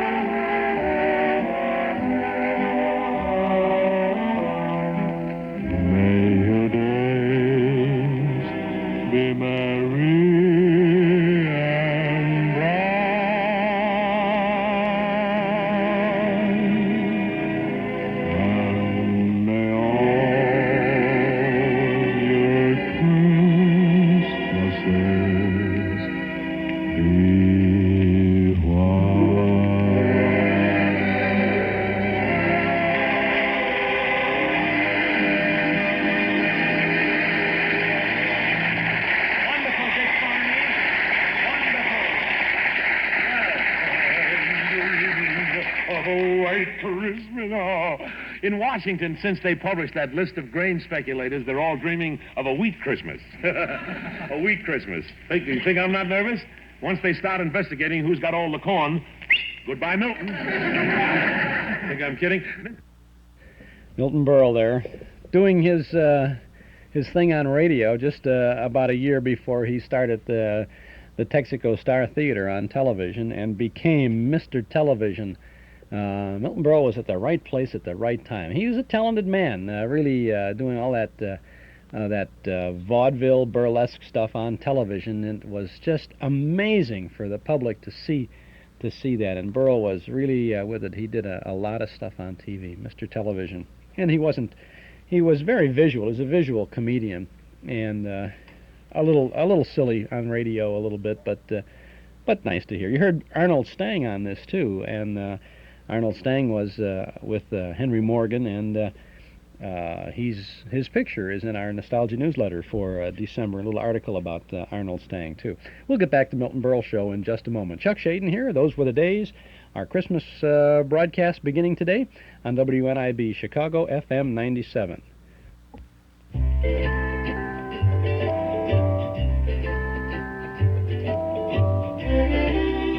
You'll find a generous helping of seasonal memories from and about the good old days at our Metro Golden Memory Shop, 5941 West Irving Park Road, just east of Austin. Come in and browse for a while. You'll find a complete selection of big band, personality, and soundtrack recordings, as well as those great old-time radio shows on cassettes, 8-track tape, and LP records.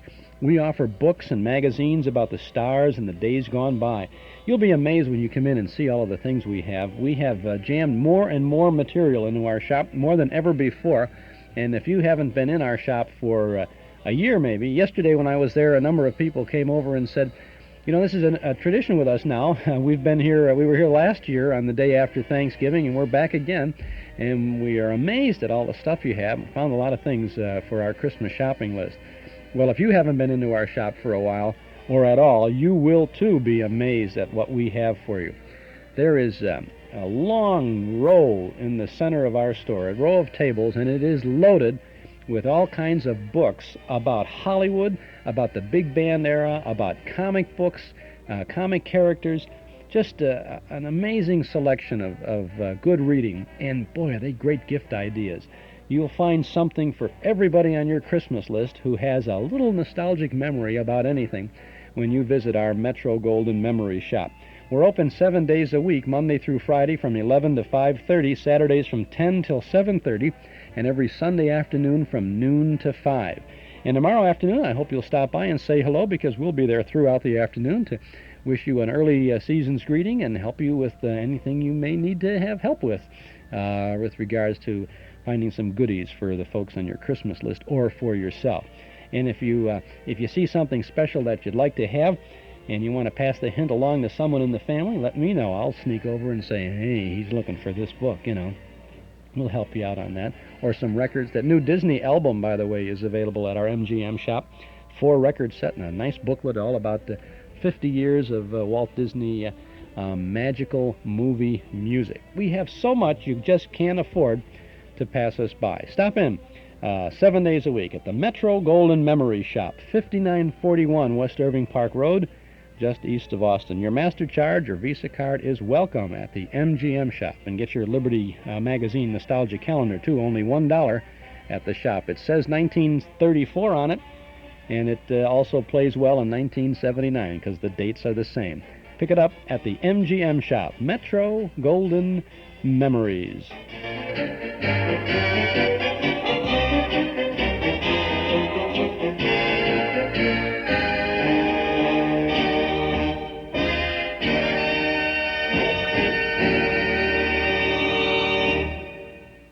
Big production, huh?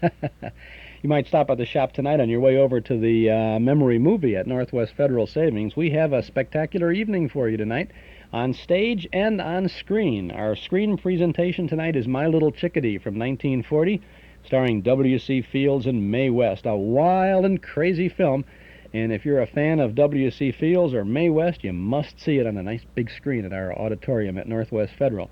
On the stage tonight is a very special extra added attraction, a holiday weekend treat.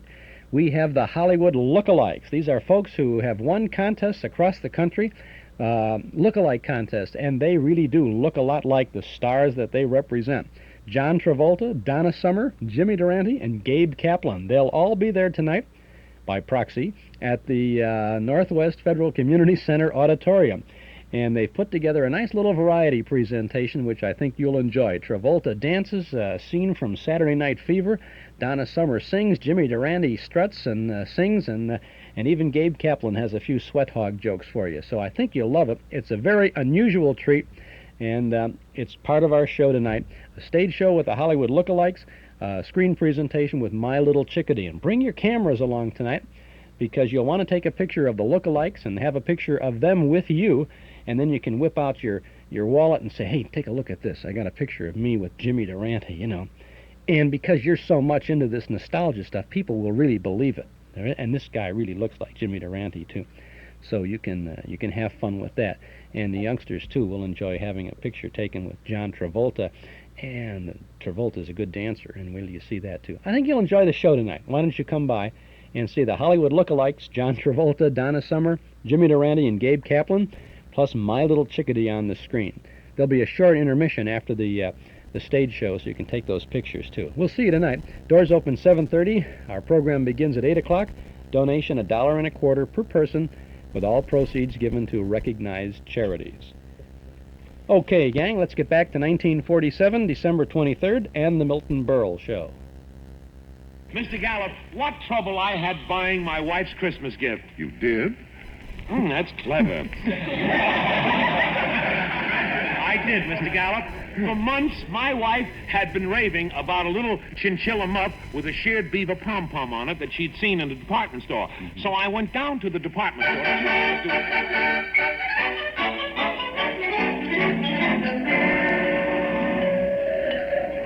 Clerk, it's this muff right here. Oh, Mr. Berle, it's lovely. It is warm. Looks cute, too. It's so cuddly. Adorable, Mr. Berle. Simply adorable. I'll take it. Good. Now, how about getting something for your wife? This is for my wife. Oh. Did you say $42? Yes. Well, here's 10, 11... Oh, no, it's Sam Harrison and his wife, Martha. Milty, the minute I saw you, I said, that man there at the fur counter can't be Milton Berle. He's spending money. That's just what I said, isn't it, Martha? Yes. Hello, Sam. Hello, Martha. I'm just buying this little... Stop! No friend of mine has to pay retail prices. I can get it for you wholesale. Can I, Martha? Yes. Sam, do me a favor. Don't bother. It's just a little chinchilla muff. Okay, if you want to throw your money away.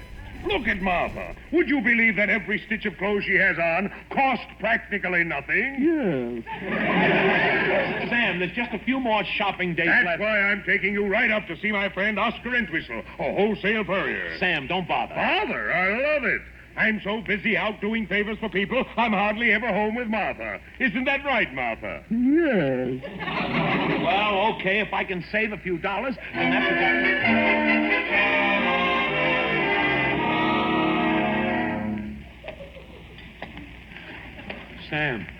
Sam, where are you leading to me? It's pitch dark in here. Oscar's place is down this hallway. That's what you said when we went through that Chinese restaurant.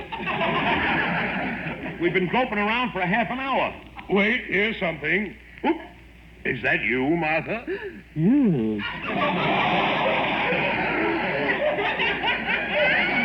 Here's the place, Sam. It says Oscar Entwistle. If it grows hair, we got it. Sam, I don't even know the man, and I feel... Oscar would be insulted if I didn't bring you. Why, he's my best friend. Any friend of mine is a friend of Oscar's. Let's go in. Well, if he's a good friend of yours... Shh, here comes Oscar. Watch his face light up when he sees me. Oscar! Who are you? Sam, let's go. Oscar, you were at my house last New Year's Eve. You passed out, remember? Yeah, that's the night I got rolled. Sam, let's go. Oscar, look who's with me, Milton Berle. I heard his program. Sam, let's go. Oscar Milty wants to buy a little chinchilla muff. With a shared beaver pom-pom. Oh, he just wants to buy a little chinchilla muff. With a shared beaver, Sam, let's go. Wait, you're lucky. I got just one left, only $6. Only $6? Shut up. Yeah. Part of an ensemble. With a muff, you got to take the beaver booties, beaver earlaps, a beaver sweatshirt, and a beaver tail radiator cap. $300. 300, Sam, let's go. Milty, Oscar is saving you a fortune. It's wholesale. Well, okay, if it's such a bargain, I'll take it. You said the price was 300? Only if you take the coat that goes with it. That's 600. 600? Shut up. Yeah. Milty, a beaver coat for only 600. Take it. Well, I don't know. Tell me, is it real beaver? Real beaver? We got to keep these coats tied down or they'd be building dams all over the place. Real beaver coat, eh? Okay, I'll take it. Shut up. Yeah. You came in here to buy them up, right? Yes, I did. Look, for the 600 you're willing to spend, I can make you up a nice mink muff. A mink muff? But I don't... Shut up. Yeah. I'll look in the stock room and see if we got enough minks to make up a muff.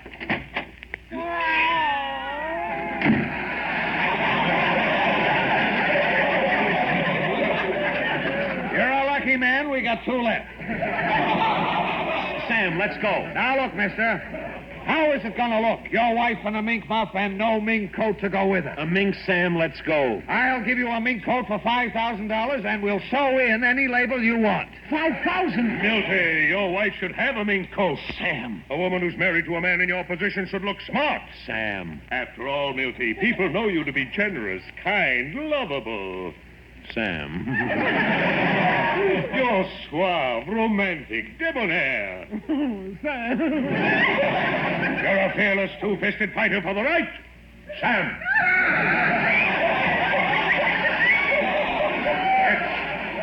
Get underneath. Beat a heart that's warm and sympathetic. Oh, Sam, you're terrible.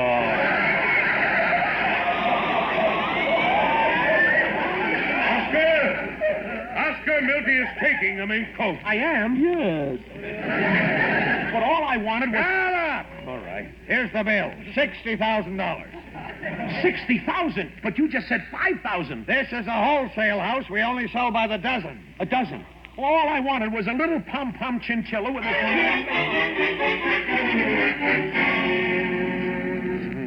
Dreaming of a white Christmas. Hello? Yes? Is this the Harrison? Yes. Oh, is that you, Martha? Yes. Is Sam there? Yes. Can I speak to him? Yes. Thank you. Oh, that Martha. Talk. Windbag. Hello, Milty. Sam, I just called to tell you I got the loan from the bank, mortgaged the house, got my wife a job, and we made the first payment on the 12 mink coats. Good. I sold 11 of the coats, only lost $40,000 on the whole deal. That's business, Milty. Yeah, that's right. Well, I'll be seeing you. Oh, wait, Sam. I called you up especially to ask you to do something. Oh, what is it? Funny, I can't seem to remember. Oh, now I remember. What do you want me to do, Milty? Drop dead.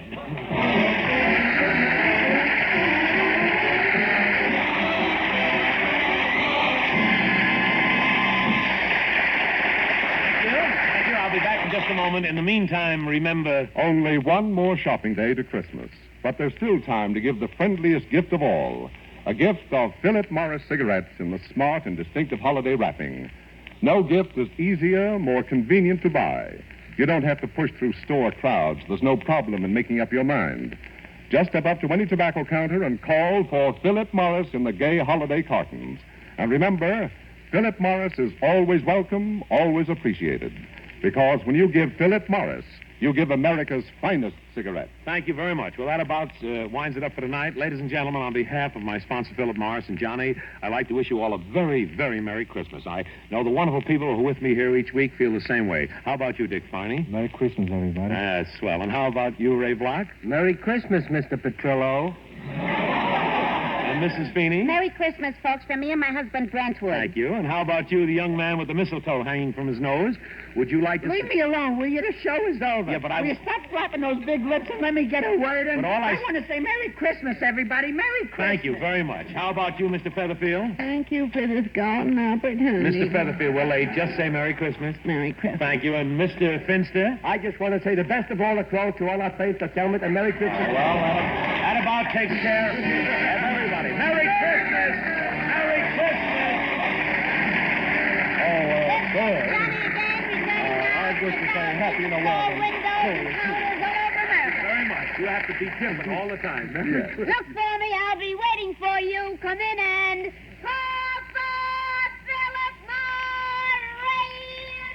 Yes, if every smoker knew what Philip Morris smokers know, they'd all change to Philip Morris, America's finest cigarette.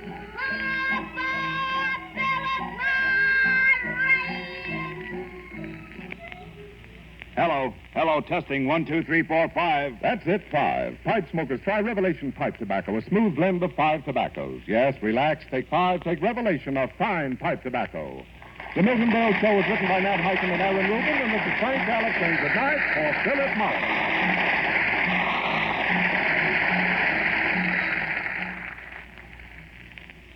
This is NBC, the National Broadcasting Company.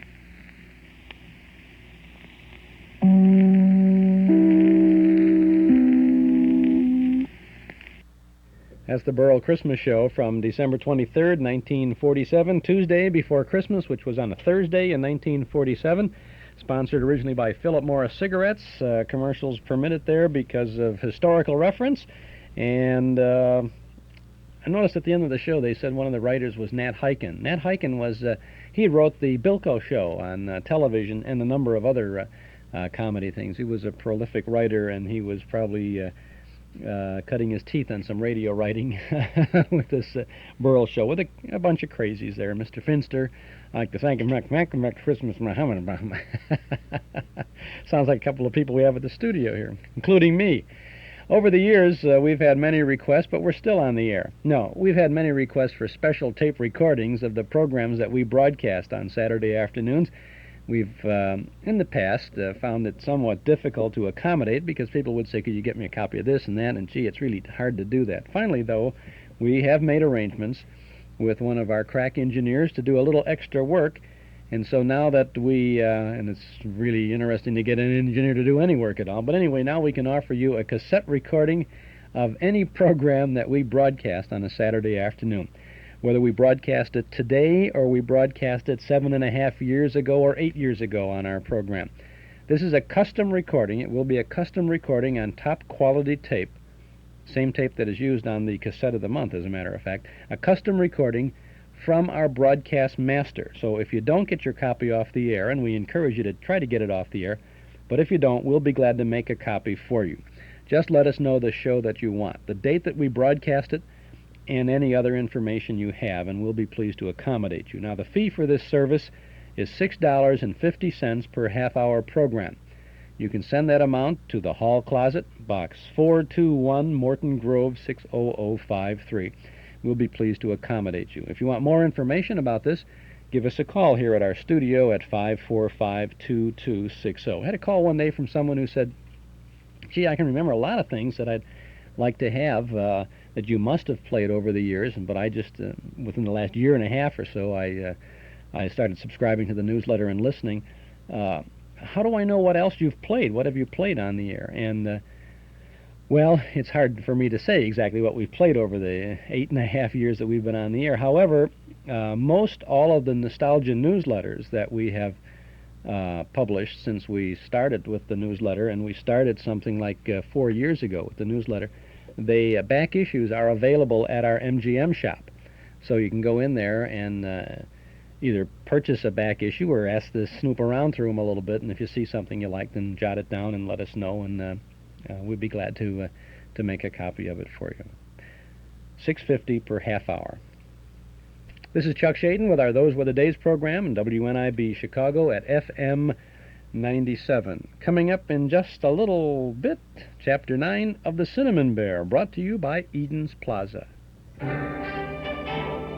Eden's Plaza Shopping Center, where Eden's Expressway, Skokie Boulevard, and Lake Avenue meet at Wilmette. Eden's Plaza Shopping Center, where convenience is important, and so are you. Eden's Plaza Shopping Center. Easy to reach, easy to park, easy to shop. Christmas shopping values 7 days a week at Eden's Plaza Shopping Center in Wilmette.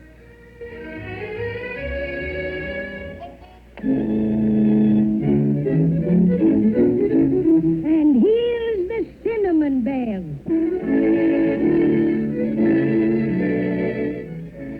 Yes, it's the Cinnamon Bear. It's time now for Chapter 9 of the exciting adventures of Judy and Jimmy Barton as they search with their friend Patty O'Cinnamon for the silver star for their Christmas tree.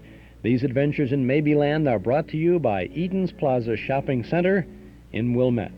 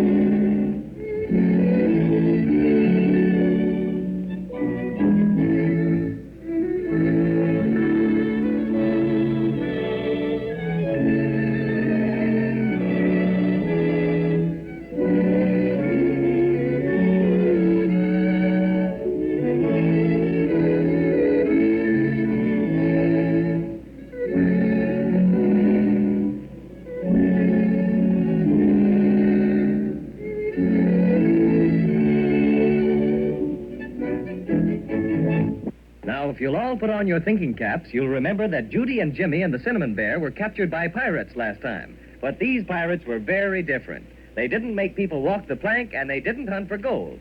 All they wanted was candy, and plenty of it. Captain Taffy offered to sail them as far as the island of Obi, where the Pelican had dropped their silver star. And what do you think? When they got close enough to use the captain's telescope, they sighted a roly-poly policeman on the beach wearing their star on his chest. Right now, the Susie Q is about to drop anchor, and the children will have their star back in a few minutes. That is, if nothing happens. All right, Varney. Bosun, pipe the anchor. Aye, sir.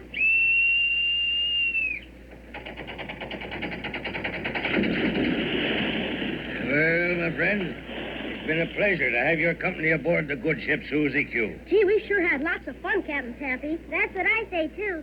I never knew pirates could be so nice. Did you, Cinnamon Bear? Bless my stuffings, no. And we're much obliged to you, Captain. Don't mention it, matey. I sure would like to know what the roly-poly policeman is doing with our silver star on his chest. Well, we'll know pretty soon, Judy, because Captain Taffy's going to give us a boat so we can row ashore. I'm sorry the candy pirates can't go ashore with you, but confidentially, we're on our way to capture a big hoard of yummy marshmallows. I can taste them now. Sounds most enticing. Oh, but marshmallows always get stuck in me fur. Well, what's this island like, Captain Taffy? Well, it's a very strange place. Most magical, in fact. Very large and inhabited by all manner of strange people and things. Gee, I hope we get a chance to see a few things. Are you pirates coming right back? Just as soon as we capture those yummy marshmallows. Won't take long. And you can give us a signal and we'll take you aboard again. But in case you need to leave the island in a hurry, you'll have the rowboat. We're sure awful grateful for everything you've done for us, Captain. Not at all, not at all. The pleasure's been on our side. Are you ready? Ready and raring to go, Captain. Very well. Bosun, pipe the boat. There you are, young lady. Gee, this is going to be fun. All snug as a bug in a rug, eh? Lower away. Goodbye, Captain Taffy. Goodbye. Thanks a million. Yeah, much obliged indeed. Cast off the line. Goodbye, mateys, and good luck. You take one oar, Cinnamon Bear, and I'll take the other. On to be bright. Strike up a bit of our chanty. All right, Cinnamon Bear, let's roll.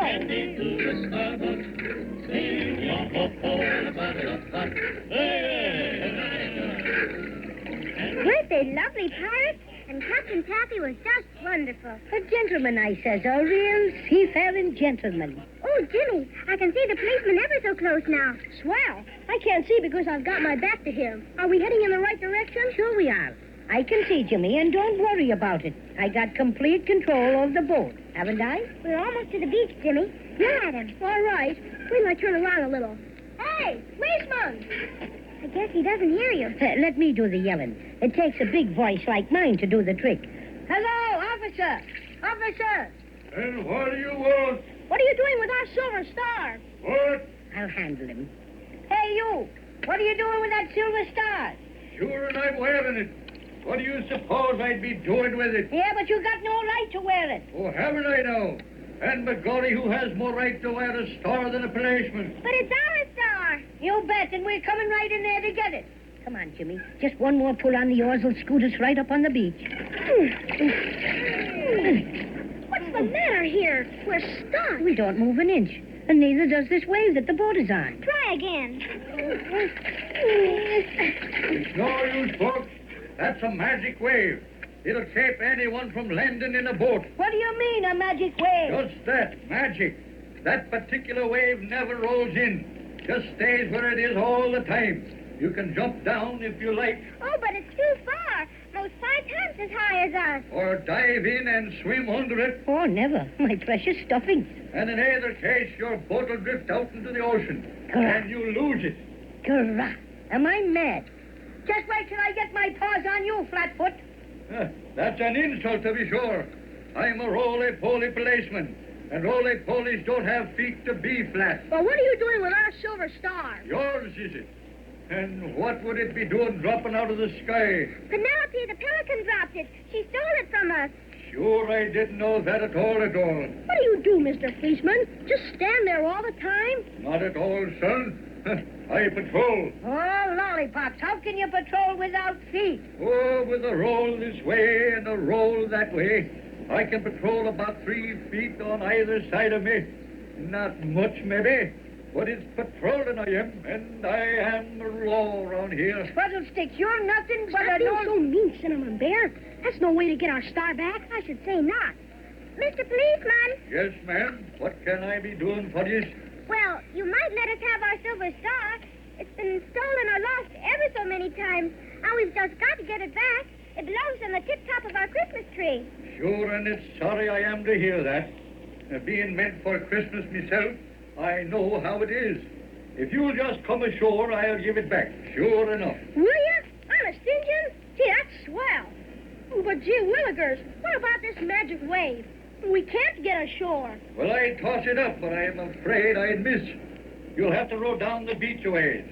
They tell me that this magic wave doesn't go more than 100 yards or so. We'll be back right quick, Mr. Policeman, and thanks ever so much. Glad to be of service, ma'am. Now, see how nice he is when you're polite, Cinnamon Bear? Soft soap, that's all, soft soap. Shame on you. Oh, let's not fight. Grab your oar, Cinnamon, and we'll get going.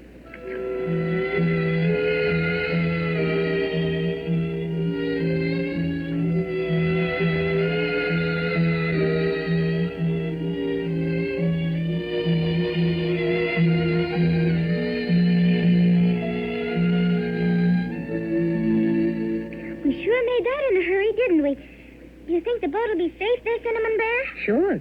I fixed it, didn't I? Come on, let's hurry and get back to the policeman. We'll hurry as fast as we can, Jimmy. The sand is awful hard to walk fast in. Yeah, my cinnamon paws sink down in it. You know what? I was just thinking about the crazy quilt dragon. I wonder what happened to him. I wonder. Too bad the pirates didn't take him on board. He sure turned out to be a good guy, saving us from those bad Incaboos and everything. Huh. Maybe you think Crazy Quilt's a better friend than I am, huh? Oh, no, Cinnamon Bear. You're a really, truly friend. Do you think so? Look, we've almost reached the policeman. He's got his back to us. Hey, Mr. Policeman! Louder, Judy. Just a second till I get my breath. Yoo-hoo! Mr. Policeman! He's turning around. Hello! Here we are! Jimmy, look! He hasn't got the silver star on. Mr. Policeman! Mr. Policeman! Where's our star? Well, I guess your friend didn't find you yet. What friend? Well, the one I gave your star to. What do you mean? Did someone say you were to give it to him? He did that, and very polite he was, too. My goodness, who could that be? He swam through the magic wave shortly after you started down the beach. First, I wasn't going to give it to him, the star to him, but he told me you were coming right back for it. But he said he knew all about it. What? And that you told him to pick it up. Jiminy Crickets. Who was it? Faith, I don't know his name, but he was a dragon and looked a lot like a crazy quilt. Garrah, am I ferocious? That crazy quilt dragon, up to his old tricks again. Oh, dear, whatever will we do? Well, first off, I'm going to push this fat-headed policeman in the tummy. Oh, don't, Cinnamon Bear. I got to. It's a point of honor. Watch out, Flatfoot. Here I come. I'll push you flat on your back. That's what. There. And let that be the message. Willikers! The policeman popped right back up again and knocked Cinnamon Bear out. That's what happens to feisty fellows who forget to remember that when you push over a roly-poly, he comes right back up. Kawowie. Poor Cinnamon. Call me early, Mother dear. Call me early. Chase him, Jimmy. He's coming, too. Wake up, Cinnamon Bear. Oh, my poor stuffing. Where's that policeman? I'd tear him limb from limb. Now, just be quiet. You've had enough. Which way did the crazy quill dragon go, Mr. Policeman? Well, I didn't watch him careful like, not being quick to turn around. But I think he headed straight up the beach, that way. Funny, too. Just happened to think, now. That'd be the wrong direction if he wanted to catch up with you. Faith, and I bet he was running away. Why, you... Stop it, Cinnamon Bear. We've got no time to fight. Come on. We'll have to go like the very Dickens to catch up with Crazy Quilt. All right, but I'd sure like to take another poke at that celluloid so-and-so. I'd shock him. Hurry, Cinnamon Bear, hurry. Gee, I can't see a thing ahead of us. Nothing but sand and sand and sand. Well, seeing as how you wouldn't let me show you how to finish that pesky policeman, I'll show you how to catch Crazy Quilt. Come on, I'll lead the way. Look at him go, Jimmy. I'll say. I never saw... Jimmy, what's happened to him? Gee, I don't know. He was running right there ahead of us, and then all of a sudden he just disappeared. Well, what's all this? Everything looks just right for a merry chase after the Crazy Quilt Dragon and the Silver Star, and then Cinnamon Bear ups and vanishes into thin air. It seems that Judy and Jimmy just jumped from one difficulty to another. I'll certainly be with you next time to see what made Cinnamon Bear disappear all of a sudden like.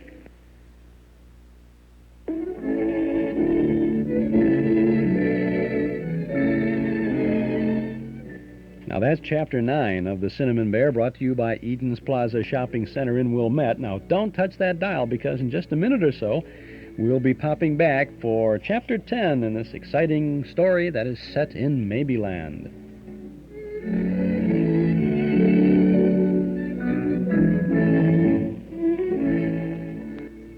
This is Chuck Shaden with our Those Were the Days program, WNIB Chicago, FM 97.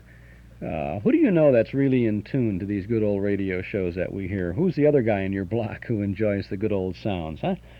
And what do you get for the person who has everything? Well, if he has everything but our Nostalgia newsletter, you could give a gift subscription to the newsletter and radio guide. A one-year subscription, 10 issues, is only $7. And this is a gift that keeps on giving all year round. Now, if you would like to give a gift subscription to the newsletter, give us a call at 545-2260. We'll begin the gift subscription with the December issue. We'll mail it just the week before Christmas. We'll include a note telling of your thoughtfulness, and we'll bill you for the subscription. Call now, 545-2260, and check off another gift from your Christmas shopping list. The Nostalgia newsletter and radio guide gets to you by first-class mail and contains the complete listing of our Saturday afternoon Those Were the Days programs, as well as information about our memory movies and articles and pictures from and about the good old days. A one-year subscription as a gift or for yourself is only $7. Subscribe right now. Call us at 545-2260 or send $7 to Nostalgia Newsletter, Box 421, Morton Grove, 60053. You can do your Christmas shopping while you listen to the radio. Give a gift subscription of a guide to the best of the past, the Nostalgia Newsletter, 545-2260. 545-2260. We've had a couple of calls this afternoon from people who have said, do you know what's going on out at the Candlelight Forum Theater in Summit, Illinois? And I said, no, I don't know what's going on out there. And they say they have a children's theater production of The Cinnamon Bear, a live theater production of The Cinnamon Bear, and it's based on these Cinnamon Bear radio shows. And they have some, but not all, of the characters from the Cinnamon Bear story. And apparently they charge $2.25 per person. And programs. This is kind of interesting. They must have some theater parties as school kids coming, because the shows are between now and Christmas every Wednesday, Thursday, and Friday morning at 10:30. That's when they're having the performances of the Cinnamon Bear. Now, someone said they went out today and saw it this morning, apparently, but it was just, this is the only Saturday, probably because of the weekend, the Thanksgiving weekend. Kids are off school and that sort of thing. So they're doing a stage version of the Cinnamon Bear. Now, I haven't seen it, and this was the first I heard of it. There's no music in it, and the story is adapted for the stage, so it's not precisely all 26 episodes as we know it here. But it sounds kind of interesting, and we appreciate the thoughtfulness of the couple of folks who called this afternoon to remind us about this, and I'll see if I can't do a little more snooping about this and get some more information for you next week. It'd be kind of interesting to learn more about a stage version of the Cinnamon Bear. Patio Cinnamon rides again, huh?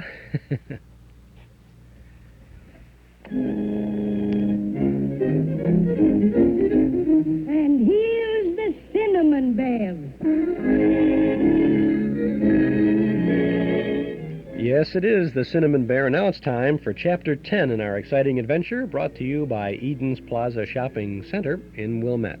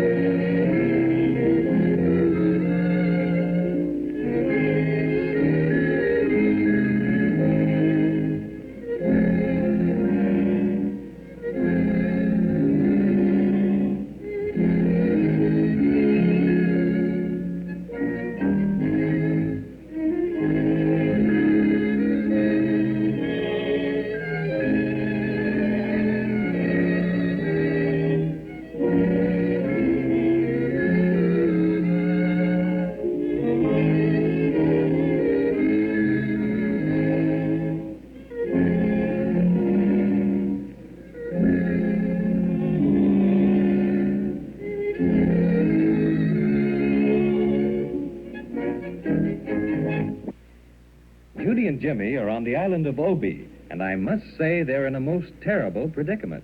The roly-poly policeman was perfectly willing to give them their silver star, which he had pinned on his chest, but by the time they rowed down the shore to get around the magic wave which kept them from landing and walked back up the beach, what do you think had to happen? Well, that old crazy quilt dragon, who you remember likes bright, shiny things, got to the policeman first, and off with the silver star. Our three adventurers were hot in pursuit when all of a sudden the Cinnamon Bear vanished into thin air, just like that. Oh, dear. Where could the Cinnamon Bear have gone to? He was right here before us just a minute ago. Well, come on. Let's start looking. I'll go in front of you. This island of Obi surely is a funny place, Jimmy. Just like the pirate captain told us. That roly-poly policeman and the magic wave that wouldn't let our boat land on the shore and... Jimmy! Jimmy, where are you? Oh, dear. Now he's disappeared. Just like Cinnamon Bear. Jimmy! Jimmy, don't leave me all alone. Come back. I guess I'll have to go on alone. Oh, dear. I wish I were home with Mother. Hey, Judy! Here we are, right over here. Judy! Oh, my Jimmy! Cinnamon Bear! We must have crossed some kind of a magical boundary, Judy. I could see you and hear you, but you couldn't see or hear me. I got so scared. Well, let's go on now. Sure. Hey, look ahead to your right a little. There's a house. Maybe somebody could tell us if Crazy Quilt Dragon's been here. Say, look, Judy. What's that sitting on that post in front of the house? I don't know, Jimmy. I do. It's an owl, and he's got his eyes open. I never heard of an owl with his eyes open in the daytime. Must be more magic, I guess. Look, he's got spectacles on. And he's holding a big dictionary under his wing. He's certainly like no owl I ever saw. There's a sign over him. Professor Whiz, the educated owl. Educated. That's why he has that big dictionary. How funny. Maybe he's seen Crazy Quilt.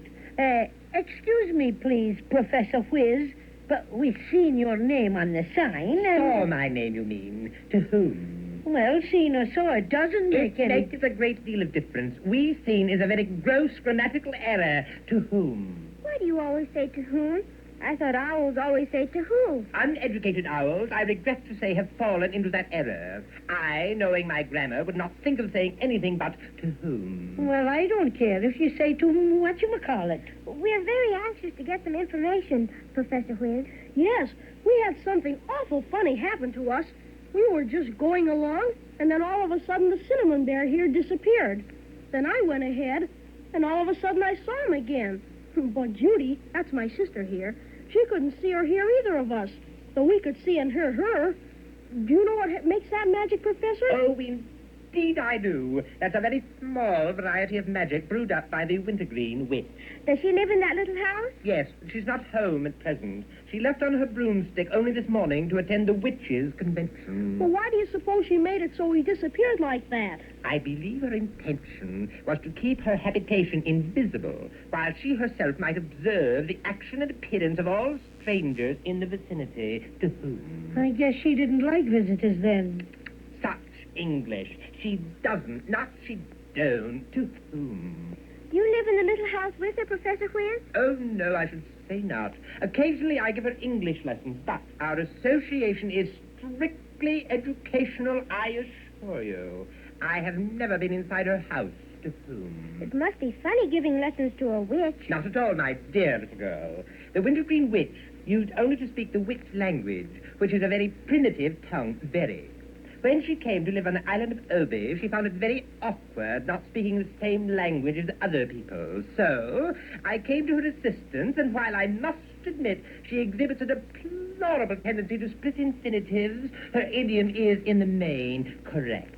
I don't understand what he means, Cinnamon Bear. He means that the witch is doing all right. Have you seen a crazy quilt dragon around here anywhere, Professor Whiz? Oh, definitely. He went into the house just a while ago, asked me if it would be all right if he went in and looked around a bit. Did he have a big silver star with him? Oh, yes, I'm sure he did. Did he come out again? No, I would have seen him in that event. The wintergreen witch says there's only one door, and I happen to be sitting in front of it. Well, do you suppose there's any place inside where he could hide? My dear young fellow, I haven't the vaguest notion. I've never been in there, I told you. Besides, I'm much too busy thinking about grammar to fiddle-faddle around. Do you suppose it'd be all right if we just went in and looked around? Oh, quite.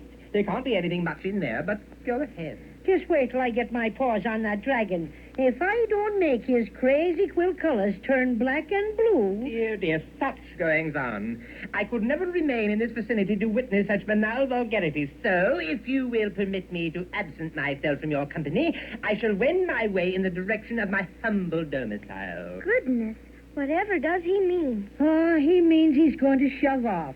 Well, thanks for the information, Proffy. Not at all. Don't mention it. Well, auf Wiedersehen. Adios. Gee, he certainly talks big words, all right. Just like the principal of our school. Say, if we're ever going to catch Crazy Quilt, we better get into that house in a hurry. You go in first, Cinnamon Bear. I'm just a teeny bit afraid. Oh, don't be scared, Judy. This isn't anything. It isn't locked. It's only one room. And I don't see the crazy quilt dragon in here anywhere. Let's look around good. He might be hiding under something. I don't know where he could hide. All there is a fireplace with a lot of pots. I suppose the wintergreen witch makes her magic in them. My, isn't that a big picture? It surely is. Takes up the whole wall. My. Look at the trees in it. Just as real and lifelike as can be. Jimmy, I'm sure I saw one of those trees move ever so slightly. Let's see. Why, you're right, Judy. The leaves are moving, like there was a little wind blowing. I'm going to look at it closer. That tree near the frame is awful close. I touched it. It's real as can be. This is some more magic, children. That's where Crazy Quilt went, I bet you, into that picture forest. Come on, let's go. We haven't any time to lose.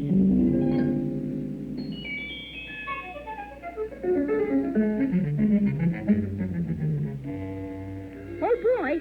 Hi, Mim. And me. This is a really, truly, sure enough forest, all right. Isn't it pretty, Jimmy? You bet. Gee, these are awful big trees, aren't they? Bless my stuffing, yes. And there's an awful lot of places where that crazy quilt dragon could hide. We'll have to look very carefully. What was that? It sounded like something moving. I'll bet it's Crazy Quilt. Let's be on the safe side. It might be crazy quilt, and then again it might be something awful dangerous. Tiptoe. All right, Patty. But let's look. It stopped now. Meow. What was that? It was a funny little noise. Why, it's nothing but a kitten. Meow. Kitty, kitty, kitty. Come here, little kitty. Meow. Gee, it's scared of something. Oh, don't be afraid of us. We wouldn't hurt you. Come here. Poor little kitten. Who are you, and what makes you so frightened? Fraidy cat, I'm just a fraidy cat. Much more afraid than a kitten should be. Fraidy cat, no man or lady cat ever got frightened as easy as me. I'm afraid of my shadow, it makes me so sad. Oh, I would be a little ball if I was dead. I'm such a sharp feline, I just make a beeline for the safest place to hide in when I'm scared. Fraidy cat, I'm just a fraidy cat, whining example of what not to be. Fraidy cat, just an old lady cat. Sometimes I even get frightened of me. What are you scared of now, little kitty? I saw a great big giant a while ago. Oh, there couldn't be any giants here. Why, you could see them away off if there were. But this is a magic forest, and you can't see it if you're outside of it. And this great big giant lives outside of it. And I'm so scared. Maybe she's seen the Crazy Quilt Dragon. Did you see the Crazy Quilt Dragon in here, Fraidy Cat? No. Oh, is there a dragon in here, too? Oh, what will I do?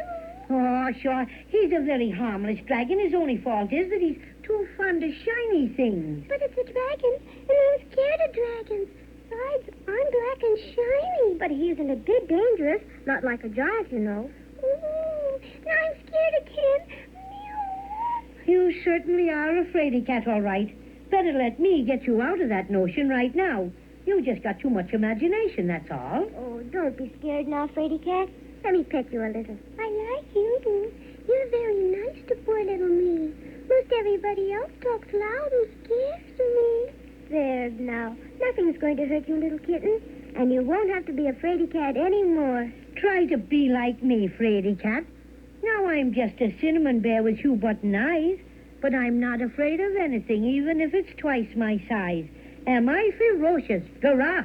But I'm not a cinnamon bear. I'm just a little kitten. Oh, that's all right, but you should try. Try to be like me, little Kit Kat. Courageous, undaunted, a pillar of strength, a tower of...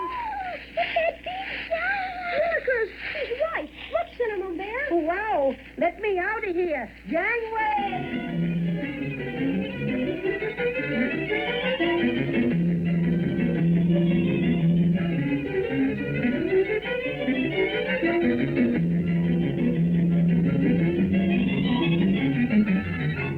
If it isn't one thing, it's another, and this time it's a giant. I'm sorry to say it, but I don't see how our little friends can ever hope to outdistance a giant that's bigger than a house. And I, for one, am going to be right on hand next time to find out what happens to Judy and Jimmy and the Cinnamon Bear.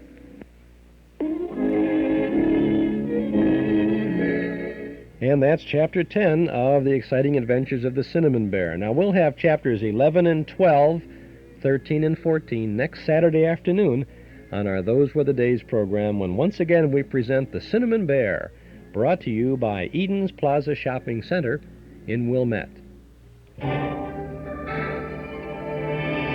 Eden's Plaza Shopping Center, where plenty of free parking makes it a pleasure to shop your favorite store or service. Eden's Plaza Shopping Center, where Eden's Expressway, Skokie Boulevard, and Lake Avenue meet at Wilmette. Eden's Plaza Shopping Center. Easy to reach, easy to park, easy to shop. Christmas shopping values 7 days a week at Eden's Plaza Shopping Center in Wilmette. This is Chuck Shaden with our Those Were the Days program on WNIB Chicago at FM 97. Next Saturday afternoon, 4 more chapters of The Cinnamon Bear, plus some more radio to plan your Christmas list by. We'll have Archie Andrews, Casey Crime Photographer, the Spotlight Review with Spike Jones and Dorothy Shea, and the Great Gildersleeve.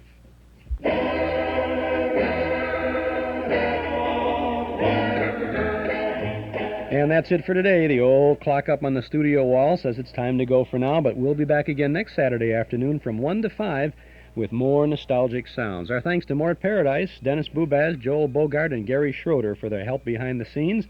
To our sponsors, Northwest Federal Savings, Nelson Hirschberg Ford, and Eden's Plaza Shopping Center for making this weekly get-together possible, and to you out there in Radioland for making it worthwhile. This is Chuck Shaden speaking. Have a nice weekend.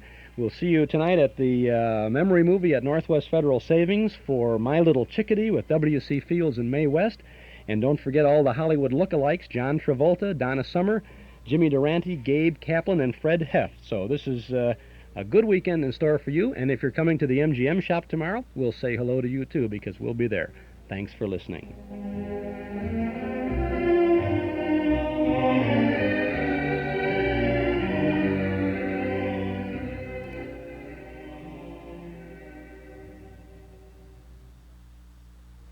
We certainly hope they'll have good crowd control. You're listening to WNIB in Chicago at 97 FM.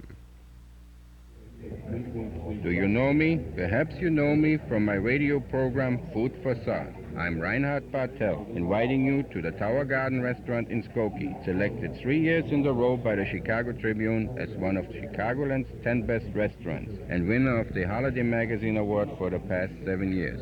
Here, you'll dine on gourmet French cuisine in a beautiful indoor garden, and select from a wine list second to none. Come to the Tower Garden with the American Express card. Don't leave home without it.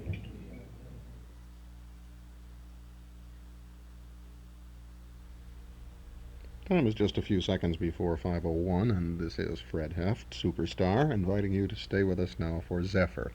Zephyr is a 2-hour program of shorter, mostly lighter classical music, presented each day of the week on WNIB between 5 and 7. In our first hour tonight, music of Shostakovich, Prokofiev, Schumann, and Mendelssohn. Then between 6 and 7, today's installment in our Beethoven Piano Sonata series from the new recordings by Alfred Brendel, and Baroque music then for the remainder of the second hour by Rameau, Handel, Couperin, and others. Music of Shostakovich to begin today, a suite from his ballet The Limpid Brook.